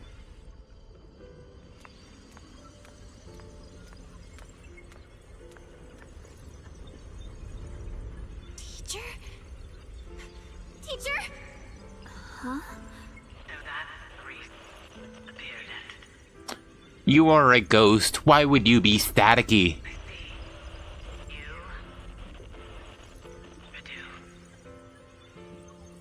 Nah, I'm not letting this slide. Why? Is it staticky? It's a ghost. What is she saying? When is this memory from? Like, make it like eerie or something. Why would static make any sense? She doesn't sound like she's talking to herself. Look, that mass of miasma in front of her. It almost looks like two figures. Xiao's right. She's talking to someone. Beginning of everything. Endless possibilities. An end that could devour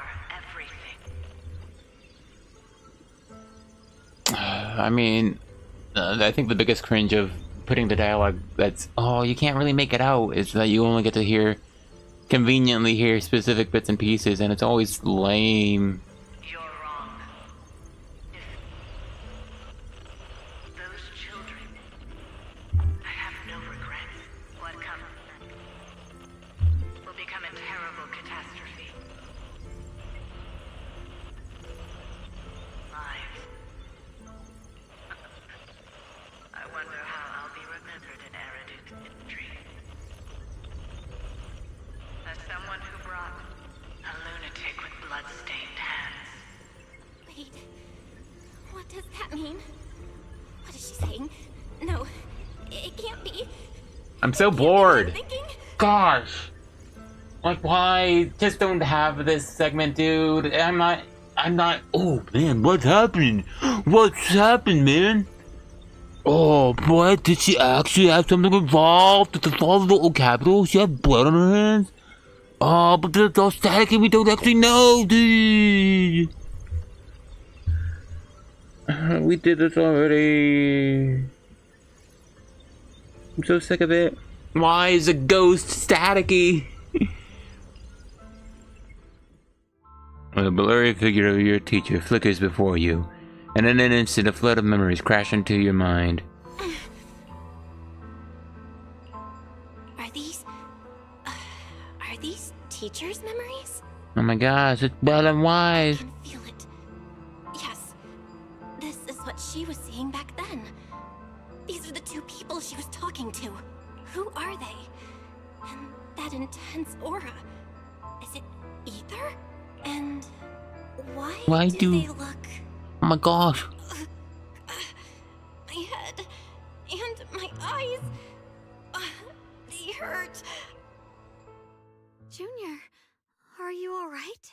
Oh no, don't tell me they also have amnesia, so they couldn't remember whatever Carol told them here.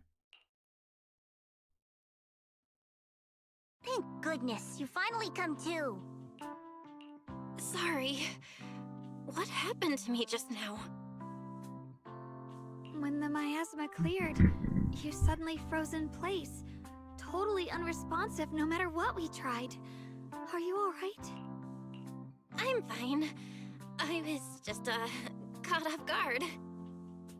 Those images I saw of our teacher's memory. I should discuss this with Wise when we get back. Oh, that means more dialogue, dude. Everyone's worries right now. Gosh, guys, it's been over 4 hours. I'm so sick of this. Dude, That illusion was the same as before. Of your teacher, Carol. excuse me, sorry, don't care. What she said. It sounded like she was admitting she had something to do with the fall of the old capital. That sounds about right.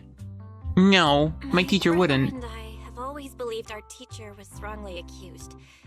The Carol we knew would never take innocent lives. Alright, I had 2 streams that do combine to be 2 hours. Wait, 3 hours, sorry. The 5-hour and 40-minute stream. So that's like 8 hours.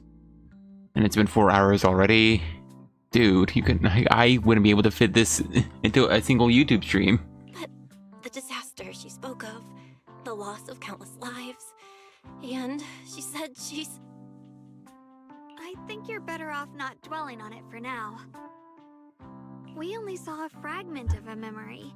It doesn't necessarily mean anything.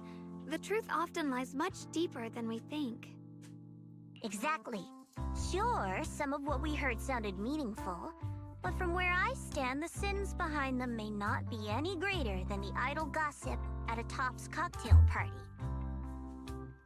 Cool, man. Even today, the city has never revealed the specifics behind how the fall of the old capital happened, claiming it relates to classified intel. All they've done is list a couple of perpetrators, Carol Arna among them. That means things are nowhere near as simple as they seem, right? She said right, like she was trying to, like, yeah, right, instead of right?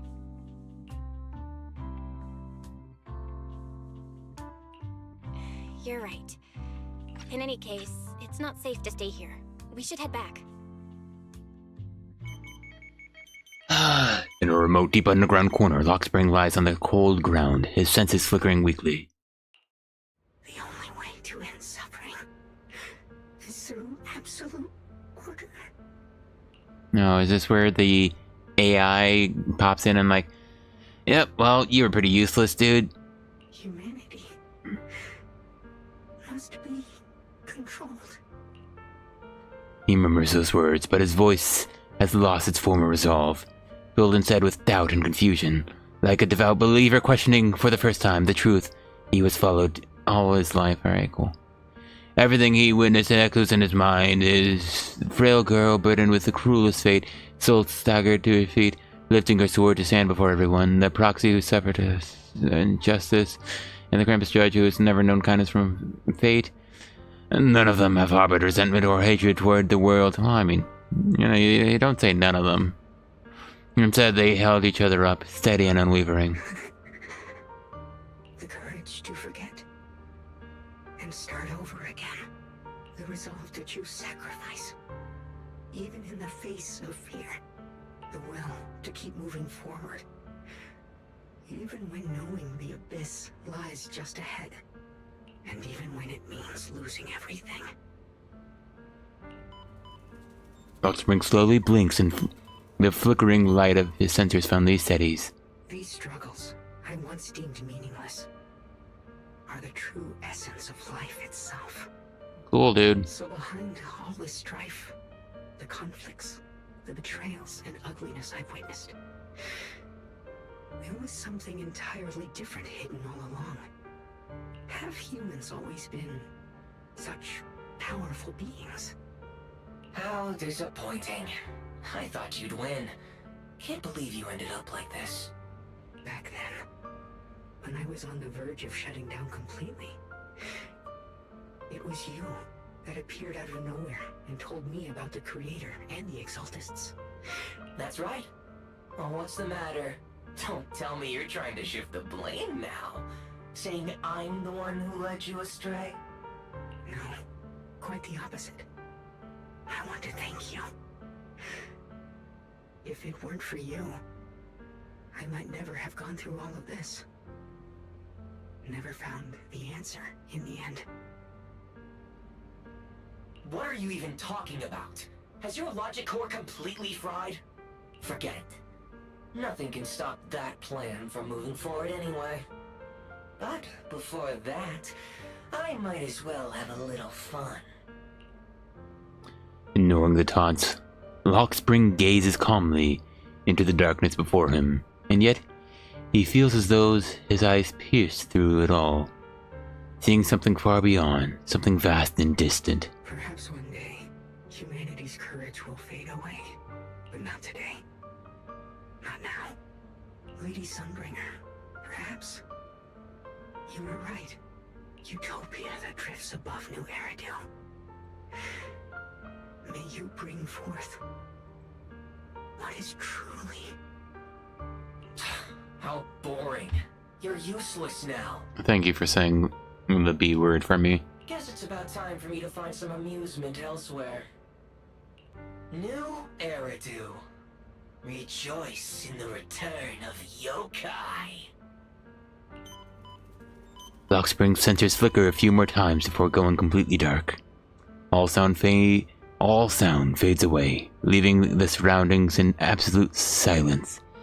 He simply sits there, quietly, like a statue that has fulfilled its purpose. Well, thanks for the experience.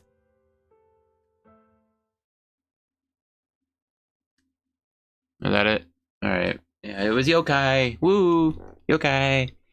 He was AIing it up, trying to do something. He has that plan, whatever it could be. And I guess either part of it was have him, you know, activate the creator, wondering how much of it was, see what happens. Together with Zhao and Zhao, you return to Phalum Heights, the peaceful cityscape that you haven't seen in a while, bringing a feeling as if a lifetime has passed. Now that everything's been resolved, it's about time I head back and report in. Oh, but you didn't get the Qingming sword. Hey, you want it? Oh wait, sorry, I put this on auto. Wait, where's the button? Zhao turns away, seemingly ready to leave right away, but after taking a few steps, she stops and stands there in silence a moment, like she's going through some inner struggle. Thanks, man. Thank you, text, for telling me she had an inner struggle. She finally turns back, avoiding your gaze for the first time. Proxy and Shunguang, thank you. Huh?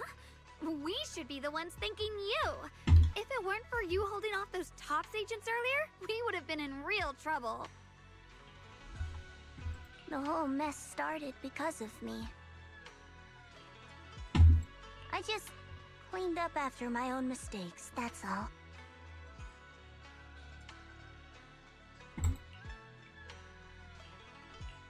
Speaking of which, Zhao, what about your mission to seize the Qingming sword?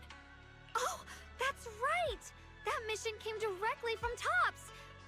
Wait, Zhao, aren't you the holder of the unbeaten legend of Krampus? If you can't complete that mission, your record will... Oh, shut up. What to do? Maybe we could pretend to hand over the Qingming sword?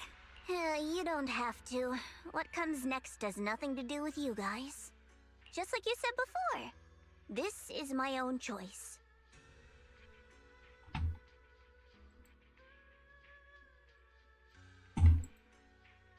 Yes. No matter what, I'll support your decision. But if there's anything we can help with, please let us know. After all, we've been through life and death together. I mean, personally, I haven't died. Alright, I promise. Zhao and Zhao exchange a smile. Just then, two familiar figures appear. Senior Zhao, what a coincidence. You're here too. Things at Phalum Heights have wrapped up. We were just about to head back to Krampus. In that case, let's head back together. Oh, right. Senior Zhao, I just remembered you helped me a lot during the last mission, and I still haven't repaid the favor. So, what would you like me to do? Anything's fine. Alright, she's gonna get her character arc moment and say, oh, it's fine. Just think of it as doing something just friends do or something like that. Or she asks for dinner. You don't need to repay me. Huh? The ever-equivalent exchange. Senior Zhao actually said that? You're not an imposter, are you? Huh? Sus? Shut up! We're companions, and between companions, it's not all about transactions. You're adorable when you're so shy. Don't worry, as payback, I'll keep your little secrets safe. Like how you actually like to eat. Shut up and get moving. That was good. I like that. Well, that made the last 4 hours worth it. Not really, but sure. Jojo drags the chatty Dylan and the resigned Banyue away with her. Watching them go, you and Zhao Guang can't help but laugh. As if responsibility to your laughter, your phone suddenly starts to ring. Why is that your ringtone? Belle, you should be back at Phylum Heights by now, right? Is Xiaoguang with you? The mayor said he wants to have a word with you two. Xiaoguang is right here. What's the matter? Sorry for the sudden call. I'll get straight to the point.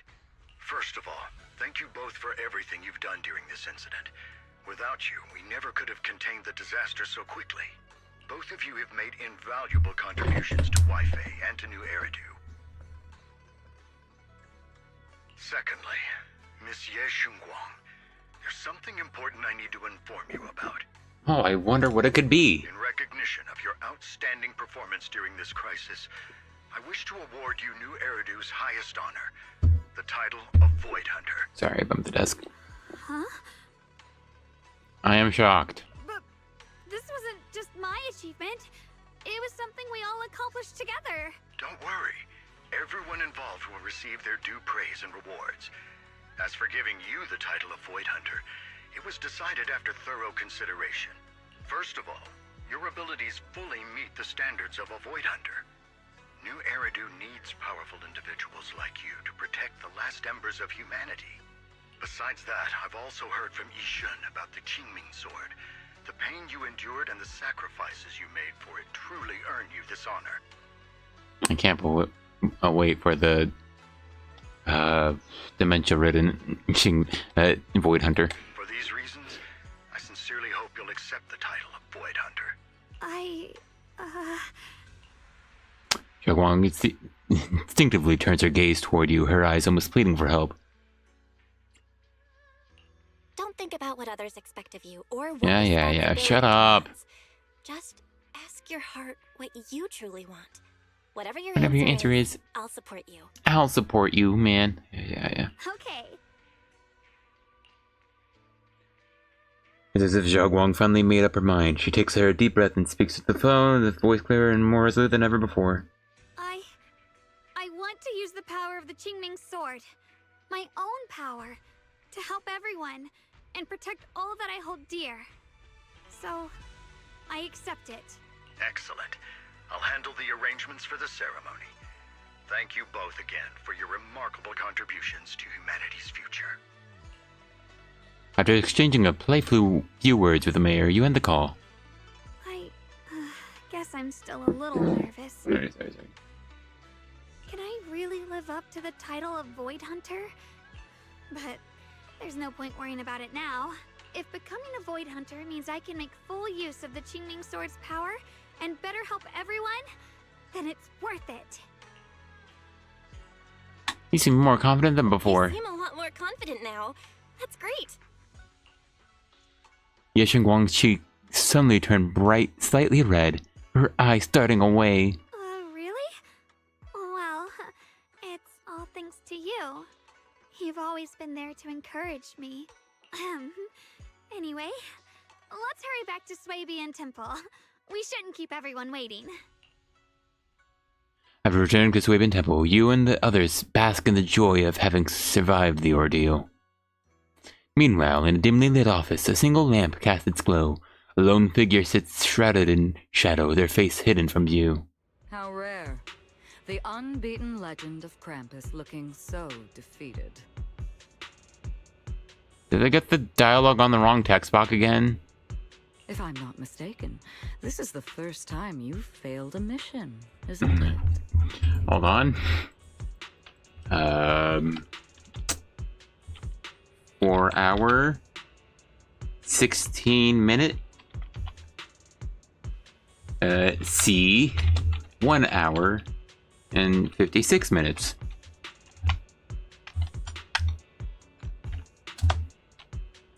Another mismatch, audio and text.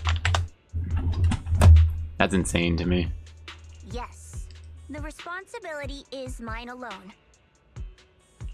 No matter what decision you make, I'll accept it. Even if you decide to expel me from Krampus, I still... What if I order you to obtain the Qingming sword for me, no matter the cost? Well, slight problem there. Even if it means killing that sword master, Ye Shunguang. I refuse. You dare to disobey my orders? I mean, that's the big boss lady of Krampus, so... Character number 4? That's her voice, I guess. Objectively, with my current strength, I can't defeat someone who's mastered the Qingming sword. That's a fact. Personally, I don't wish to harm her. So I'm sorry, I can't do it. Zhao, I've always thought you were a smart kid. But in this matter, you really... I just want to say something. A lot of people say she's like in her 30s. I think she really is pretty young. A long silence hangs in the air, so heavy it was almost suffocating. Then, from within the shadows, a soft chuckle breaks the tension. Managed to surprise me. Huh? Relax. I'm not planning to punish you. Quite the opposite. I'm pleased. I've been wondering when you'd finally grow out of that bad habit of yours. Thinking everything can be solved with equivalent exchange. Looks like this mission taught you something far more valuable than the mission itself. And also, taking the Qingming sword was never my true intention. You've probably guessed already. This was just high ambitions and the others' order. Bunch of short-sighted fools chasing profit. But they'll probably move on to a different project soon. Something about Void Hunter's weapons. Wow. It was in orange, so you know it's important. Am I supposed to pog at this? Am I supposed to like go mouth wide, eyes popping out of my head? What? Okay. What do you mean? No matter what, remember this. Krampus Compliance Authority is forever loyal to Tops, not to any single faction or individual. As for the rest, let's wait and see. Cool. The day of the Void Hunter anointment has finally arrived. Cool. Alright, we skipped talking to everyone else. It's the mayor! The mayor is here! Wow, it's the mayor! Whoa, he's so cool. Everyone loves seeing their political figures. Mr. Mayor, please, could you share a few words with us? Ladies and gentlemen, today we stand here to commemorate a victory that determined the very survival of New Eridu. I guess he does look like some old guy. His hair is almost like Damien, but I think a lot of characters just have this haircut. I think the problem with Damien is that his haircut is almost exactly like the dang it, I forgot his name already, but the disc farming guy, the guy you go to farm discs in Scott Outpost. He almost dresses similarly, but yeah, the eyes are also completely not alike. This victory doesn't belong to any one person. It belongs to each and every one of us. To all of New Eridu. Man, I hope Damien comes back. He was my favorite character for those first few couple ones, and then he like faded out. Among them stands the current wielder of the Qingming sword, Monsieur Shunguang, the hero who carved a path through the deepest darkness to bring us dawn. And so, as the mayor of New Eridu, I hereby bestow upon her the city's highest honor, the title of Void Hunter. Monsieur Shunguang, I know no title can truly measure all that you've given, or the sacrifices you've endured. But please, accept this. Because people need hope. A guiding light they can truly see and feel. They need to witness a hero standing unyielding in the darkness. Thank you. Perhaps, Monsieur Shunguang, you'd like to say a few words? I'm not really good at speaking in front of so many people, but standing here today, there are indeed some things I want to say to all of you. I like that we can see Weisenbell in the middle there. No one else of important, though, or of import. At least we can also see the stupid-looking statue. Someone very important to me once told me that if I was in pain, she would feel it too. At the time, I didn't understand what those words meant. I thought that battles were my own, and so was the pain. Okay.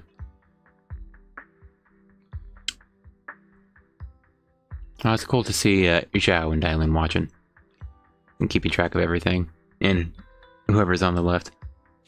But now, Oh my gosh, you weren't there earlier. those words were the answer to everything. Okay. Man, wait, how's there this big gap? Because there's clearly kids here in front, but then Sweetie and Eleanor are further up.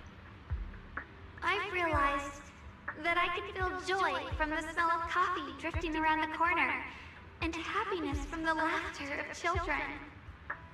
Oh my gosh, she said that, and there's the Tin Master and the children here. In Cool. the same way, I can feel heartbreak when people cry among the ruins, and sorrow at the pain of my companions' wounds. Okay. Maybe this world Oh, look at is him. so full of conflict and imperfection. Maybe people will always find reasons to turn against each other. Look at how happy he is. He's all handsomed up into his normal uniform dressing. But in some grander, or perhaps more hidden place, there must be something that binds all of us together. That's why, whenever crisis strikes, someone always steps forward. Like a single spark, a lantern swaying in the wind, flickering, yet never going out. I appreciate being able to see Yuzuha and Alice in here.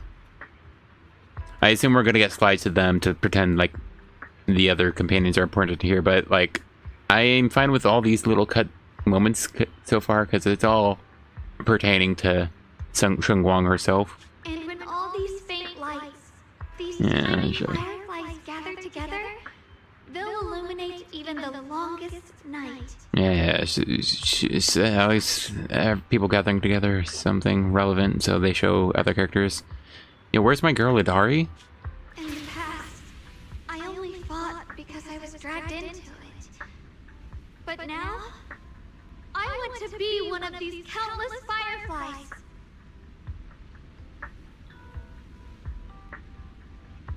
I don't know, it's a fun image. I appreciate them putting Soldier 11 center stage, you know, and watching their backs as they explode everything else. Because I know dawn always comes.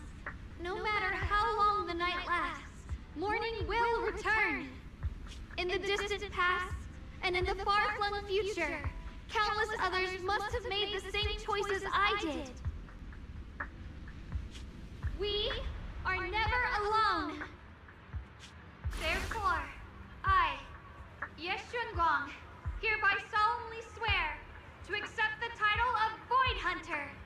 From this moment on, for new Eridu, and for our shared tomorrow, I offer my sword, my strength, and my life, until my very last breath. Beautifully said. A hero is not just a single individual, but the sun formed by the glimmers of light in all of us. Oh, how nice. Then, let us witness this moment together. The birth of a Void Hunter, keeper of the Qingming Sword. Shunguang. May new Eridu's radiance endure forever. Cool. Thunderous applause fills the hall, echoing mindlessly. The crowd cheers, paying their highest respect to the young Void Hunter. Only one person stands silently in the shadows. His expression remains calm as always. At the corner of his lips rests a faint smile, a relief he himself doesn't realize is there. Xiuyuan takes one last lingering look at the figure bathed in light upon the stage. Then, without a trace of hesitation, he turns away and walks alone against the tide of cheers. His silhouette fades into the darkness, leaving all the noise behind him. At that moment, I finally understood why the Qingming sword chose her. Not me, nor anyone else. I once arrogantly believed her kindness was mere innocence. The naivety of someone sheltered from the storms of the world. I was wrong. That wasn't naivety. It was the courage to see through the darkness, yet still choose to embrace the light. It was something vast and overwhelming, powerful enough to drown everything, yet utterly genuine. A heart of compassion.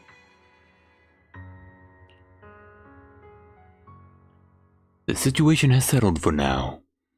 The Enfeilum Heights has finally recovered to its former prosperity. The long-sealed porcelain mine in Lemnian Hollow seems to be set to reopen soon. And so, the story comes to an end, and peace has returned to Weifei Peninsula. Just like Xiaoguang said, even if the world is full of conflict and imperfection, there's still something that binds us together. Maybe it's the unspoken trust we place in our companions, or the small acts of kindness we receive from strangers, or the way we manage even in the face of despair. We spark that shared flame called courage. All these small yet significant connections eventually merge into something that feels like a miracle. Something steady enough to hold us all up, keeping us from falling into the abyss. Cool. The ending was kind of nice. Hey Bill, you made it. Zhao is about to head out on her first Void Hunter mission, and Yunhui Summit is gathering at Suibin Temple to see her off. Void Hunter Qingming Arbiter. Shunguang. What an epic title. What's the one in the middle? Qingming Arbiter. Oh, that? It's a special title the Mayor personally gave to each Void Hunter to show respect for their contributions. Qingming Arbiter probably refers to how Xiaoguang's mastered the Qingming sword, taming that blade to no small feat after all. Let's see, Bing Arbiter. Person who settles a dispute or has ultimate authority in a matter. Yeah, okay, fair enough. Arbiter of the Qingming sword, she settled that dispute and has the authority over it. Alright, Miss Miyabi also has a special title. If I remember correctly, it's Void Hunter Ishinmuga. Miyabi, sorry. That sounds pretty cool. When will you get a title like that?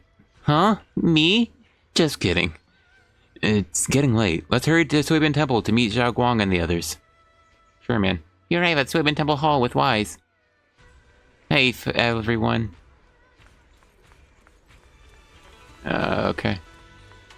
Oh my gosh, don't push yourself too hard, okay?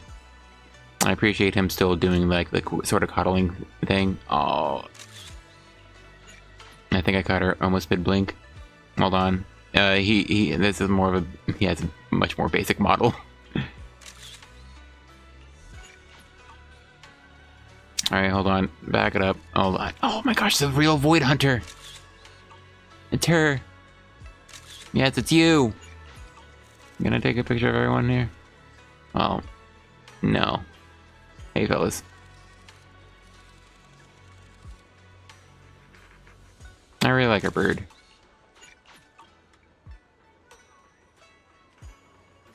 Oh man, they put the sirens on one side? Jeez. What's up with segregation in New Era, dude? Hold on,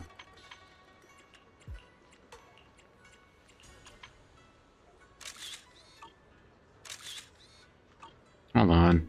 I keep missing The...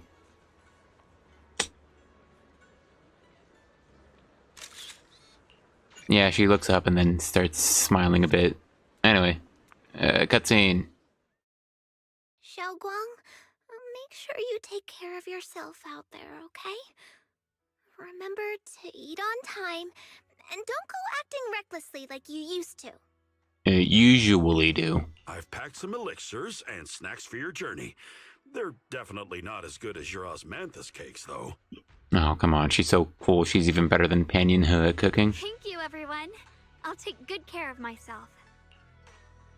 You'd better. Don't push yourself too hard. We'll all be worried about you. Don't worry, I'll keep my promise. After all, we're in this together. Hearing those words, Zhao Zhao's face turns adorably shy once again. Meanwhile, Yishuan steps forward to gently straighten the corner of Zhao Guang's clothes. Xiaoguang, as your mentor, I'm proud of you. But as Yishuan, I only hope that, no matter what, you'll stay safe. I will, Shifu. After everyone says their goodbyes to Zhao Guang, they slowly begin to leave. In the end, only Zhao Guang, Ye Xian, and Yu remain. At last, Zhao Guang turns to look at her brother, who has stayed silent the whole time. I suppose it's time for me to go too. Brother? I'm leaving this place. I'm going somewhere far from here, to find a way to put an end to the Qingming Sword's negative effects. Brother, It's not just for you. It's also time I began my own journey.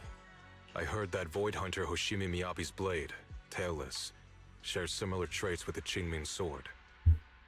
I doubt that's a coincidence. Yeah, alright, well, we're getting into our cool Void Hunter weapons arc, and I guess he'll be helpful in that section, setting all of them.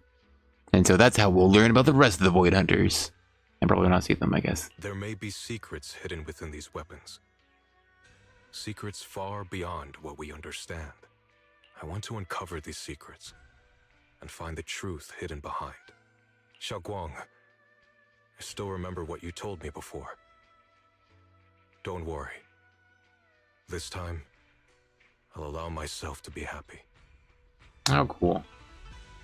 Yishuan reaches out, wanting to pat his sister's head like he used to when they were little, but pauses midway and instead gently rests his hand on her shoulder. I've imagined it countless times, that if I could go back, I'd hide my sister away in the safest place, so that fate would never, ever find her. But I was wrong. No matter how many times it happened, when disaster struck, you would still make that choice. You would still pick up your sword and stand before everyone, just like now. Xiaoguang, as your brother, I'm very proud of you. I also know that every hardship and pain you've been through stands as proof of your strength. The cracks within you are where the light shines through. It's just that, if possible, I still hope you can stay away from the heart of the storm and find true happiness. Sorry. I guess I'm just that narrow-minded. I'm already happy right now. Really. I'm glad then. Also, I'm not sure if you have heard Mr. Lu's so-called ancient prophecy. He once said that one day, a Baiza would rise in Yunquei Summit. When disaster struck, the Baiza would wield the Qingming Sword to cut through the endless night and awaken the dawn. And besides this Baiza, a special catalyst would appear. A presence capable of changing the entire course of the future with a single thought. After everything that's happened, I can't help but think, perhaps this Baiza and the catalyst the prophecy spoke of are the two of you. Xiaoguang and Junior Bell. Point at myself, eyes wide. Thanks. Huh? Me? That's right. Throughout this whole ordeal, you were the one who stayed by Xiaoguang's side. I believe... Yes. Oh, my bad. If it weren't for Junior, I don't know how much longer I could have held on. That's right. Throughout this whole ordeal, you were the one who stayed by Xiaoguang's side. I believe you both give each other great strength. It seems your meeting was no coincidence. As for the deeper meaning, only time will tell. I don't think there's that much time left. She already released. There's not much left to do. All right, it's getting late. I'll be heading off now. Farewell, my sister. And Junior Bell. Dude, we might not see him until like season 4. Yushuan withdraws his hand without another word, giving Zhao Guang a deep nod. Then he turns toward the setting sun and walks away with quiet resolve. Junior, don't mind what my brother said about Baitza and the catalyst. It's just a prophecy. Probably something Mr. Liu made up to spook us. To be fair, I mean, it sounds like it's ending well if it's true. I think it's pretty nice, actually. It means we're connected by fate. A destined encounter. Huh? Really? So it's fate? Junior, there's something else I want to tell you. I mean the other me, once believed that love was a curse, a trap, something damp and cold, something that would destroy me. Perhaps I used to think that way because the old me was always filled with guilt and fear. When your heart is a swamp, even the warmest sunlight turns cold and twisted. But actually, it's not like that. Love is a miracle, a strength, a warm hand that pulls me back to the world when I'm falling into endless darkness. That's nice, man. Zhao Guang takes a deep breath, then uncharacteristically spreads her arms wide as if to embrace everything before her. I really, truly love this world. I love the feeling of the morning breeze against my face, the warmth of the afternoon sun on an open book's page, the smell of freshly baked bread from the corner bakery, and the sound of children's carefree laughter. The good, the bad, the light, the dark. Everything is so precious, so special. And that's exactly why I'll do everything I can to protect them, no matter the cost. Now I finally understand. It wasn't just the Qingming sword that chose me. I chose it as well, along with everything it brings. I may be new as a Void Hunter, and there's so much left to learn. But I'll do my best. And also, thank you for staying by my side all this time. You're welcome. I actually have something to tell you. I've prepared a little gift for you. Really? What is it? Heyo. Sorry. You take Zhao Guang to her room. Oh wow. Since you did that in your own bedroom, you put it up together here. That's cool. How cute. You're quite the arts and crafter, Belle. Are these all photos we took? You've organized them all. It's a photo wall for you. Countless photos, carefully developed, framed, and hung, cover the wall. They form a galaxy of warm, glimmering light, capturing all the beautiful moments you once shared. Zhao Guang freezes for a moment. She slowly steps forward, reaching out as her fingertips gently, almost reverently, brush over those captured moments in time. This is the one we took together, just before the ceremony that day. Oh yeah, wait. Look, there he is. I'm looking all the way to the left. The boy. Sorry, I said the boy and got ahead of myself. Yeah, Shiyuan. This precious yet hastily taken group photo before the Void Hunter appointment ceremony. I assume they meant anointment. You know, granting something or notifying someone as not notifying. I assume they meant anointment, right? Because appointment. religious ceremony, the act of making someone queen or king. I've never seen it post. There's only one N in an anointment. Noun form of anoint. Thank you, AI overview. You're so cool. A smear rub with oil or an oily substance. Apply oil as part of a religious ceremony. Choose by or as if by divine election. Designate as if by a ritual. Yeah, so she's being designated. I assume that would be anoint. Appointment is funny. I wouldn't have phrased it as an appointment. It sounds very casual. In the photo, Xiaoguang is smiling gently. Everyone, someone looks happy. Even Yeshuan lip seems to curve into a slight smile. Dude, I cannot see his lips. Present. Yep, still present. In the background, the mayor is busy preparing for the upcoming ceremony. The mayor? That's a brown-haired fellow, black-haired fellow in a jacket. And the mayor's off-screen because he doesn't have a 3D model yet. Yeah. No one knows if there will be tougher challenges ahead or heartbreaking farewells in the days to come. But always in the moment, everyone stands together. The sunlight is perfect and the breeze is gentle. Without a doubt, this is an immortal memory worth protecting with one's life. It was my first time speaking in front of so many people. Thinking back, it feels unbelievable. I'm just glad you and everyone else were there with me. And all the moments we shared before. You kept them all too. I remember the fragrant scent that filled the flower shop, the gentle melodies we listened to together, and the movies we watched. We watched movies together? We made so many wonderful memories together. I don't even remember that. No matter what happens in the future, the memories of the past will always leave their mark. I'll always remember them. I'll always remember you.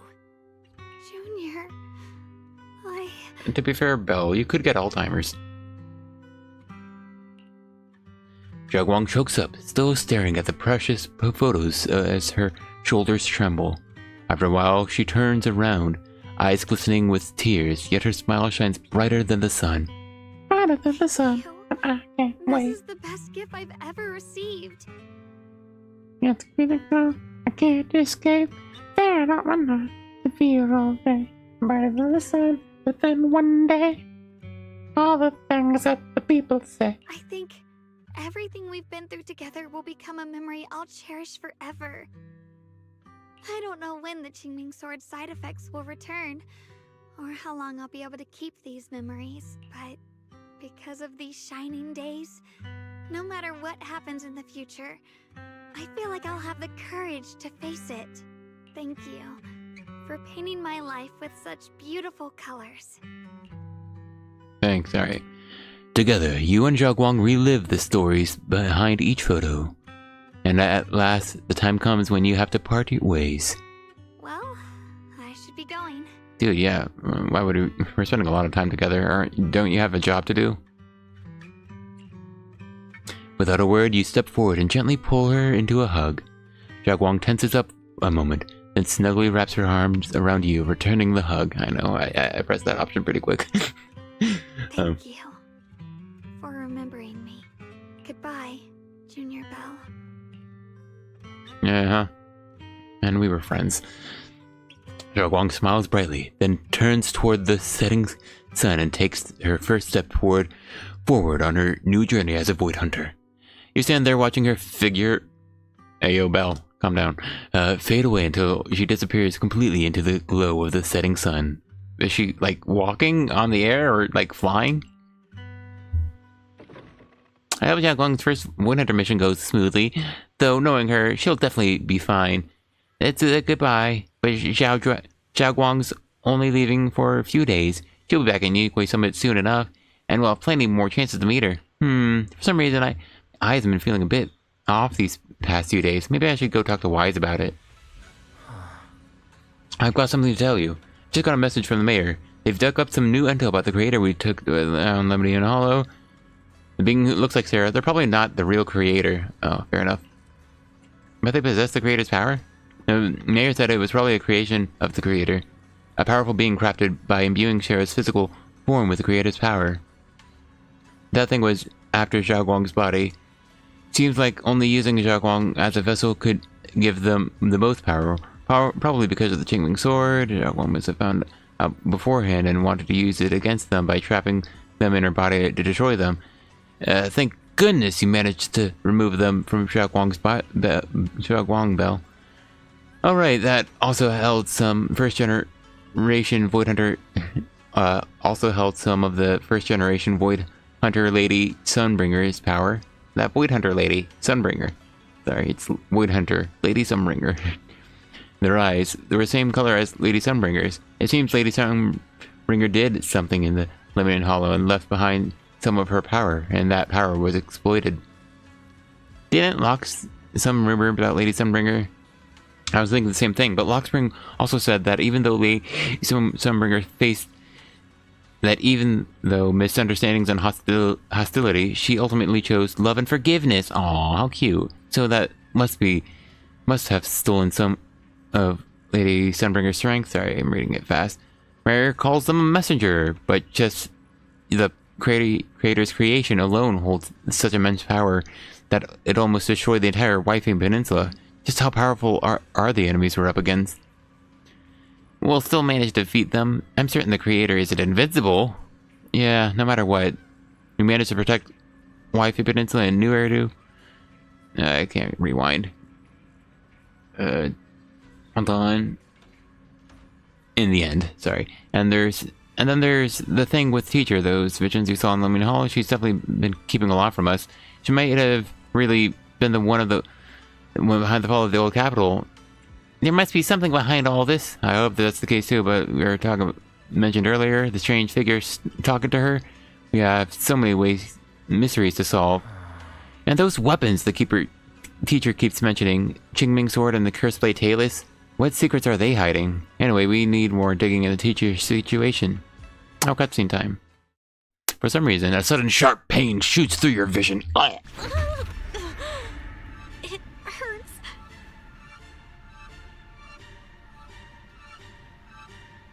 That's pretty cool. I like this. Dun, dun, dun, dun, dun, dun. Oh, oh, oh. It's like slightly choir. Is there a word for choir like that? Ooh.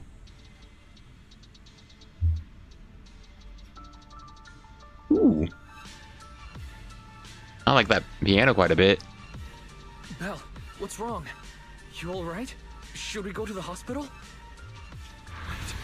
Your hand.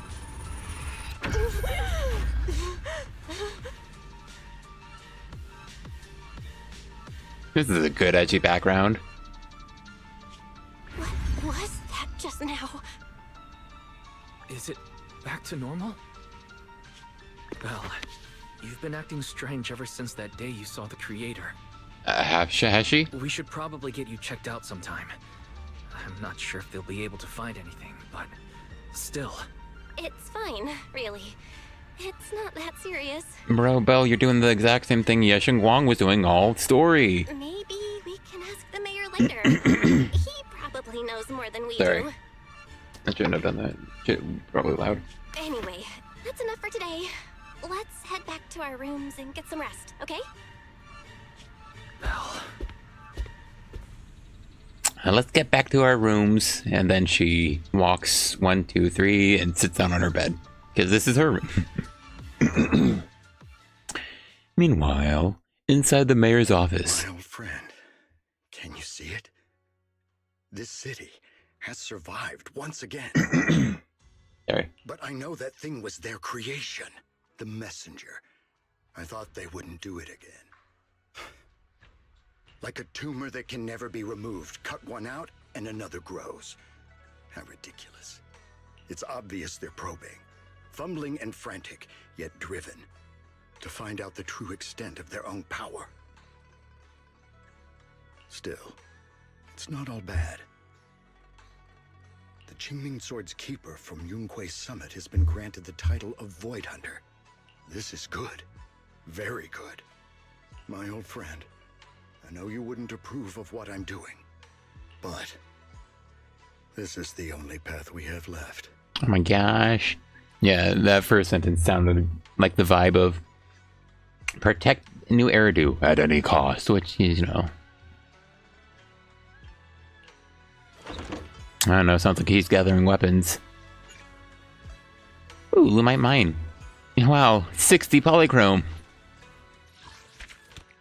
Do I get one of those tickets as reward? Because I wanted to do a YOLO pull. Wow. Wow. This was long. Oh, thank goodness. Man, this was long. How do I find this? Alright, I thought this was gone. Wow, this patch was long.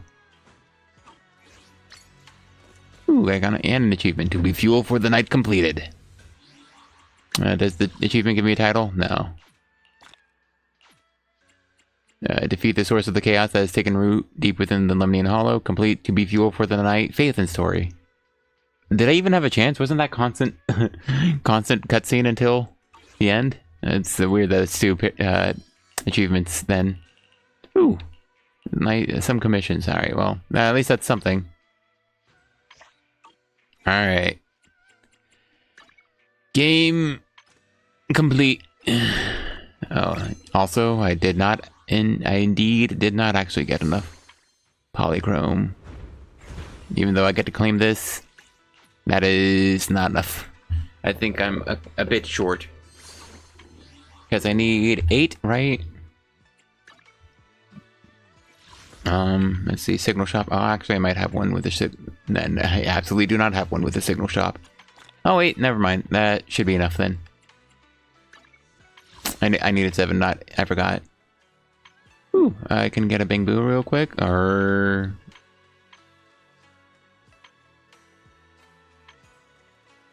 it's a good Wengine, and I can use it for other agents because of the freaking how they've been doing DA, and with the nerfing anomaly across the board. So I think this is just a solid one to have.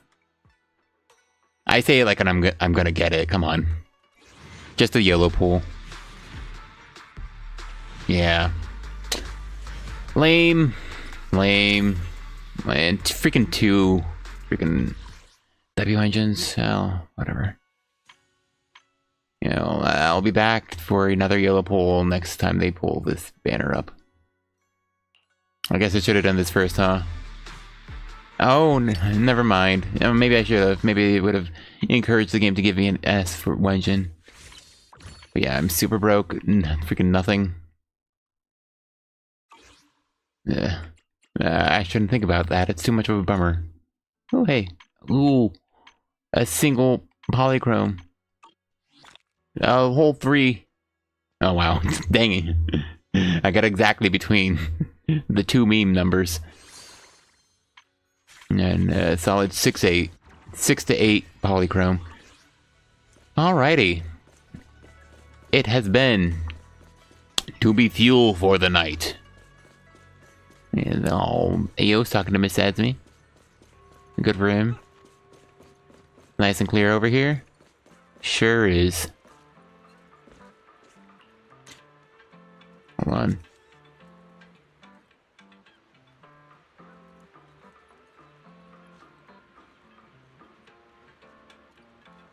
I'm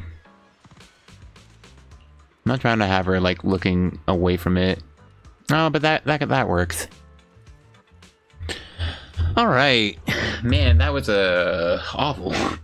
That's harsh. I like that ending. He was my favorite since 2.0, and he's my favorite in 2.5. I love Shiyuan. I think it was pretty solid throughout. He did his researching off screen, which makes sense as a logical individual, especially one who wants to learn how to cure his sister from his evil cursed sword. And they gave a logical reasoning for him to not stick around. You know, aside from just searching for more ways to cure himself. Also, seems like he'll be what lead us into investigating Void Hunter weapons, which could lead us into investigating other Void Hunters. They'll learn more about them. But yeah, you know, felt for his sister. In his own love for his sister, he coddled her too, and you know, wanted to make choices for her. Classic thing. Not much there, but not much, new there. This song is a bit of a bop. Bit noisy for me. I'll turn it down myself, though. I assume I'm decently louder than it. Bum, bum, bum. Bum, bum, bum, bum. Alright. But yeah, I just think it was pretty cool. I think it was valid, especially knowing that, yeah, they searched for orphans who were compatible with it and kept testing them behind Xiyuan's back.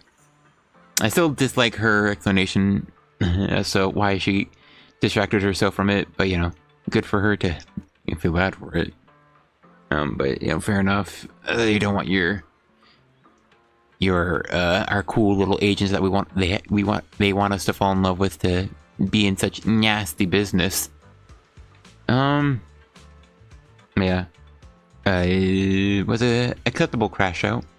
A good, and I think it was a good conversation between him and Lu, or a good argument. Clearly very obvious why he would feel the way he does, but also you can see why, not just it was somewhat shady, but you need someone to control a very powerful sword, and it's pretty useful in saving lives. So, it makes sense why you want to find someone who's good for it, no matter the cost, and as efficiently as possible. Yeah. Xiyuan, or Yeshuan, is my favorite. I love Zhao quite a bit, but not much for her dialogue. Her story's pretty funny, good juxtaposition for who she is. People keep saying grown woman, by the way, but gosh, I'm not even sure. I mean, obviously, the leader of Krampus is older than her, so even as an adult, older adults still call the others kids, but it sounds like she is actually quite young and relatively immature with her thought process, especially based off of her so tragic upbringing. And again, that's fun juxtaposition with her design being a cute pink rabbit lady.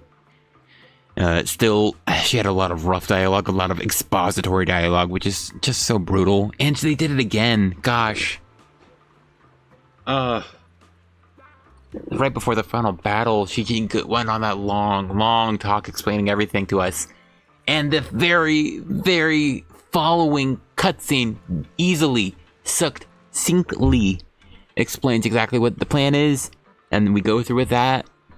And so we did not need that dialogue at all. Gosh, it was annoying. I also feel like we took quite a while exploring it ourselves.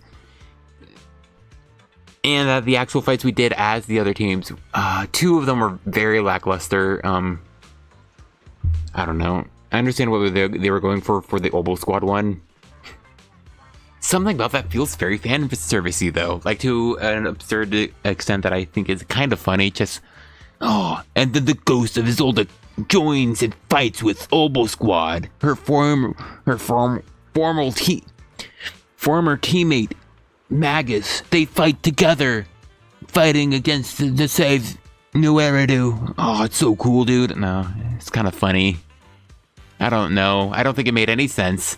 You just have to say, it's just like a memory, a ghost, a very physical ghost, taking form and whatever.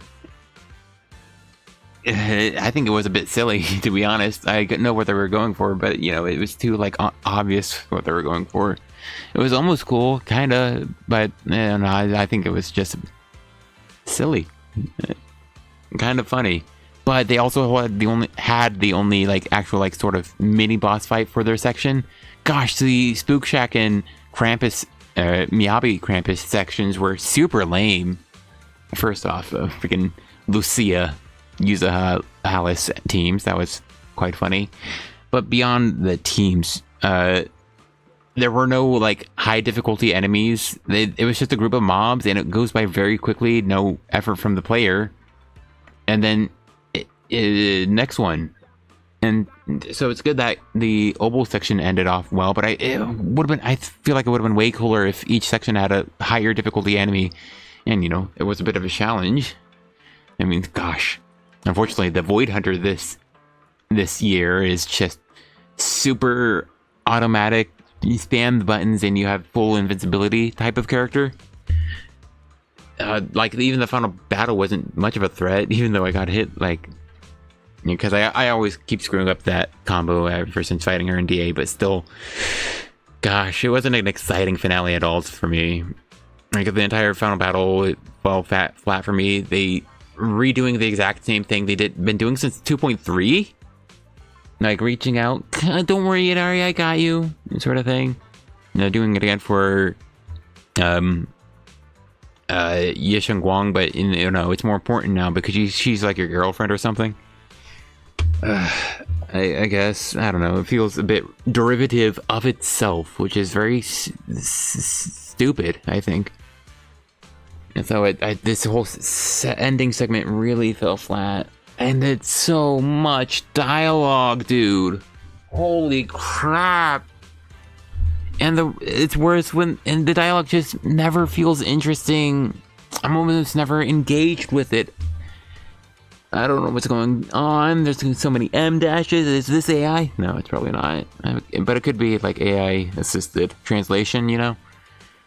But in any case, I just think, aside from that small accusation that bothers me, I don't think that's my actual problem. It's the actual content of the dialogue. It feels very repetitive. It's like super repetitive and very bloated. And it's so frustrating because it's getting so boring, dude. Like, gosh. The dialogue this season was so rough. Like, well, I say this season. The last time I was so, like, physically bored, as to the, you know, the point I wanted to say I am so bored, was 2.2. And I was so lucky that the dialogue was so boring that Seed interrupted it to say something funny, and it actually made me laugh.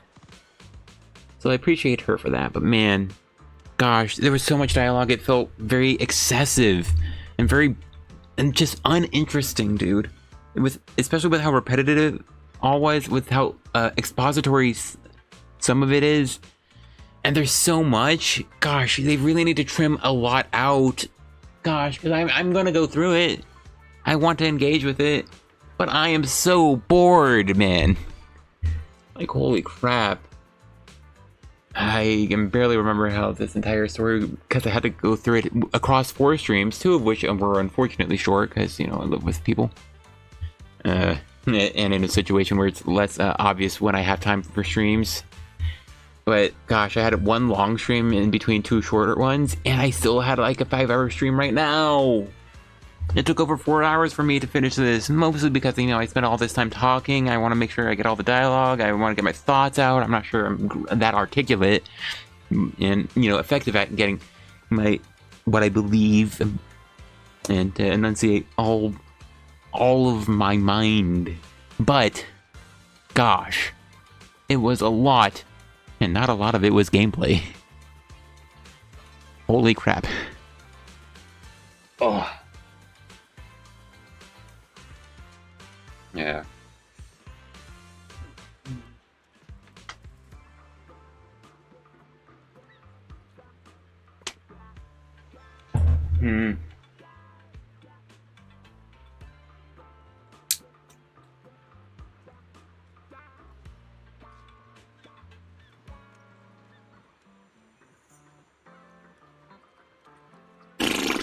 Sorry, I'm taking a breather. Gosh, I don't know. The actual fun of the story is annoying. It's boring to a point of frustration because you're taking so much of my time and you're not being interesting about it. I'm trying to give you that time and it feels like you're wasting it, man. That's frustrating. But yeah, for the actual ending, freaking... It was post credits, I guess I liked the most. I don't know. I didn't get much out of it. I think I would rate this worse than 1.4, and I wasn't a fan of it. But my problem is, like, it felt like a bit Deus Ex that when Victoria Housekeeping came in just in time to save us from like falling and stuff. But aside from that, I mean, I guess they were on their way and stuff. my biggest problem with 1.4 is that it felt like it ended so quickly, and I felt like we could do a lot more, and so that's my frustrations with 1.4. But man, I felt like this one was just bad a lot throughout, and that's not good, man. Like, I have frustrations with 1.4, but 2.5 I feel like it's just bad and boring, which is terrible. It's not good. It's not engaged with a lot of it, and it feels like a lot of it wasn't good or engaging. It was the same go-to location type of puzzles. The most fun I have is in the actual exploration, but unfortunately that's not within the actual content of the story. You're just going to a location. Like, the best they have is this basically a rhythm game without music. You just, as soon as the little dot goes around the circle, you press a certain combination of buttons. That's kind of neat, I guess, but that's the closest they have to actual puzzles throughout this entire segment. You're just, following a little tracker to a location and then getting the next story sequence. Sometimes there are enemies to fight. That's fun. Sometimes. But it's a lot of basic enemies.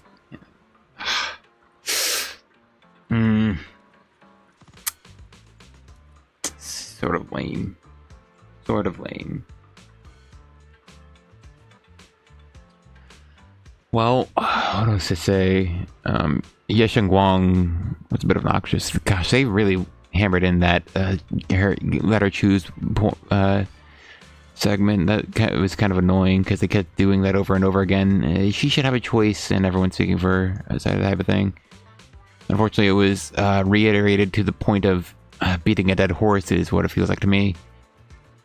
I can get where they're going for, but man, they're not. I keep using succinct. Effective, I think. Efficient is best way to put it, I think, for me right now. They can't like do it with. They can't emphasize it without being a bit bloated with it, which is a bit frustrating from the viewing perspective, and the trying to engage with it perspective.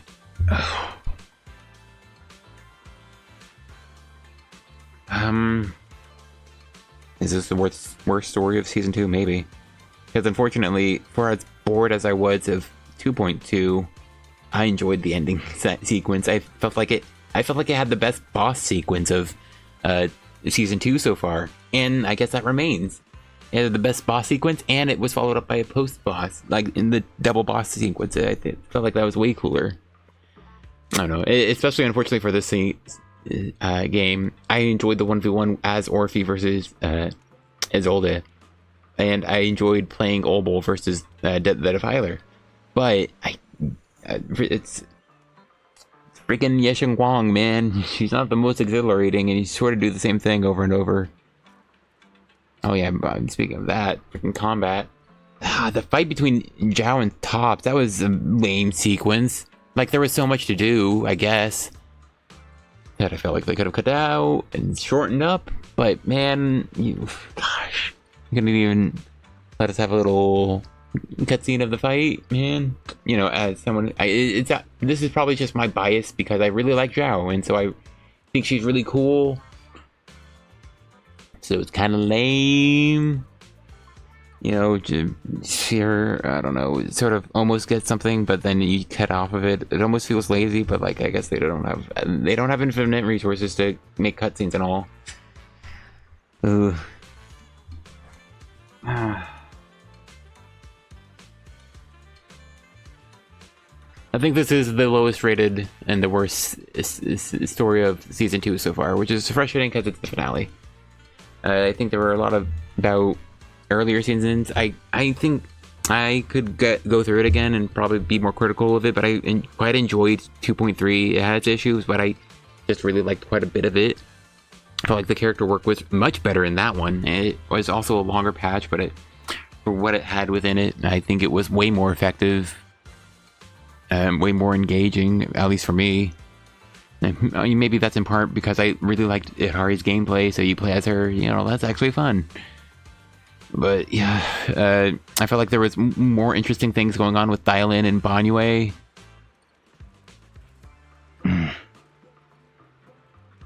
And the worst part about 2.4 was the Osmanthus cake segments. Gosh, the dates were horrible. I don't think there were as much in this one, but it still feels like it's weird how close we got to Shunguang in such little time.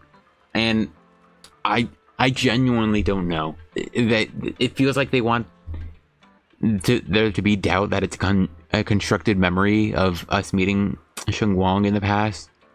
But it really, with Belle saying something doesn't feel right, and so that makes sense. But I think completely logically, we wouldn't be that age, so it's very distracting. Because, I mean, if it really happened, if it was the truth, if it was real, and maybe the twins had their memory wiped, or at some point, and have some form of memory loss that maybe they don't remember. They don't remember the memory loss. There's stuff that's missing because we personally don't, as players, we don't know too much about their past, just generalizations. So that's a gap we're missing from the main character, between the player and the main character. But it's entirely valid that they did meet Ye Shunguang as kids, and that doesn't make any sense. Except to be a retcon to get us closer to her, which would be cringe.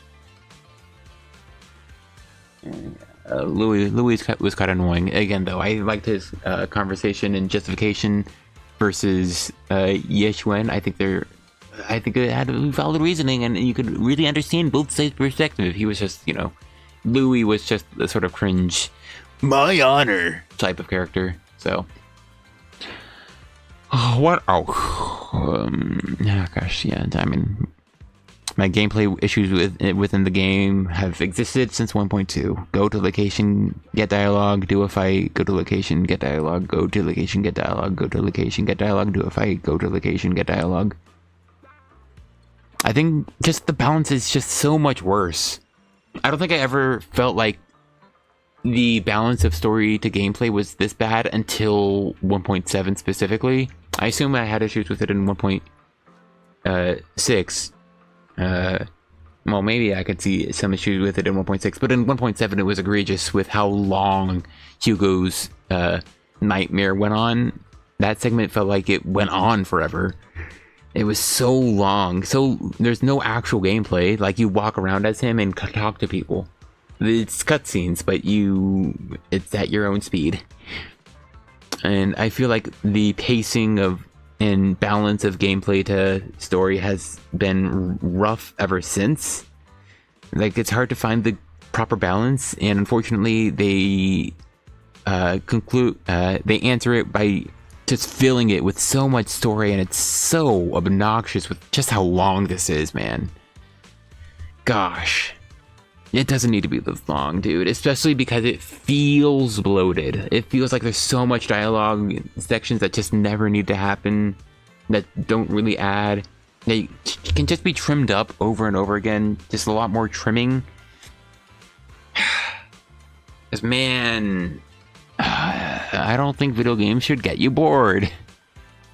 Yeah, anyway, I think that's it for me. I'm gonna get my lasagna. I'm gonna get my slice of lasagna, guys. I'm gonna play fetch with a dog who can't be in this room because there's a cat that he'd probably eat. Anyway, guys. Anyway. Had one. I don't have much else to say.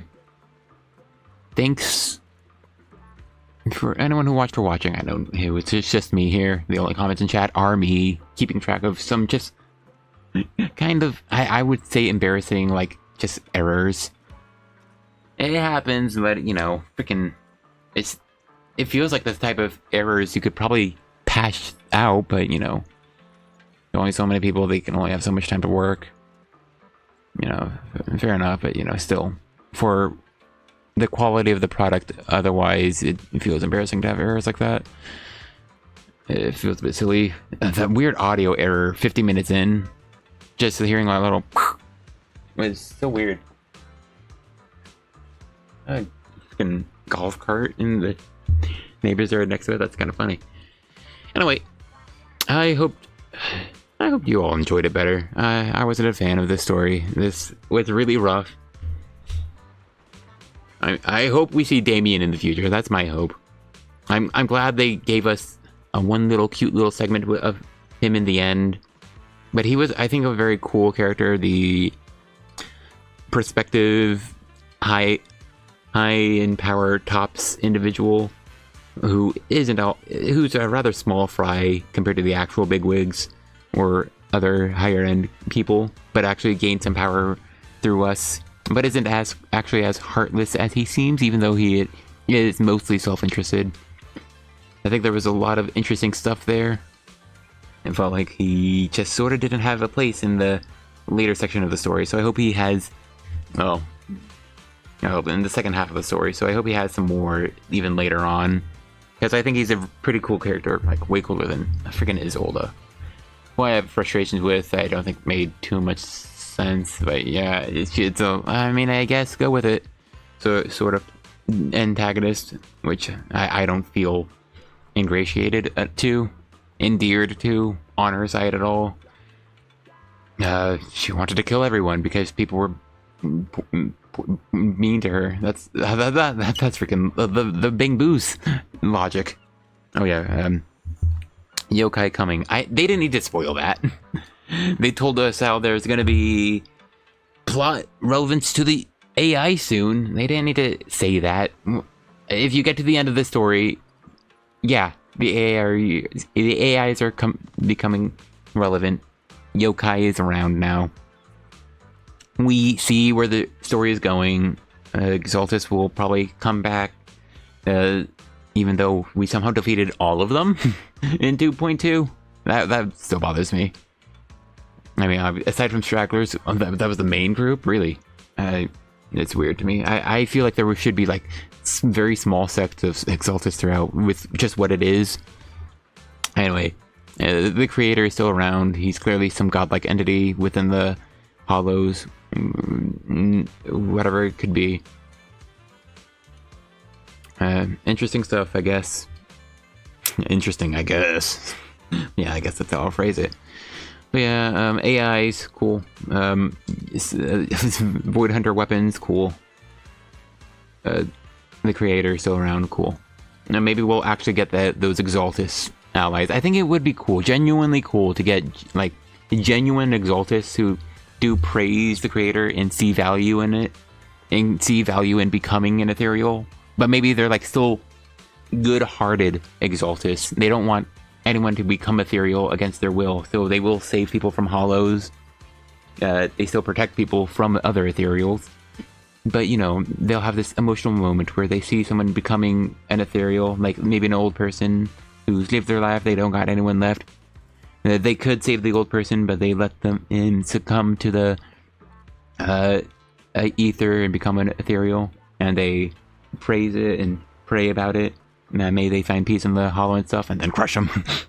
Alright, I just imagine a giant buff nun lady with a big old hammer or mace.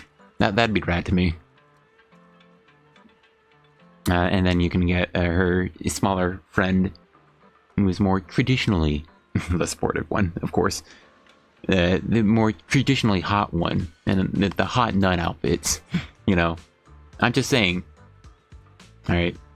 Idari's current design is a bit much, but the original Lucia design was... I just really like the black and red. I really think that's it. So that's why I like the original Lucia design compared to Idari. But, you know, I just think that'd be a cool character type. So I hope the Exaltus will come back around, and there are some around for the future to become an ally agent, and you know, we can get their perspective inside of things, even if we think they're all weird and yucky, gross, you know, and they won't mind that, even if we declare that. And you know, they can be the first people who would be our agents that we start off really disliking. I think that'd be cool. Anyway, yeah, AI soon, yokai is around, Void Hunter weapons, with probably leading into that with Shiyuan. I still think we can get him by the end of the year. If not, he'll probably be sometime in the future. But I believe he'll be what leads us into those plot lines, and maybe even meeting new Void Hunters, or at least learning about them. whoever exists in the modern era. AIs, Yushuan, Wood Hunter weapons, and possibly the creator is still around. Whatever that big plan yokai is part of, whatever the creator wants, which is probably, well, no, we know what he wants. Whole world, hollow. Alright. I know, so we'll see about that. The moon is still mooning out there. And then I think it'd be pretty cool to get some Exaltus agents. Anyway, that's all. The future is looking same as always, to be honest. I don't, story-wise, I don't see... I see there being better stories in the future. I don't see them being excellent, to be quite honest. I can see me liking quite a few. I see me loathing some as much as this patch. Hopefully they get a lot better with the dialogue, man, because, man, I feel like this was really rough, super bloated with... It just felt bloated, is my problem. I'll put that in as feedback. I mean, maybe along with this. I'll screenshot it on my phone. All right. Anyway, thanks to anyone who watched for watching. Hope you enjoy Zenless Zone Zero story, even if I don't. Because I mean, I feel like I enjoy some of the story better than some people on ZZZ discussion. But I definitely think I'm more critical of it than a lot of other players. It is what it is, and oh well. I hope you enjoy, because this game is pretty cool still. So I will keep playing for foreseeably, and for hopefully a long while. God willing. Thanks to anyone who watched for watching. I hope you have a great, wonderful evening, day, and good night.